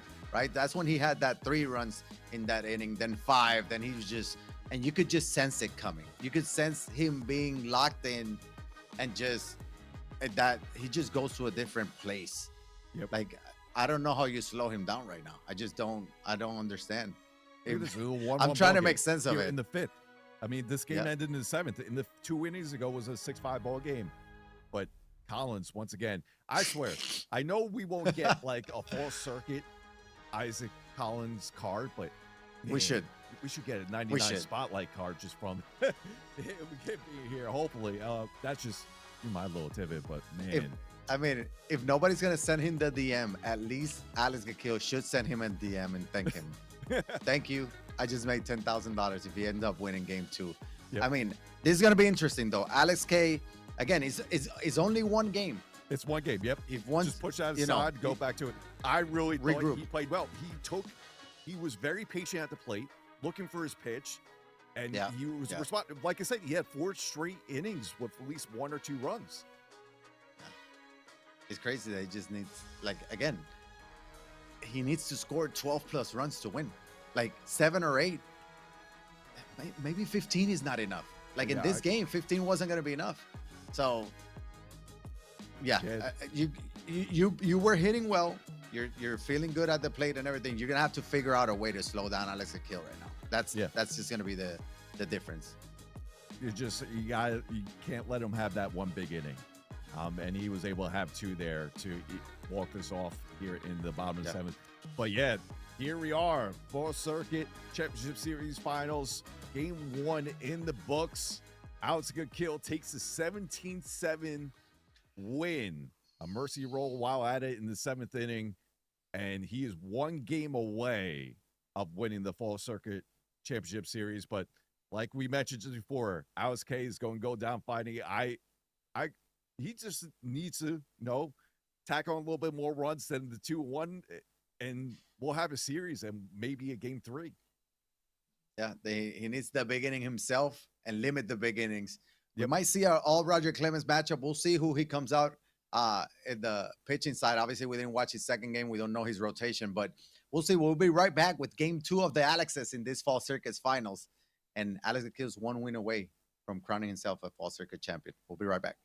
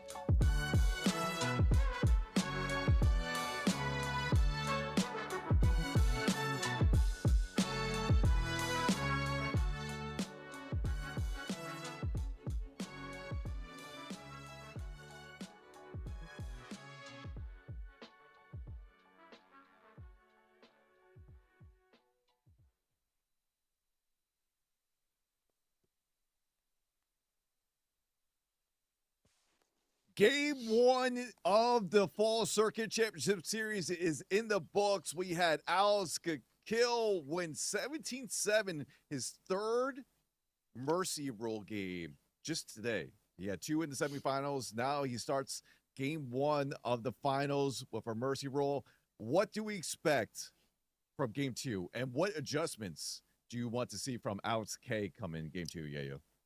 We're going to need Alex K to slow Alex Kill down somehow, right? Nobody has been able to do it, but he's going to have to find a way to do it if he wants to force a game 3 here in the Fall Circuit Finals, because the way Alex Kill is hitting right now is unreal. Again, you mentioned Alex K put up some good at-bats. He put up a fight. He put up some few runs as well. He's going to have to dig deeper and slow him down. We'll see who he starts off. He's going to be the home team. That should be an advantage, but he's going to have to put up a 0-2, especially early in the game, because we already saw Gakil win game 1 via Mercy Rule. In the second game, he started just right where he picked up in the semi. So we have to see a little bit of a different game this time around. Just like we mentioned in the semifinal matchup between Gakil and Weens, what Alex K is need to do, he needs to have that shutdown first inning. Don't let him start off hot, because now Alex Gakil is going to be hitting right from the rip. You want to get that 1-2-3, or just get it scoreless and then get back to you hitting in the bottom first. Keep the same approach. I'm saying his approach was rather good. He just didn't get the big inning, right? But his approach at the plate was rather good. He was working the counts, get the counts in favor. He was aggressive at times when he saw his pitch, and he was good with clutch inning as well. He had a couple 2-out hits. Just need to keep that approach and try to score more, because it's so hard to keep up with Alex Gakil. Yeah, and you talk about the big innings. He had big innings against Goat RP in the semis. That's why he was able to make it to the finals. He had some big innings there in game 3 when everything was on the line. So we know what he's capable of. We know he has eyes in his veins. He's been here before. He's just gonna have to show up right now. Yep, and let's get to it. We'll get to the game 2 of the Fall Circuit Championship Series for MLB The Show. It's going to be Alex Gakil versus Alex K. Reminder, Alex K will be the home team. Alex Gakil will be the away team. I know it's a lot of Alexes, but we're getting through it. And it's the second matchup of these two in a finals matchup. So here we go. And we get to see Clay Buchholz on the mound. Wow. Okay, that's an interesting one. Yep, that's an interesting one. Ketel Marte with what? Is that his 4th leadoff home run of the day? I feel like he has a home run leading off the game every single time. It does. He does. I don't know what to say. 4 home runs on the day, all leadoff home runs. That's just I insane. feel like he hasn't done much after that, but leading off the game, he might be the greatest leadoff hitter of all time. That is insane. And yeah, Alex Gakil is up to a 1-0 lead. Yeah, and this is not what you wanted for Alex K. You don't want Alex Gakil to start off hot right from game 2. And that's the second straight perfect. This time in the gap. That should be a standing double for Beltran. Back-to-back perfects too. Like, he is locked in right now. And you figure like, okay, well, he's going to ship it. He feels just fine at ship it, right? He's been playing the game for a long time. He's been playing at ship it for a long time as well. And this is exactly what you wanted if you're an Alex Gakil fan, right? You wanted him to just stay hot. Show me that you're still hot. You have back-to-back perfect, a home run and a double. Now Jorge Posada comes in. So it looks like he's seeing Clay Buchholz just fine. Yeah, I mean, that was a great takeoff, that circle change. Let's see if he does 3-1. Bounces circle change once again. Make it full. Yeah, and that's what Clay Buchholz does. He does have good control. He has a sinker that comes in hot with that super slow circle change. Now, look who's up. Isaac Collins is up. First and second, nobody outs. And he's already up 1. And that's what you got to do. If you're Alex K, just keep on down those pitches. But Alex Collins coming off a 5-for-5 game. Just, 4 home runs. Nothing big here. Yeah, just 4 home runs. Game 1. Just another day in the office for him. Yep. He's got to be in the conversation for the greatest supercharged card in the history of superchargers. But he's going to get out there finally. He got out with a fly ball to center field, not a productive out. So double play still in order as well. You can limit the damage. You got to keep, stay out of the big innings. If you only give up 1 here, that's going to be big. Mm-hmm. especially because how the inning started, right? With a perfect home run, then perfect double, then the walk. He's just so disciplined. He's waiting for his pitch, and he got it. 3-run shot from Carlos Santana, and Alex Gakil is going to put up 4 here in game 2 of the finals. He gave the green light to Santana, found the pitch he was looking for, and put it over the wall. Only 1 out of the inning, and this is a do-or-die game here for Alex K. We'll see how long he leaves Clay Buchholz in. Yeah. I mean, I don't know. I mean, look at these stakes. I mean, he's working the count in his favor. He's seeing everything well right now. Or he has a 2-0 count with Will Castro, too. He's seeing meatballs at the plate right now. He's seeing it in slow motion, and that's a great feeling. But he probably has it every day anyways. But that's a 2-1. He fouls that one off. He's already happy with a 4 spot in the first, but you know he wants more. And he's going to go down swinging there with Willie. There's that slow circle change. He just never got there. So out number 2. Now it's going to be very interesting. You already gave up 4. That's fine. How are you going to come out hitting-wise, right? If you're Alex K, you're going to have to put up runs, and not just 1 or 2 an inning. You're going to need more. You're going to need innings with 3, 4, and 5. Now, remember, we saw Polanco so far averaging 2 home runs a game for Alex Gakil today. That's going to be a single, though, up the middle. And we'll see if he can keep it alive. I mean, this is how Alex Gakil has been just clutch hitting with the 2-out hitting that he has been putting all today. And he's been hitting with everyone, right? We talk about Ketel Marte, 4 leadoff home runs. You know, you got Isaac Collins with, I don't know, like 8 total home runs. Brian Reynolds had his moments with a couple home runs as well. Polanco, like everybody, 1 through 9, have been producing at some point. There's that Santana 3-run home run here in the first. So 4 spot for Alex Gakil. Yeah, see, he does have Roger Clemens on the bump, who was very good for him against Weens, game 2 of the semi. So we'll see how Alex K does against him. And now we got Roger on the hill for Alex Gakil. We saw he had 3 perfect innings, or 4 perfect innings with Roger Clemens in game 2 of the semis. And what he's been doing, I mean, he kind of, for lefties, he would just pick the inside zone and tunnel pitches between his sinker, splitter, and slider. Let's see if he tries to attack the same thing here. 2-2. Yeah, he was able to pitch. He was very effective. He was also dotting with Clemens, with a lot of people talk about the par. And then, yeah, and he was dotting. He was mixing his pitches. A full count here for Isaac Collins. For Alex K. Gonna go fastball away, and Alex K with Isaac Collins. Beautiful swing there. He goes with it. That's a leadoff double, and that's exactly what you want to see from Alex K right now. You got to answer back with multiple runs. And that's a great swing. I mean, and this is what he did. Yeah. I mean, that was beautiful. But that's what he did with in the semis, right? He started off hot, then Goat RP came coming back, and he kept answering back every single time. He has to do that against Alex Gakil here. Give him part of his own medicine, pretty much. Yep. So 3-0 is probably taking all the way. There's the fastball. 3-1 now. Sinker in there. You don't want to swing at that. He's trying to get a pitch where he can elevate and hit it out of the ballpark. He's not looking for singles. And that's what he's looking for. A pitch up in the zone, and he did not miss it with Carlos Beltran. That's a 2-run shot. He's going to cut the lead in half here in the first. Same approach that he's having in game 1. He's taking over game 2, and it's paying off. What a 2 at-bats there for Alex K, and cuts it in half, making 4-2. And now we got 3-4-5 up with no outs. Yep. This is exactly what you wanted to see from him. Show some life, but also you're going to have to pitch at some point. We're going to have to slow down Alex Gakil, but you're also going to have to go at it. You're going to have to put up a lot of runs, and this will help. Perfect solo shot. He's going to go back-to-back That is J-Ram with an absolute moonshot, 451 dead center, and we got a 4-3 game. What a swing off the splitter right there. Perfect.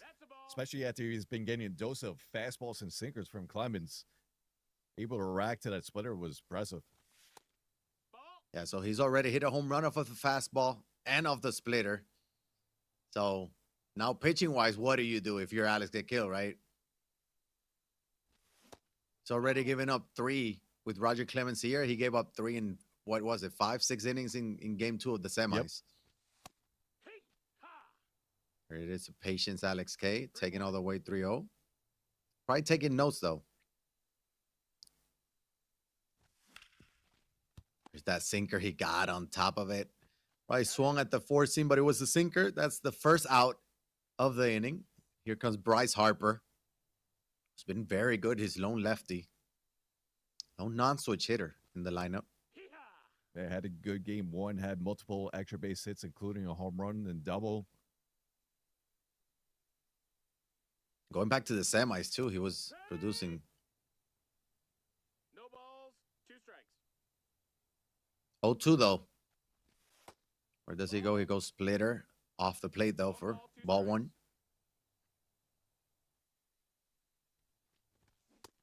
Ball. Goes to the sinker. What a take that was. That's a very close pitch with 2 strikes. Full count. And work a full count. He's making him work. He already has 3 runs. 26th pitch of the inning. It's a splitter. He fouls that one off. So we probably won't see Roger Clemens go 5+ this game. Not the way he's starting. He did miss that sinker. He got under it. It's a fly ball to left center field with a shift. Left fielder will make that play out number 2.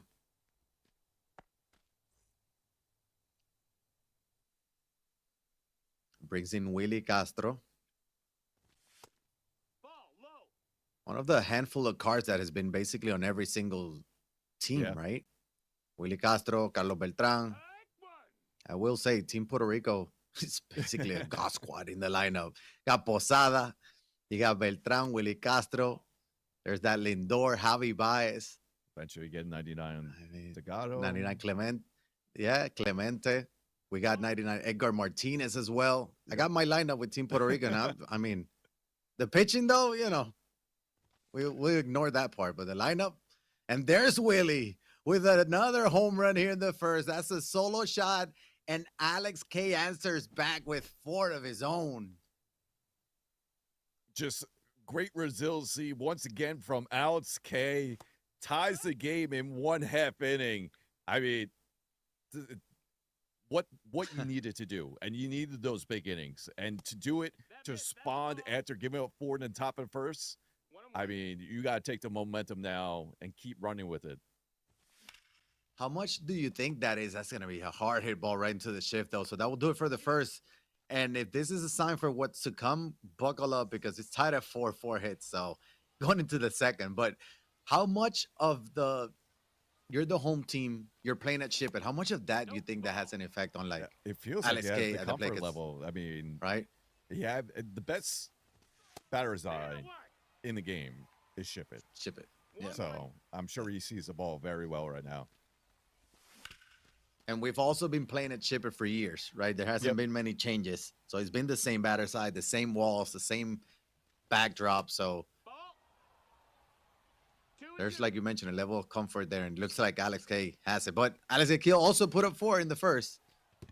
So So you feel like it's going to be like the game 3 matchup. yeah, it feels that way. That's a roll over the second, though. Polanco will make that play out number 1.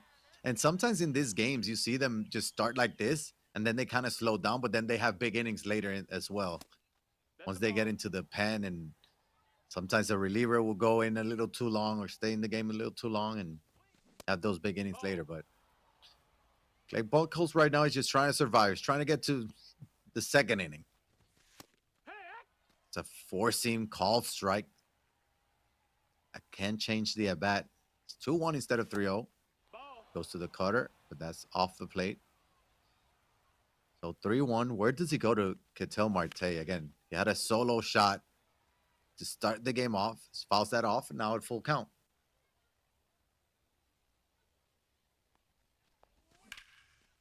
There's that cutter. That's a good swing. Just late, though. 97 off the bat. And it's not enough. Right at the wall, Carlos Beltran will make that play for out number 2. No, that's outside. Ball.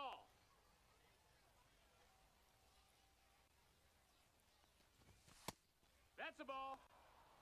Working around here with the Spellchild already down 2-0. See what he does here. That's going to be fouled off. Make it 2-1. And a 0 here from Alex K would be huge. Oh, yeah. Gets that cutter there. The best way. I mean, yes, you gave up 4 in the top of the first. But what a way to respond. That's hit far. I think that might be another WTP right at the wall. Yep. Warning track power. And he does. Puts up big 0 there in the top of the second. Huge. Yeah, that's a huge 0. That's exactly what you wanted and needed. Now you got to come up and put 4 more. Does have 8, 9, and 1, 2 up. There's a sinker and 8 hitter. Anthony Santander is going to hit another home run for Alex K.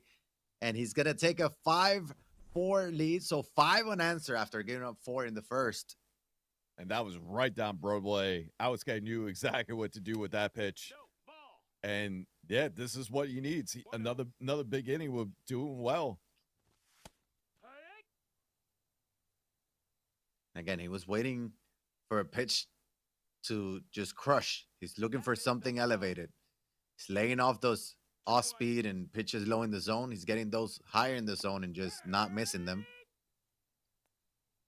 Not getting many of them, but when he is getting them, not missing. Here's Polanco.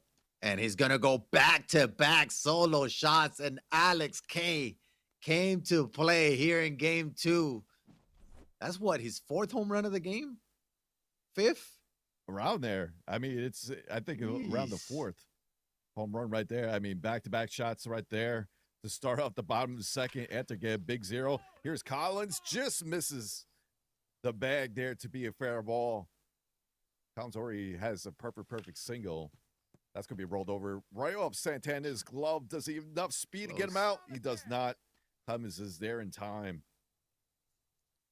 I didn't think you could get out Isaac Collins. You know. Yeah. I didn't think you can get him out. That's the first time we've seen him get out in a while. It's going to be a base hit for Carlos Beltran. 1-out single there. We haven't seen a lot of stolen bases or anything like that. If anybody can steal a bag, it's Carlos Beltran. We know that the catchers don't have pop time quirk or anything like that. At the same time, you know, I don't know. We haven't seen it a whole lot. Clemens doesn't have the fastest delivery home either. With 1 out, you might want to steal. Stay out of the double play. Yeah. Or try to get a hit or run count as well. Maybe I'm the one thinking about double plays because I hit into so many of them, but these guys don't hit that many. But he's trying to get him into a double play with that sinker. Here's J-Ram, who went deep in the first inning. Gets a fastball, but missed that one. Got the PCI there, so 2-2. And there's another perfect for J-Ram. First and second now with 1 out. Brings up the cleanup hitter in Kyle Raleigh. Just seems like he sees Roger Cummins very well right now. Mm-hmm. Already 8 hits against him, six runs. And yep, that'll do it for Clemens in game 2 for Alex Kill. We'll get Chapman on the hill against Cal Riley. Ball, that's in. Yeah, he's treating this as a game 7 for him. Even though he won game 1, he's not playing around. That call strike Well, one. why not? I mean, you know how good a player Alex K is. So, but that's going to be a rip. That should find some grass. And it does, and that's going to only be a single, it looks like. You might get him back, picked up at second. If enough in time, he's not. And we have a bases loaded scenario for Bryce Harper. It's a big spot here. Lefty. Last time we saw bases loaded with Bryce Harper was game 1. He was able to get a 2 RBI double. Ball. And it was against Chapman, I believe. No, it was Kershaw. Another lefty. right there. And we talked about how good Bryce Harper has been for him. He's low non-switch hitter of the lineup. That's a ball. Takes that for ball 2. 2-2. That's a beautiful swing. He's going to go up the middle. That was score 2. And Alex K, I said he needed 4. He got 4 already. And he's still not done. First and second with 1 out. That's a 2 RBI single from Bryce Harper. Yeah, he knows what it needs to beat Alex Kill, and he's performing that blueprint right now, scoring back-to-back innings with 4 runs. Nope. Ball.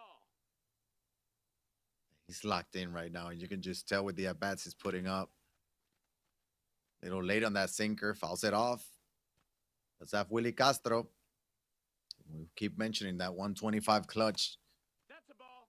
And now a full count. Count is full. Ooh, that splitter was nasty. Just disappeared. He was too early. So down goes Willie Castro, out number 2. This is a big decision. Do you keep in Chapman? It's only the second inning, right? But we have Carlos Santana with the 125, 110 against lefties. So what do you do here? And that's what Alex is thinking. Do you gamble it, or do you bring in someone else? He'll bring someone else. Joe Nathan. I think this is the first time we're seeing him today. Mm-hmm. Very good card too from Joe Nathan here. Milestone card. Does have the fastball, sinker, cutter, slider, and a curve as well, I believe. There's that cutter in there at 94. He does need to get out of this. He cannot allow any more runs. 2-1. And Alex K already has more runs in 2 innings than what he did in game 1 combined.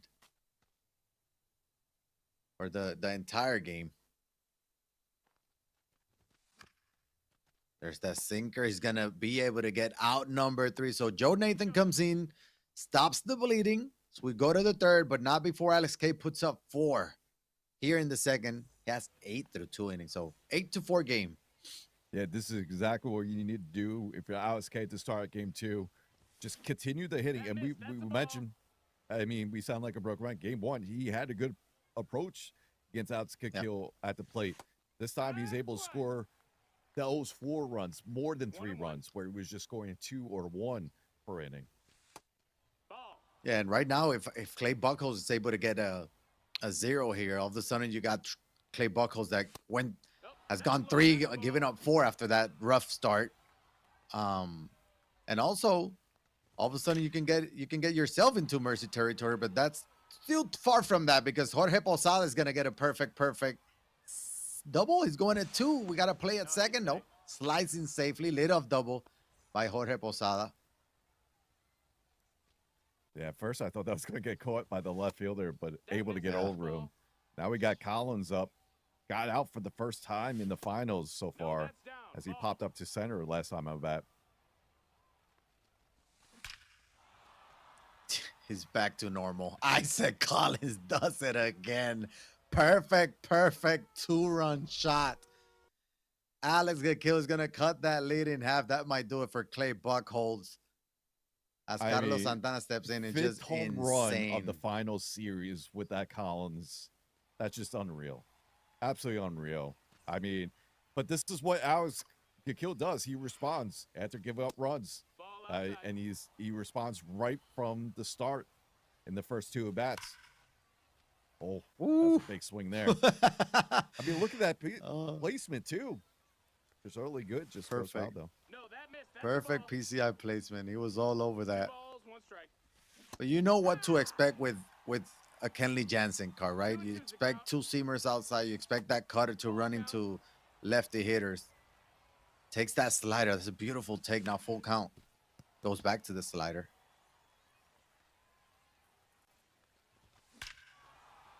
And there it goes. Carlos Santana again. Perfect solo shot.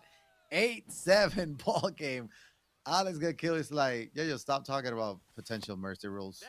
just be quiet. This is a shootout. We are in for a shootout right here. It's hard hit ball to first. Carlos Santana will stop it and make the throw to first for out number 1. Here comes Polanco, who's been another unreal performance today. But this is why you need to score those big innings if you're Alex K. I mean, look, in an instant, he gets 3 runs right back. But you still got the lead. Yeah. You still got the 1-run lead. And you want to keep it at that here in the top of the 3rd. You also know that Alex Akil's not going to just stop hitting. You know, you know he's going to put up his 14-plus runs, most likely. So, you know, you still feel good. You got the lead. You're trying to just not right now limit the damage. Just get out of this inning with the lead. You're going to get Polanco to hit a fly ball to center field. That's out number 1. All of a sudden, you're 1 out away.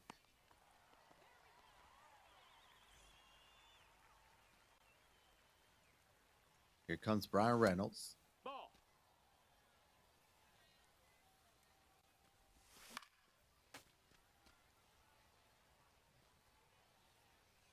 1-1. Takes that. Then it's just not a competitive pitch. Those are easier takes. That's not an 3-1. easy take. No, that one, no.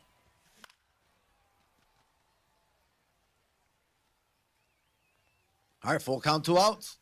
He goes to the slider. That's hit into the right center field gap. That will be another extra base hit this inning. 2-out double. And this is what Alex Akil does with 2 outs, right? We've seen this over and over and over again today. He's going to try to do it one more time.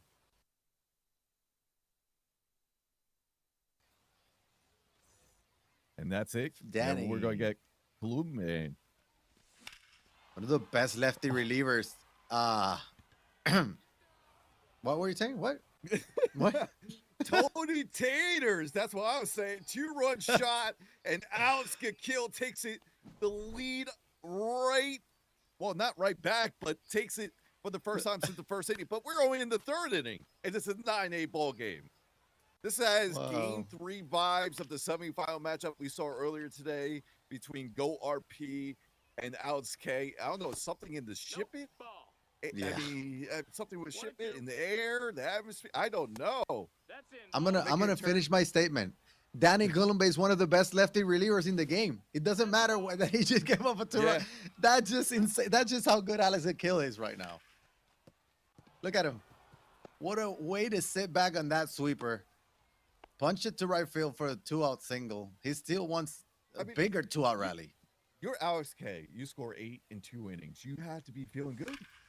Especially, but then again, it's just Alex How K. do you just stop comes him? right back. How do you stop him? That's how. I mean, what do you feel like? What else do I have to do? That I mean, that's how I would feel if I was Alex K. I mean, it's insane at bats too. It's just insane at bats after insane at bats, and then a mistake pitch makes you pay every single time. 3-1 here for Beltran. He gets a cutter. He just missed it. He just missed it too, but not before he puts up 5 here in the 3rd and takes the lead back. 9-8 as we go to the bottom of the 3rd. Yeah, 9-8 game in the 3rd inning. Okay, 9-8 game, 10 hits apiece, multiple home runs. It's 0-1. Let's see if this continues the same way. That 4-seam, that spot right there, it's very, very tough to turn on. Santander, who already has a home run this game, I believe, for Alex K. He's going to go down swinging there for out number 1. Polanco does have a home run as well. 1-for-1. Steps in. And maybe this is one of those things where, see, it's going to stay. The Brian Reynolds is going to make that play. Quick out number 2. And you mentioned this is the first time we've seen Joe Nathan. Maybe, again, we always say it. Pitchers that you don't see often, you tend to struggle against, or you tend to need a few more at-bats to get that timing down and all that good stuff, right? So maybe that's what we're seeing right now with Alex K facing Joe Nathan.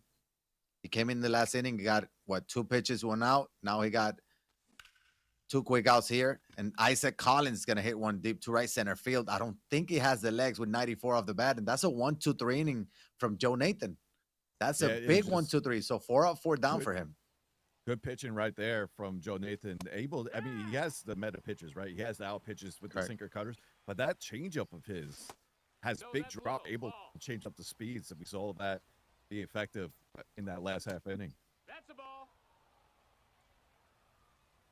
And now we got 3-4-5 up here for Alex Kill. Already up with a 3-1 count with Posada.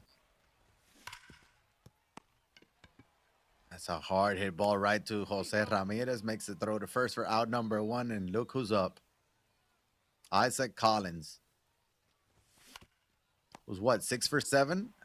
Make it 6 for 8. 6 for us. 6 for 8 6 now. hits. Next to those hits, 5 of them being home runs. 5 home runs. And hard hit ball right to the second baseman. Another, hey, quick 1-2-3. That's big. That's big. That's big for Alex K. This is, like I said, it's feeling very similar to that Game 3 matchup that we saw with Go RP and Alex K. We had like the middle of innings being very a little quiet, and then it just heated up as the game went into. That's a ball. And a lot of the times when those games, it feels like the advantage goes to the home team. And the home team is Alex K. Was the advantage in that Game 3 where he hit the walk-off. So want to have that last chance at hitting. But he's down 1 right now. 3-1. Beltran already 2 for 2. That fastball comes in hot right there. In for strike 2. He goes to the sinker. Inside outside just late. That's going to be a fly ball to center field. Out number 1. Beltran to Beltran. Brings in J-Ram, who's 2 for 2. Home run and a single. Both perfect swings.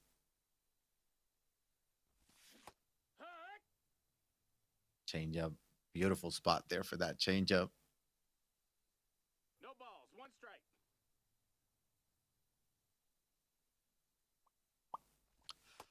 Ball.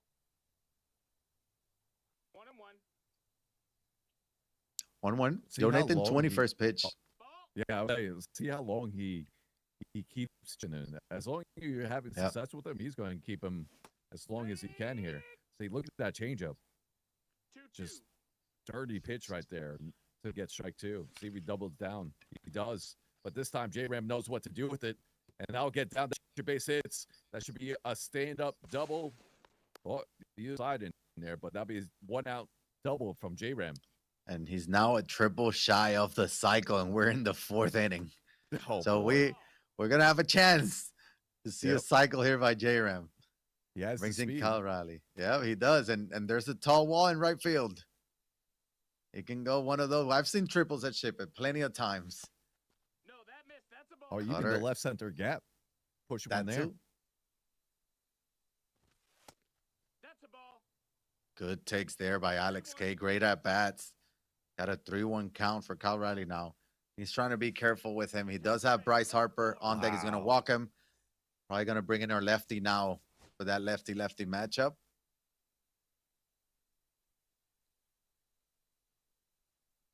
Remember, Alex he already K- used 1 lefty already Yeah. with Chapman. You can see he's checking the history of where the pitches have been going. Low and away. He's been staying low and away to Bryce Harper. First 2 pitches are low and away, and he was ready for it. Smokes one down the line. That's going to be an extra base hit. That will score 1. Runners do advance to 2nd and 3rd. We got ourselves a tie ball game, 100th hit with Bryce Harper. And congratulations on that milestone. Yeah, what a hit that was.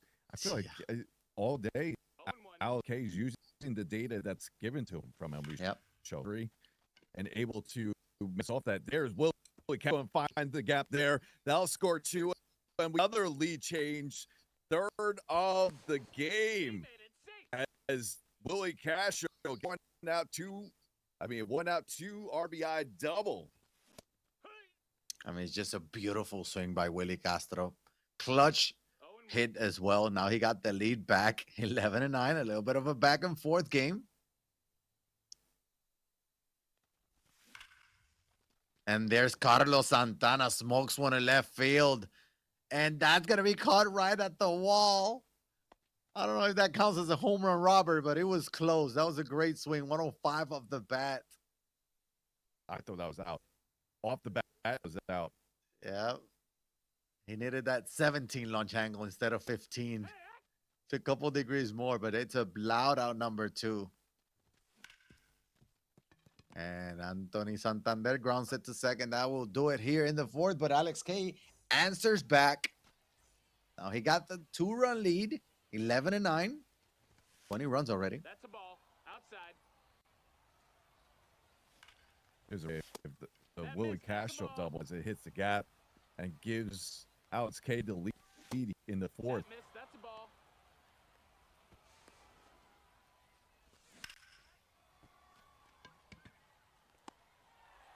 Hard hit ball right to the left fielder, though.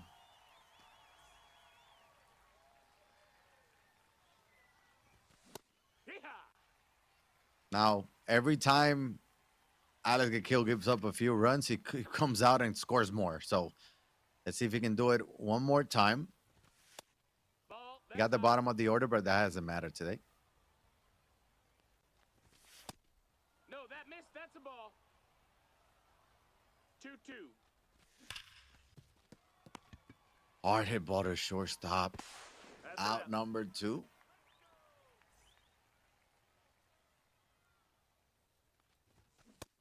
Ball.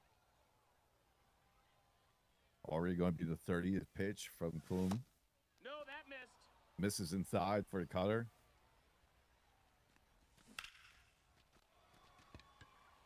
Hard hit ball, but that has nothing. Maybe that 75 power for Reynolds just wasn't enough that time. So big 0 from Alex K.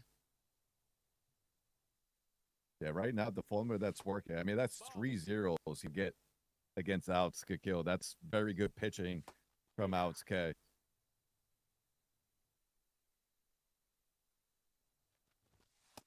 Ball.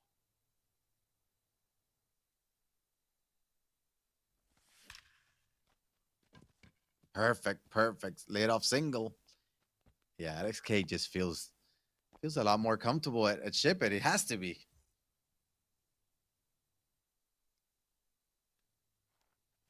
Top of the order. Outside. Ball. Yep, and this is a perfect time to tack on more runs. Or we got Yep. the 2 runs.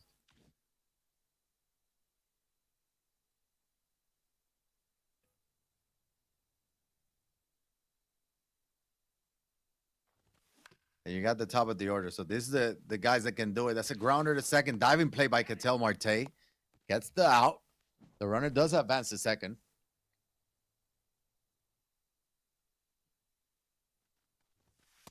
Hike one. Beltran. 2 for 3 on the game.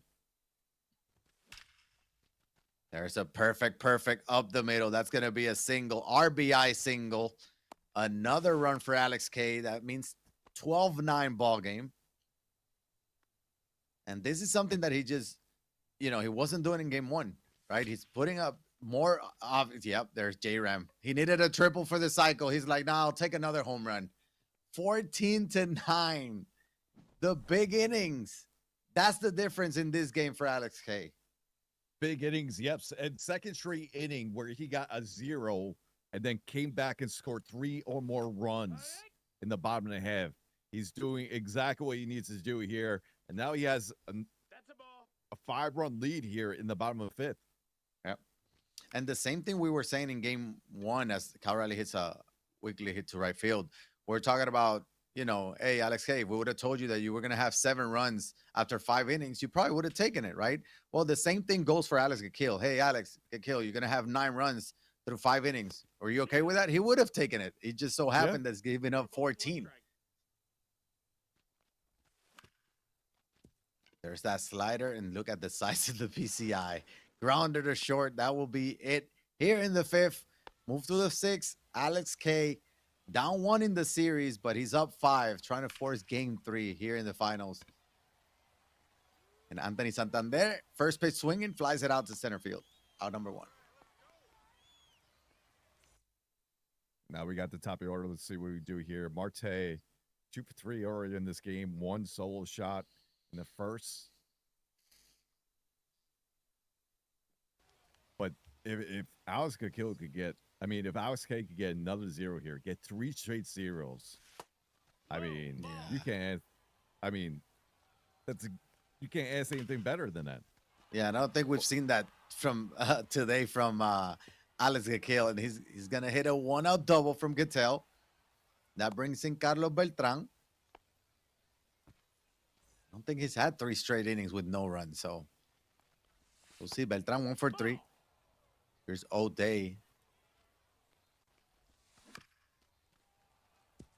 Ooh, he just didn't get under that pitch. It was early as well. 1-1. Ball low.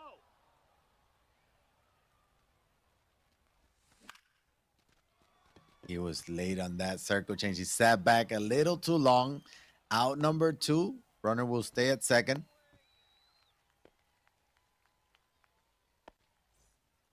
That brings in Jorge Posada. That's a ball. Swing called ball. 99 Jorge Posada dropped Friday. 2 balls, no strikes. No, that's The out. circle change. He's trying to stay away from it. Isaac Collins on deck. I wouldn't want to walk Jorge Posada right now. And he won't walk him. But Jorge Posada said, well, maybe you should have walked me. That's a 2-run bomb. He's swinging 3-0. That's 11 runs now for Alex Gakil. And now he's only down 3. And second 3-0 home run. Had one with Carlos Santana early in the game. Now it gets one with Posada. And that's He did hit it hard. again. Does Collins do it again? He does. 6th home run of the series alone in 2 games. I mean, That's a ball. Unreal. how much money do you give to Collins if Alex Gakil wins this? At least 10%, right? Something. Something. Or the MLB Show community, because they voted to have him supercharged. He needs to be, the supercharge needs to be extended another week just because of this, so people can actually use him. Ball. A lot of people weren't using him, and now after this weekend, they're like, wait a minute, what? But it shows how hard it is to get 3 consecutive zeros from Alex Gakil. He did that all with 2 outs, by the way. All Surprise, those 3 surprise. runs were all with 2 outs. So it's very hard. But right now, Alex K needs to try to respond back here and try to at least get at least 1 or 2 of those runs right back. Yeah, he needs to answer back. He needs to answer back. Because Alex Akil is still locked in, and you know he can have another big inning. 0-2.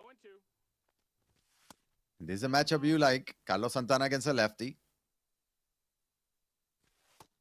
Ball. Good take there. 2 balls, 2 strikes. That's a ball. This Isaac Collins performance, Count. it's better than the Buxton one, right? Even though the Buxton one was insane, there's Carlos Santana with a 1-out single. No, this is, yeah. I mean, especially to do it in, because it was throughout pretty much the circuit. I mean, from the semis to finals, but just alone. I mean, the finals alone, 6 home runs in 2 games with a 4 home run game in the first. Unbelievable. Ball. 1-0. From Santana y Santander. There is a home run this game, I believe, for Alex K. There's that sinker staying away. 1 and 2. He's going to try to stay away again. He needs a double play. He'll take a strikeout, though. He tried to get the strikeout. 2 and 2. They're a little too low there. Count is full. Same pitch, same result. Full count. Ball 4. He goes Wow. sinker away. And that's a great straight take. sinkers. He didn't swing at 1. Jorge Polanco here, 2 for 3 today. Ball outside. Being very These patient. are really good takes by Alex K right now. Again, it's one of those things where it feels like he's just sitting on one specific pitch. And if he doesn't get it, he's not swinging at it.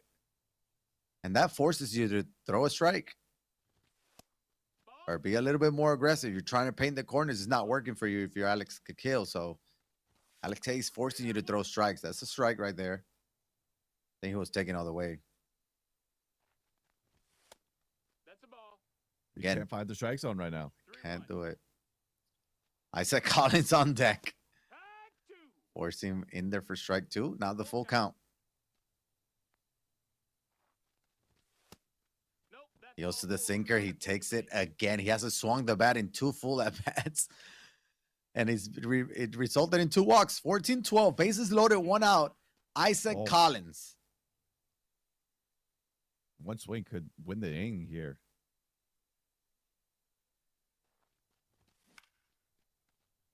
When we talk about he needs to answer back in big ways, this is a good opportunity to do so. He tries to get that sinker. It's just not working out for Gakil. Looks like Alex K seeing it well.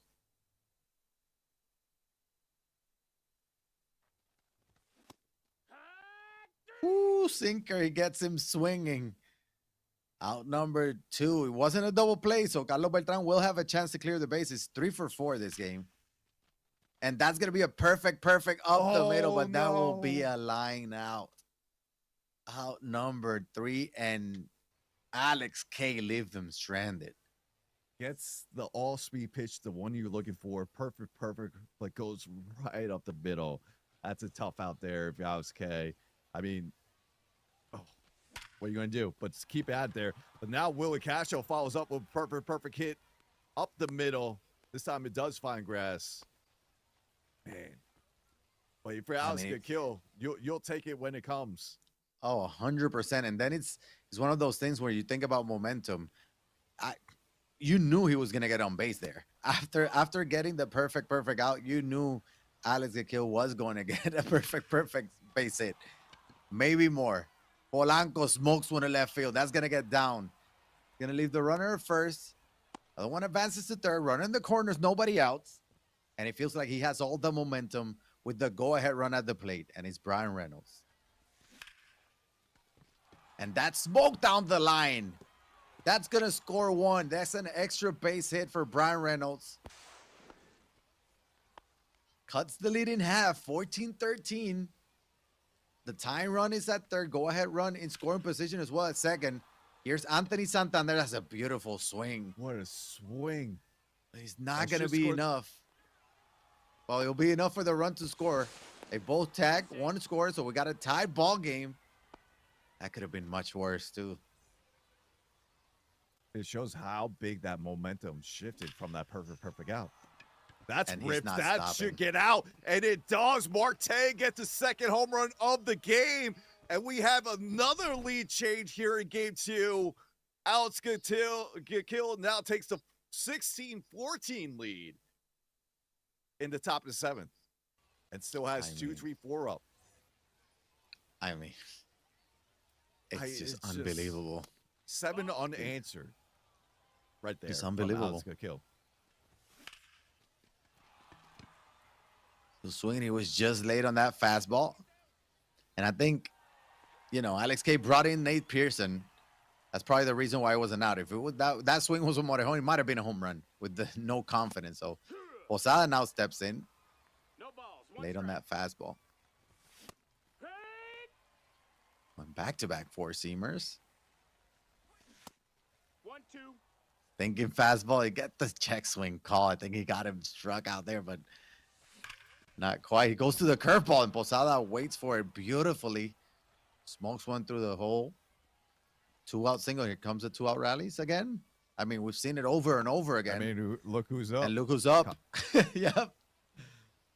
Oh, 42 home runs on the day.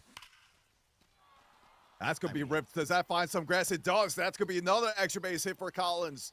This time, it will be standing up at second and make a second third with 2 outs. He doesn't know how to hit a single. He powered up. Collins, by the way. He hasn't stopped hitting with him. It's just unreal. That missed. That's a ball. And right now, he's trying to go for one of those daggers that can hurt Alex K. He got Carlos Santana. One swing can extend the lead to 5. Going with that changeup. Fouls it off. Double down. No, he does not. Full count, though. Willie Castro on deck. There's that changeup. Fouls it off. Around in this inning. There's the fastball. He just missed it. It's going to be an out. Flies it out to left field. Alex Gakil, though, answers back with 4 more. 16-14 going into the bottom of the 7th. Again, Jose Ramirez triple shy of the cycle. He's 4 for 4 with 2 home runs. That's in ball. Single and a double as well. And Alex he needs runs. He needs them now.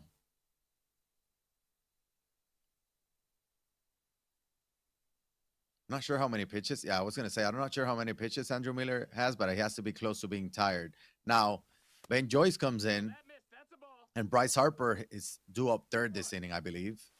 So he does guarantee himself a matchup against a righty. Fastball taken all the way. Full count now. And 5 for 5 game for J-Ram. Second single. 2 singles, 2 double, or 2 singles, 2 home runs, and a double. Good speed at first.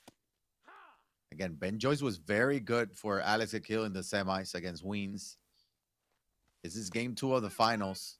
Oh, what a great pitch. Goes to the sinker, try to get him looking there. It's a beautiful pitch there with 0-2. Goes to the changeup, fouls it off.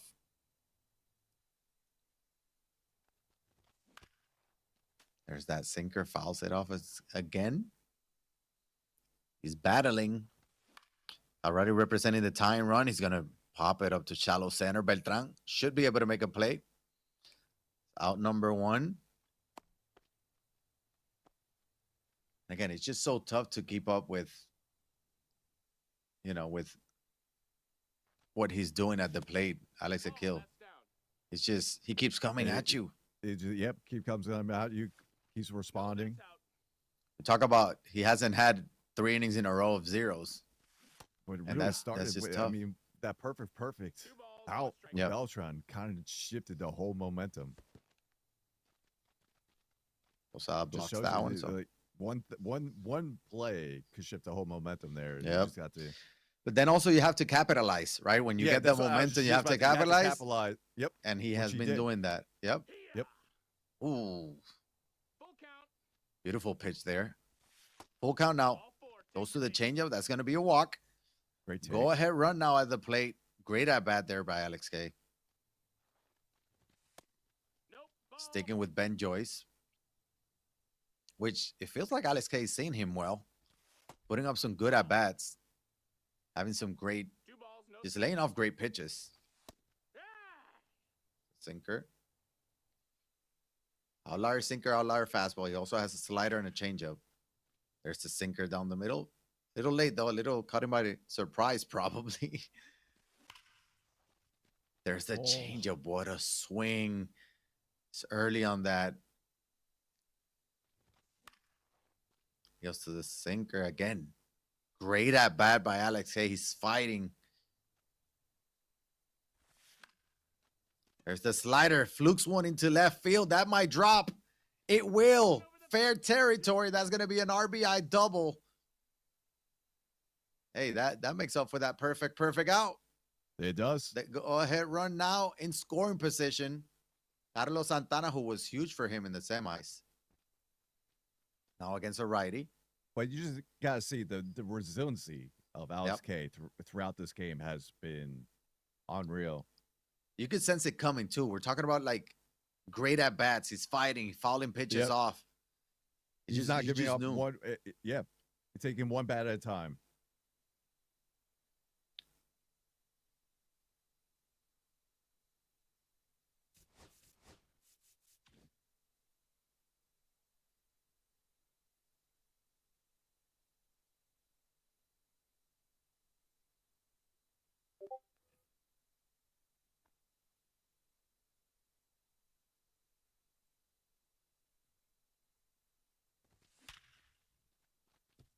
Perfect. There's Carlos Santana. We got ourselves a tie game.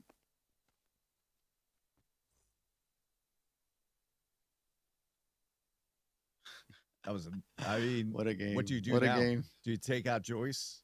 It looks like he's seeing Joyce well. 24 pitches already. 9 hits between the two, 32 runs. And that's going to get hit far. That should at least. Oh, no, that looks like it could go out if he doesn't rob this. It does. 3-run shot. Tony Taters and Alex K puts a 5 spot to retake the lead. I mean, you just didn't know if that was that. going or not. He needed that, and he got it. That was 102 of the bat. And that had enough 19 runs. This is the only way. This is the only way you can beat Alex Gill right now. You gotta outscore him. And that's exactly what Alex Hayes is doing. He'll put him some elite at bats. 19 runs in the 7th. This game's not over, by the way. That's a ball. There's the replay. That ball hung in the air forever. Ball. It's only 1 out. Up the middle diving play by Willie Castro, throws to first, out number 2. Jeez. No, that missed. That's There's a ball. Isaac Collins.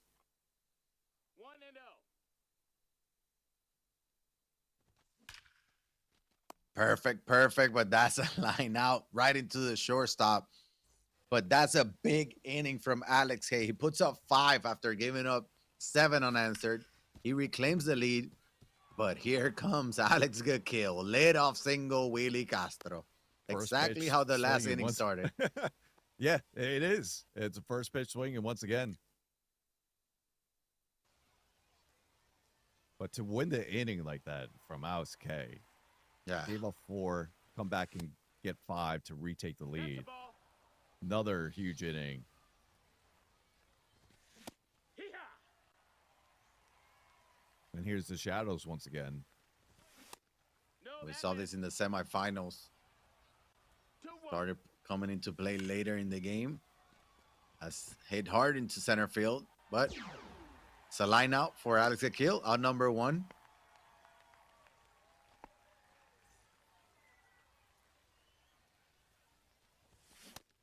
Hee-haw. Oh, what a Brendan dog. Little again. That's a double. That was a double play pitch. He was late on that cutter. Another fly ball to center field, out number 2. And Alex Gill probably feeling the same way his opponents feel all the way. He's like, what else am I supposed to do? I need to keep scoring? Well, yeah. 0-1. That's a ball. Sinker taken for ball 1. This could be a very big inning from Brendan Little. Could put up a 0 here. There's a cutter, never mind. Anthony Santander is going to go perfect center field, 2-run shot. And Alex Gill, of course, answers back. That one was on you. I'm not going to lie. And right after you had to mention it, but I'm trying Alex to throw Gill- positive things out in the world. it looked like he was 1 pitch away, getting a 0 there. That would have been big. Now we got top of the order here. 1-0. Another 2-out hitting here. Triple shy of the cycle for Marte. Ooh, that might be it. Or is that gone? That out. That's another out. home run. Tie ball game. The over-under was 40. 19-19. I told you the game wasn't over.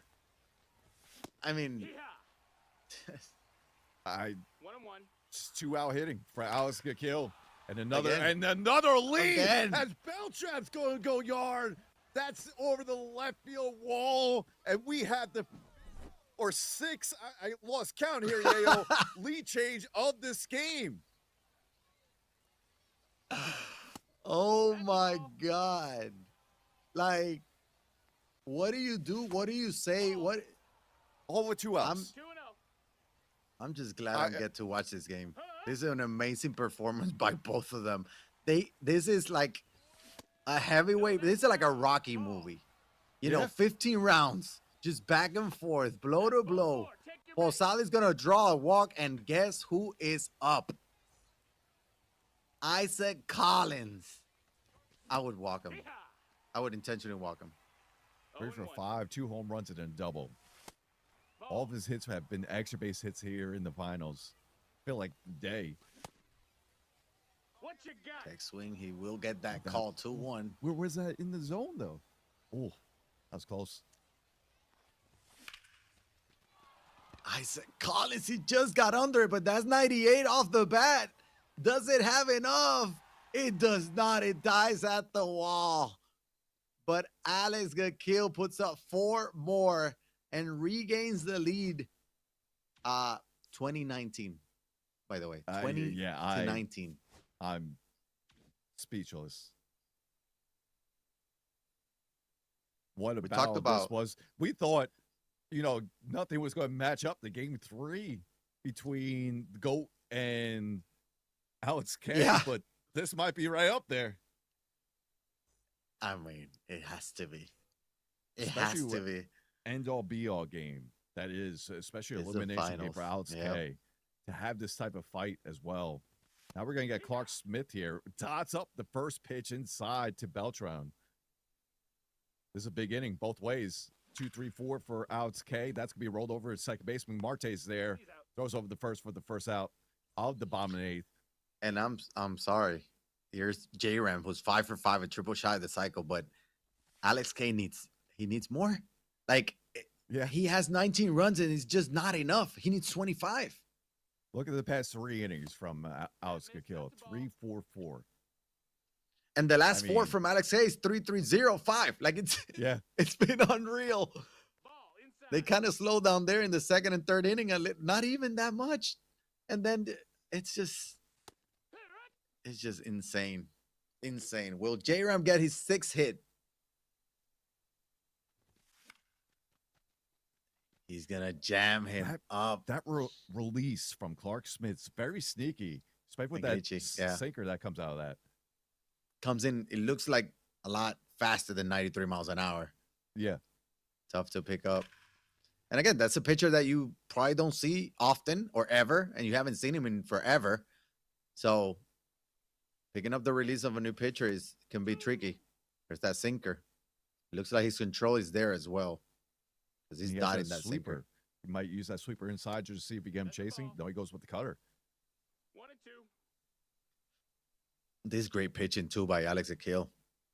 Just see. You can see the strategy. That's going to be a grounder to second. That's a big 0 for Alex Akil. Now he needs more runs. He's looking for definitely needs more insurance runs. You got to You get got at least 4 or 5 to feel. I don't even know if you feel comfortable. to get something. Yeah, just got to get something. You can't leave it to 1. Ball. 1-1. Gonna have to do it against Felix Bautista, and he's gonna get one right off the bat. Another home run by Carlos Santana, 21-19, and Alex Akil extend the lead to 2. To sit on that pitch after getting like a 102, 103 fastball. Absolutely unreal. We're going to see Randy come out of the bullpen. Game 7 Happy to for see- Alex K. Yep. Yep. There's not much you can do. He has to just everyone on board. Bringing in But no- Randy.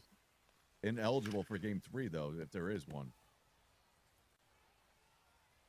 He knows he cannot give up any more runs. Ball. Probably still feels good with 2. He knows he can put up 2 and more. Yep. But He's done that still multiple nobody times. else. Yep. There's a perfect Willie Castro. And Alex Akil says, bring in Randy. I'll say hi to him with another perfect. Willie Castro has had a huge game for Akil today. Yeah.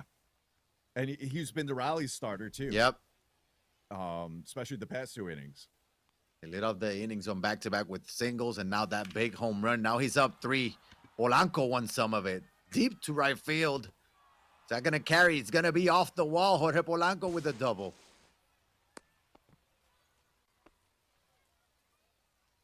This might And be the if you're greatest Alex offensive Akil, this is performance exactly we've seen. when he wants to start the top of the ninth. Hack one. Iron Reynolds steps in. Ball. 2 for 5.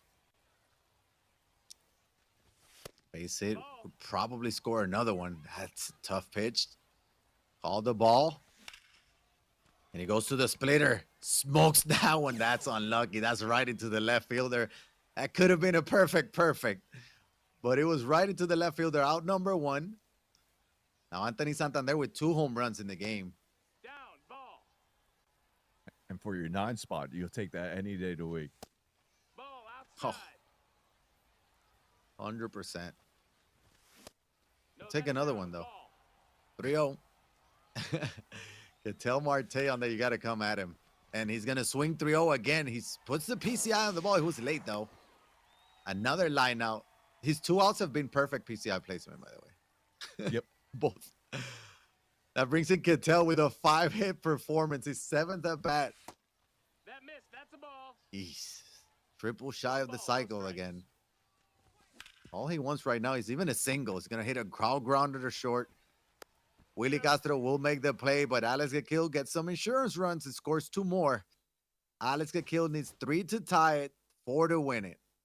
Does have Darren O'Day, who's going to come in to try and close it. Last reliever in his bullpen, too. He's hoping that it's the last inning.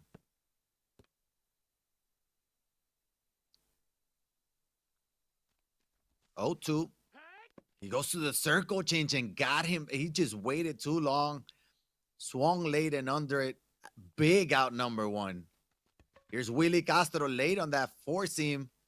And Alex Gakil is 1 out away from becoming the fall circuit champion.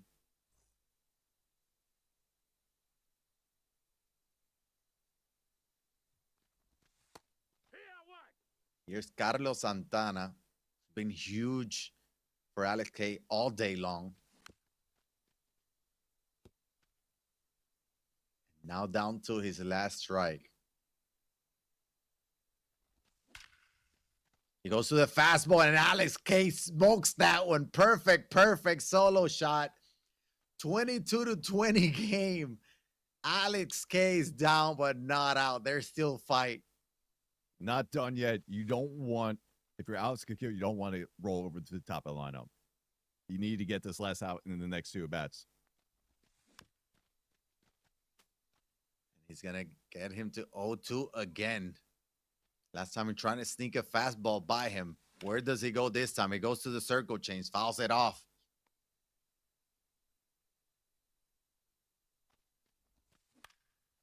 There's the circle change. He's going to flies it out to left field. And Alex Gakil is going to be your fall circuit champion. After being a finalist in the summer circuit, he bounces back and becomes a champion here in the fall. Insane performance. What a game 2 that was in general. But congrats to Alex Gakil for winning the Fall Circuit Championship Series. I mean, what a performance.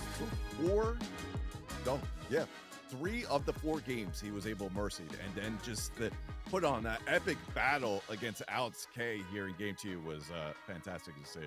I mean, in the game that he didn't win by mercy, he scored 22 runs. So, just think about that. Insane performance. One of the greatest performances we've ever seen.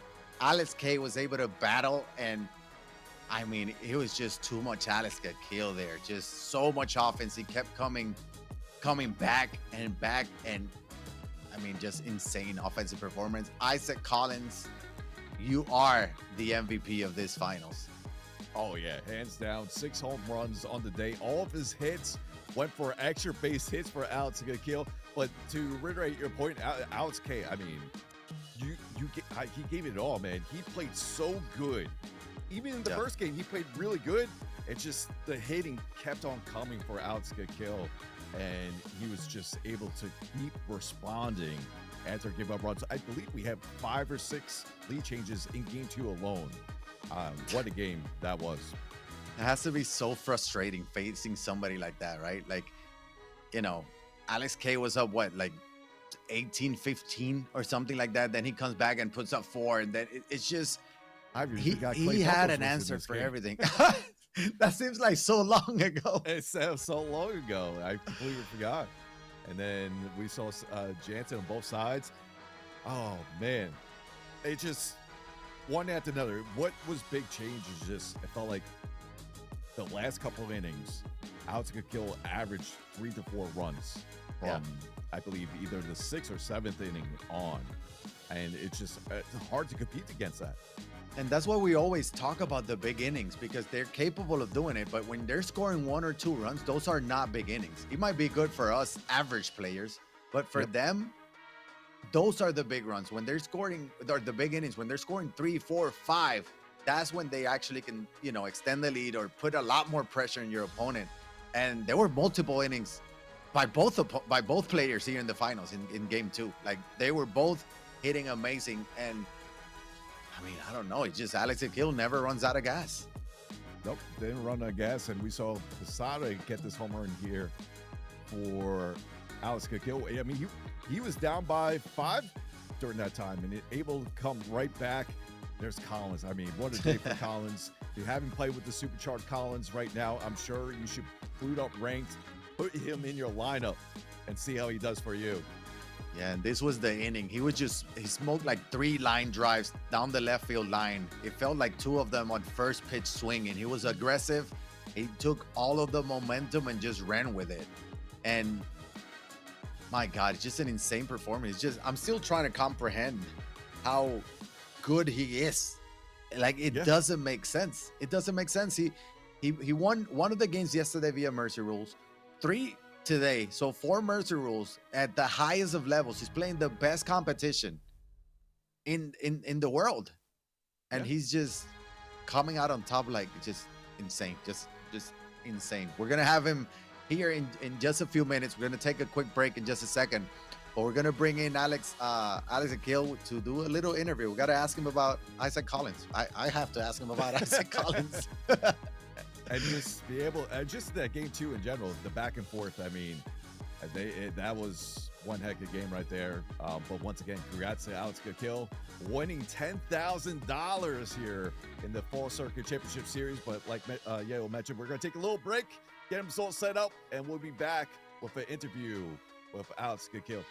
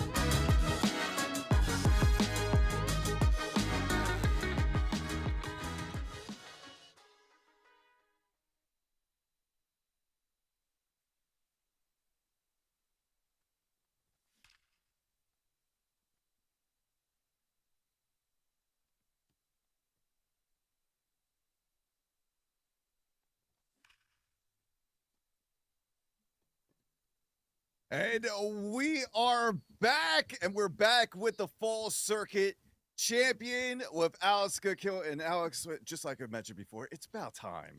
About time you get the circuit win. How do you Man. feel? And I mean, what a game two that was. I mean, back and forth action, 22 to 20, 42 runs in that game two. I mean, that was what a way to end it. Yeah, I mean, I think it's about time. I mean, huge weight off my shoulders there, like huge, because I mean, it had been a few years. I'd gotten like second, and now finally did it. So, and yeah, I mean, that was one of the craziest games I've ever played. That was insane. That was actually insane. I just want to know a couple things. So, number one, congrats. I know Thank you've you. been close a few times and well deserved. I don't know how you stay locked in just for so long over and over again. Like you just keep coming back. What do you do to stay locked in? Because obviously in game one, yeah, you took a bigger lead or whatnot, but in game two, Alex K kept coming back, and just every single time you would answer, he would answer back. How do you stay locked in for that long? Yeah, so honestly, like before the game even started, and also in like some of like the early innings, like I always had like a plan, like what I was gonna do like for the game. So like let's say second game, right? I was down by a lot, especially in that eighth inning, and people are probably like, oh, he's like throwing in the towel, he's going to, you know, prey on like a game three. And from the very beginning, like I knew that I was probably gonna like need to use like pitching like pretty bad because I used Clemens knowing that it probably wasn't gonna do good.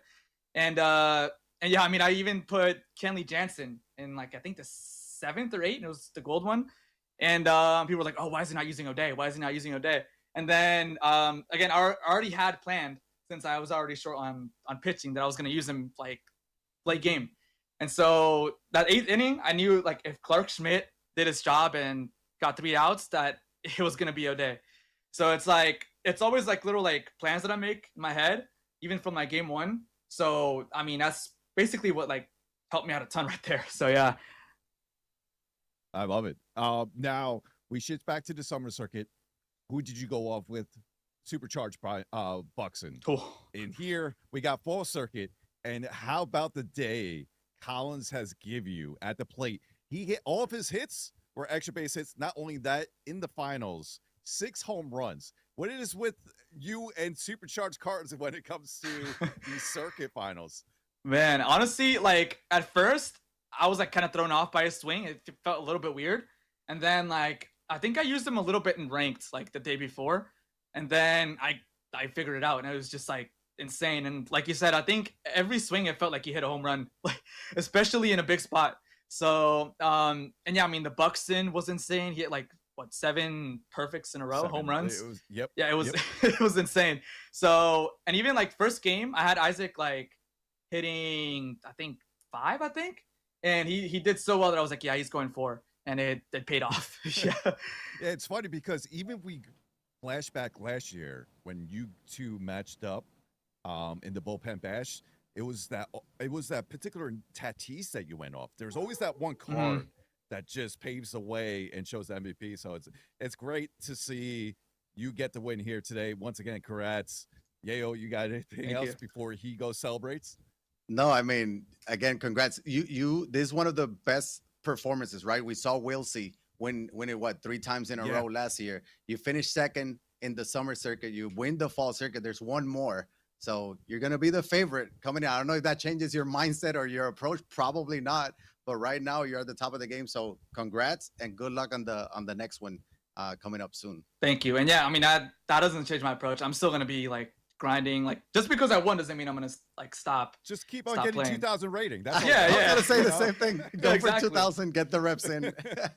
But yeah, I mean I'm gonna stay locked in. You know, I'm gonna grind like really, really hard. So I mean, yeah, I'm have a long way to go here still. And shout out the Straw Hats too. It's a little shout out right there. But yeah, thank you guys. Awesome. All right, Alex, you go celebrate. Congrats once again being the Fall Circuit Championship Series champion. We'll see you at the grand finals. And Yale, another great day of MLB Show Esports. And I mean, what action Love we it. saw there from Alex Kill, from all the competitors. Alex K, Weeds, and Go RP put a show for us to watch today. So appreciate you fellas. And I'm sure we'll see you on the grand finals as well. Yeah, that was a lot of fun. Alex K gave us some insane moments in the semifinals. Insane performance from Alex Kill. Again, a rematch. Again, it's a fun time. Every time I get to share the booth with you, it's always fun. I appreciate all the guys behind the scenes that made it work. Yes. And yeah, we got another one coming up soon. So I can't wait. I don't know how we're gonna keep topping each tournament. It feels like it keeps topping the last one, but hey, I'll leave it up to them. Yeah, and likewise, my friend, it's always a pleasure to be here with the booths. Shout out to everyone in the back. All the competitors playing in these circuits will be back rather soon for the grand finals. But until then, you guys have fun time grinding out every show. We'll see you next time on the grand finals. It's going to be a good one. Have a good one, everyone.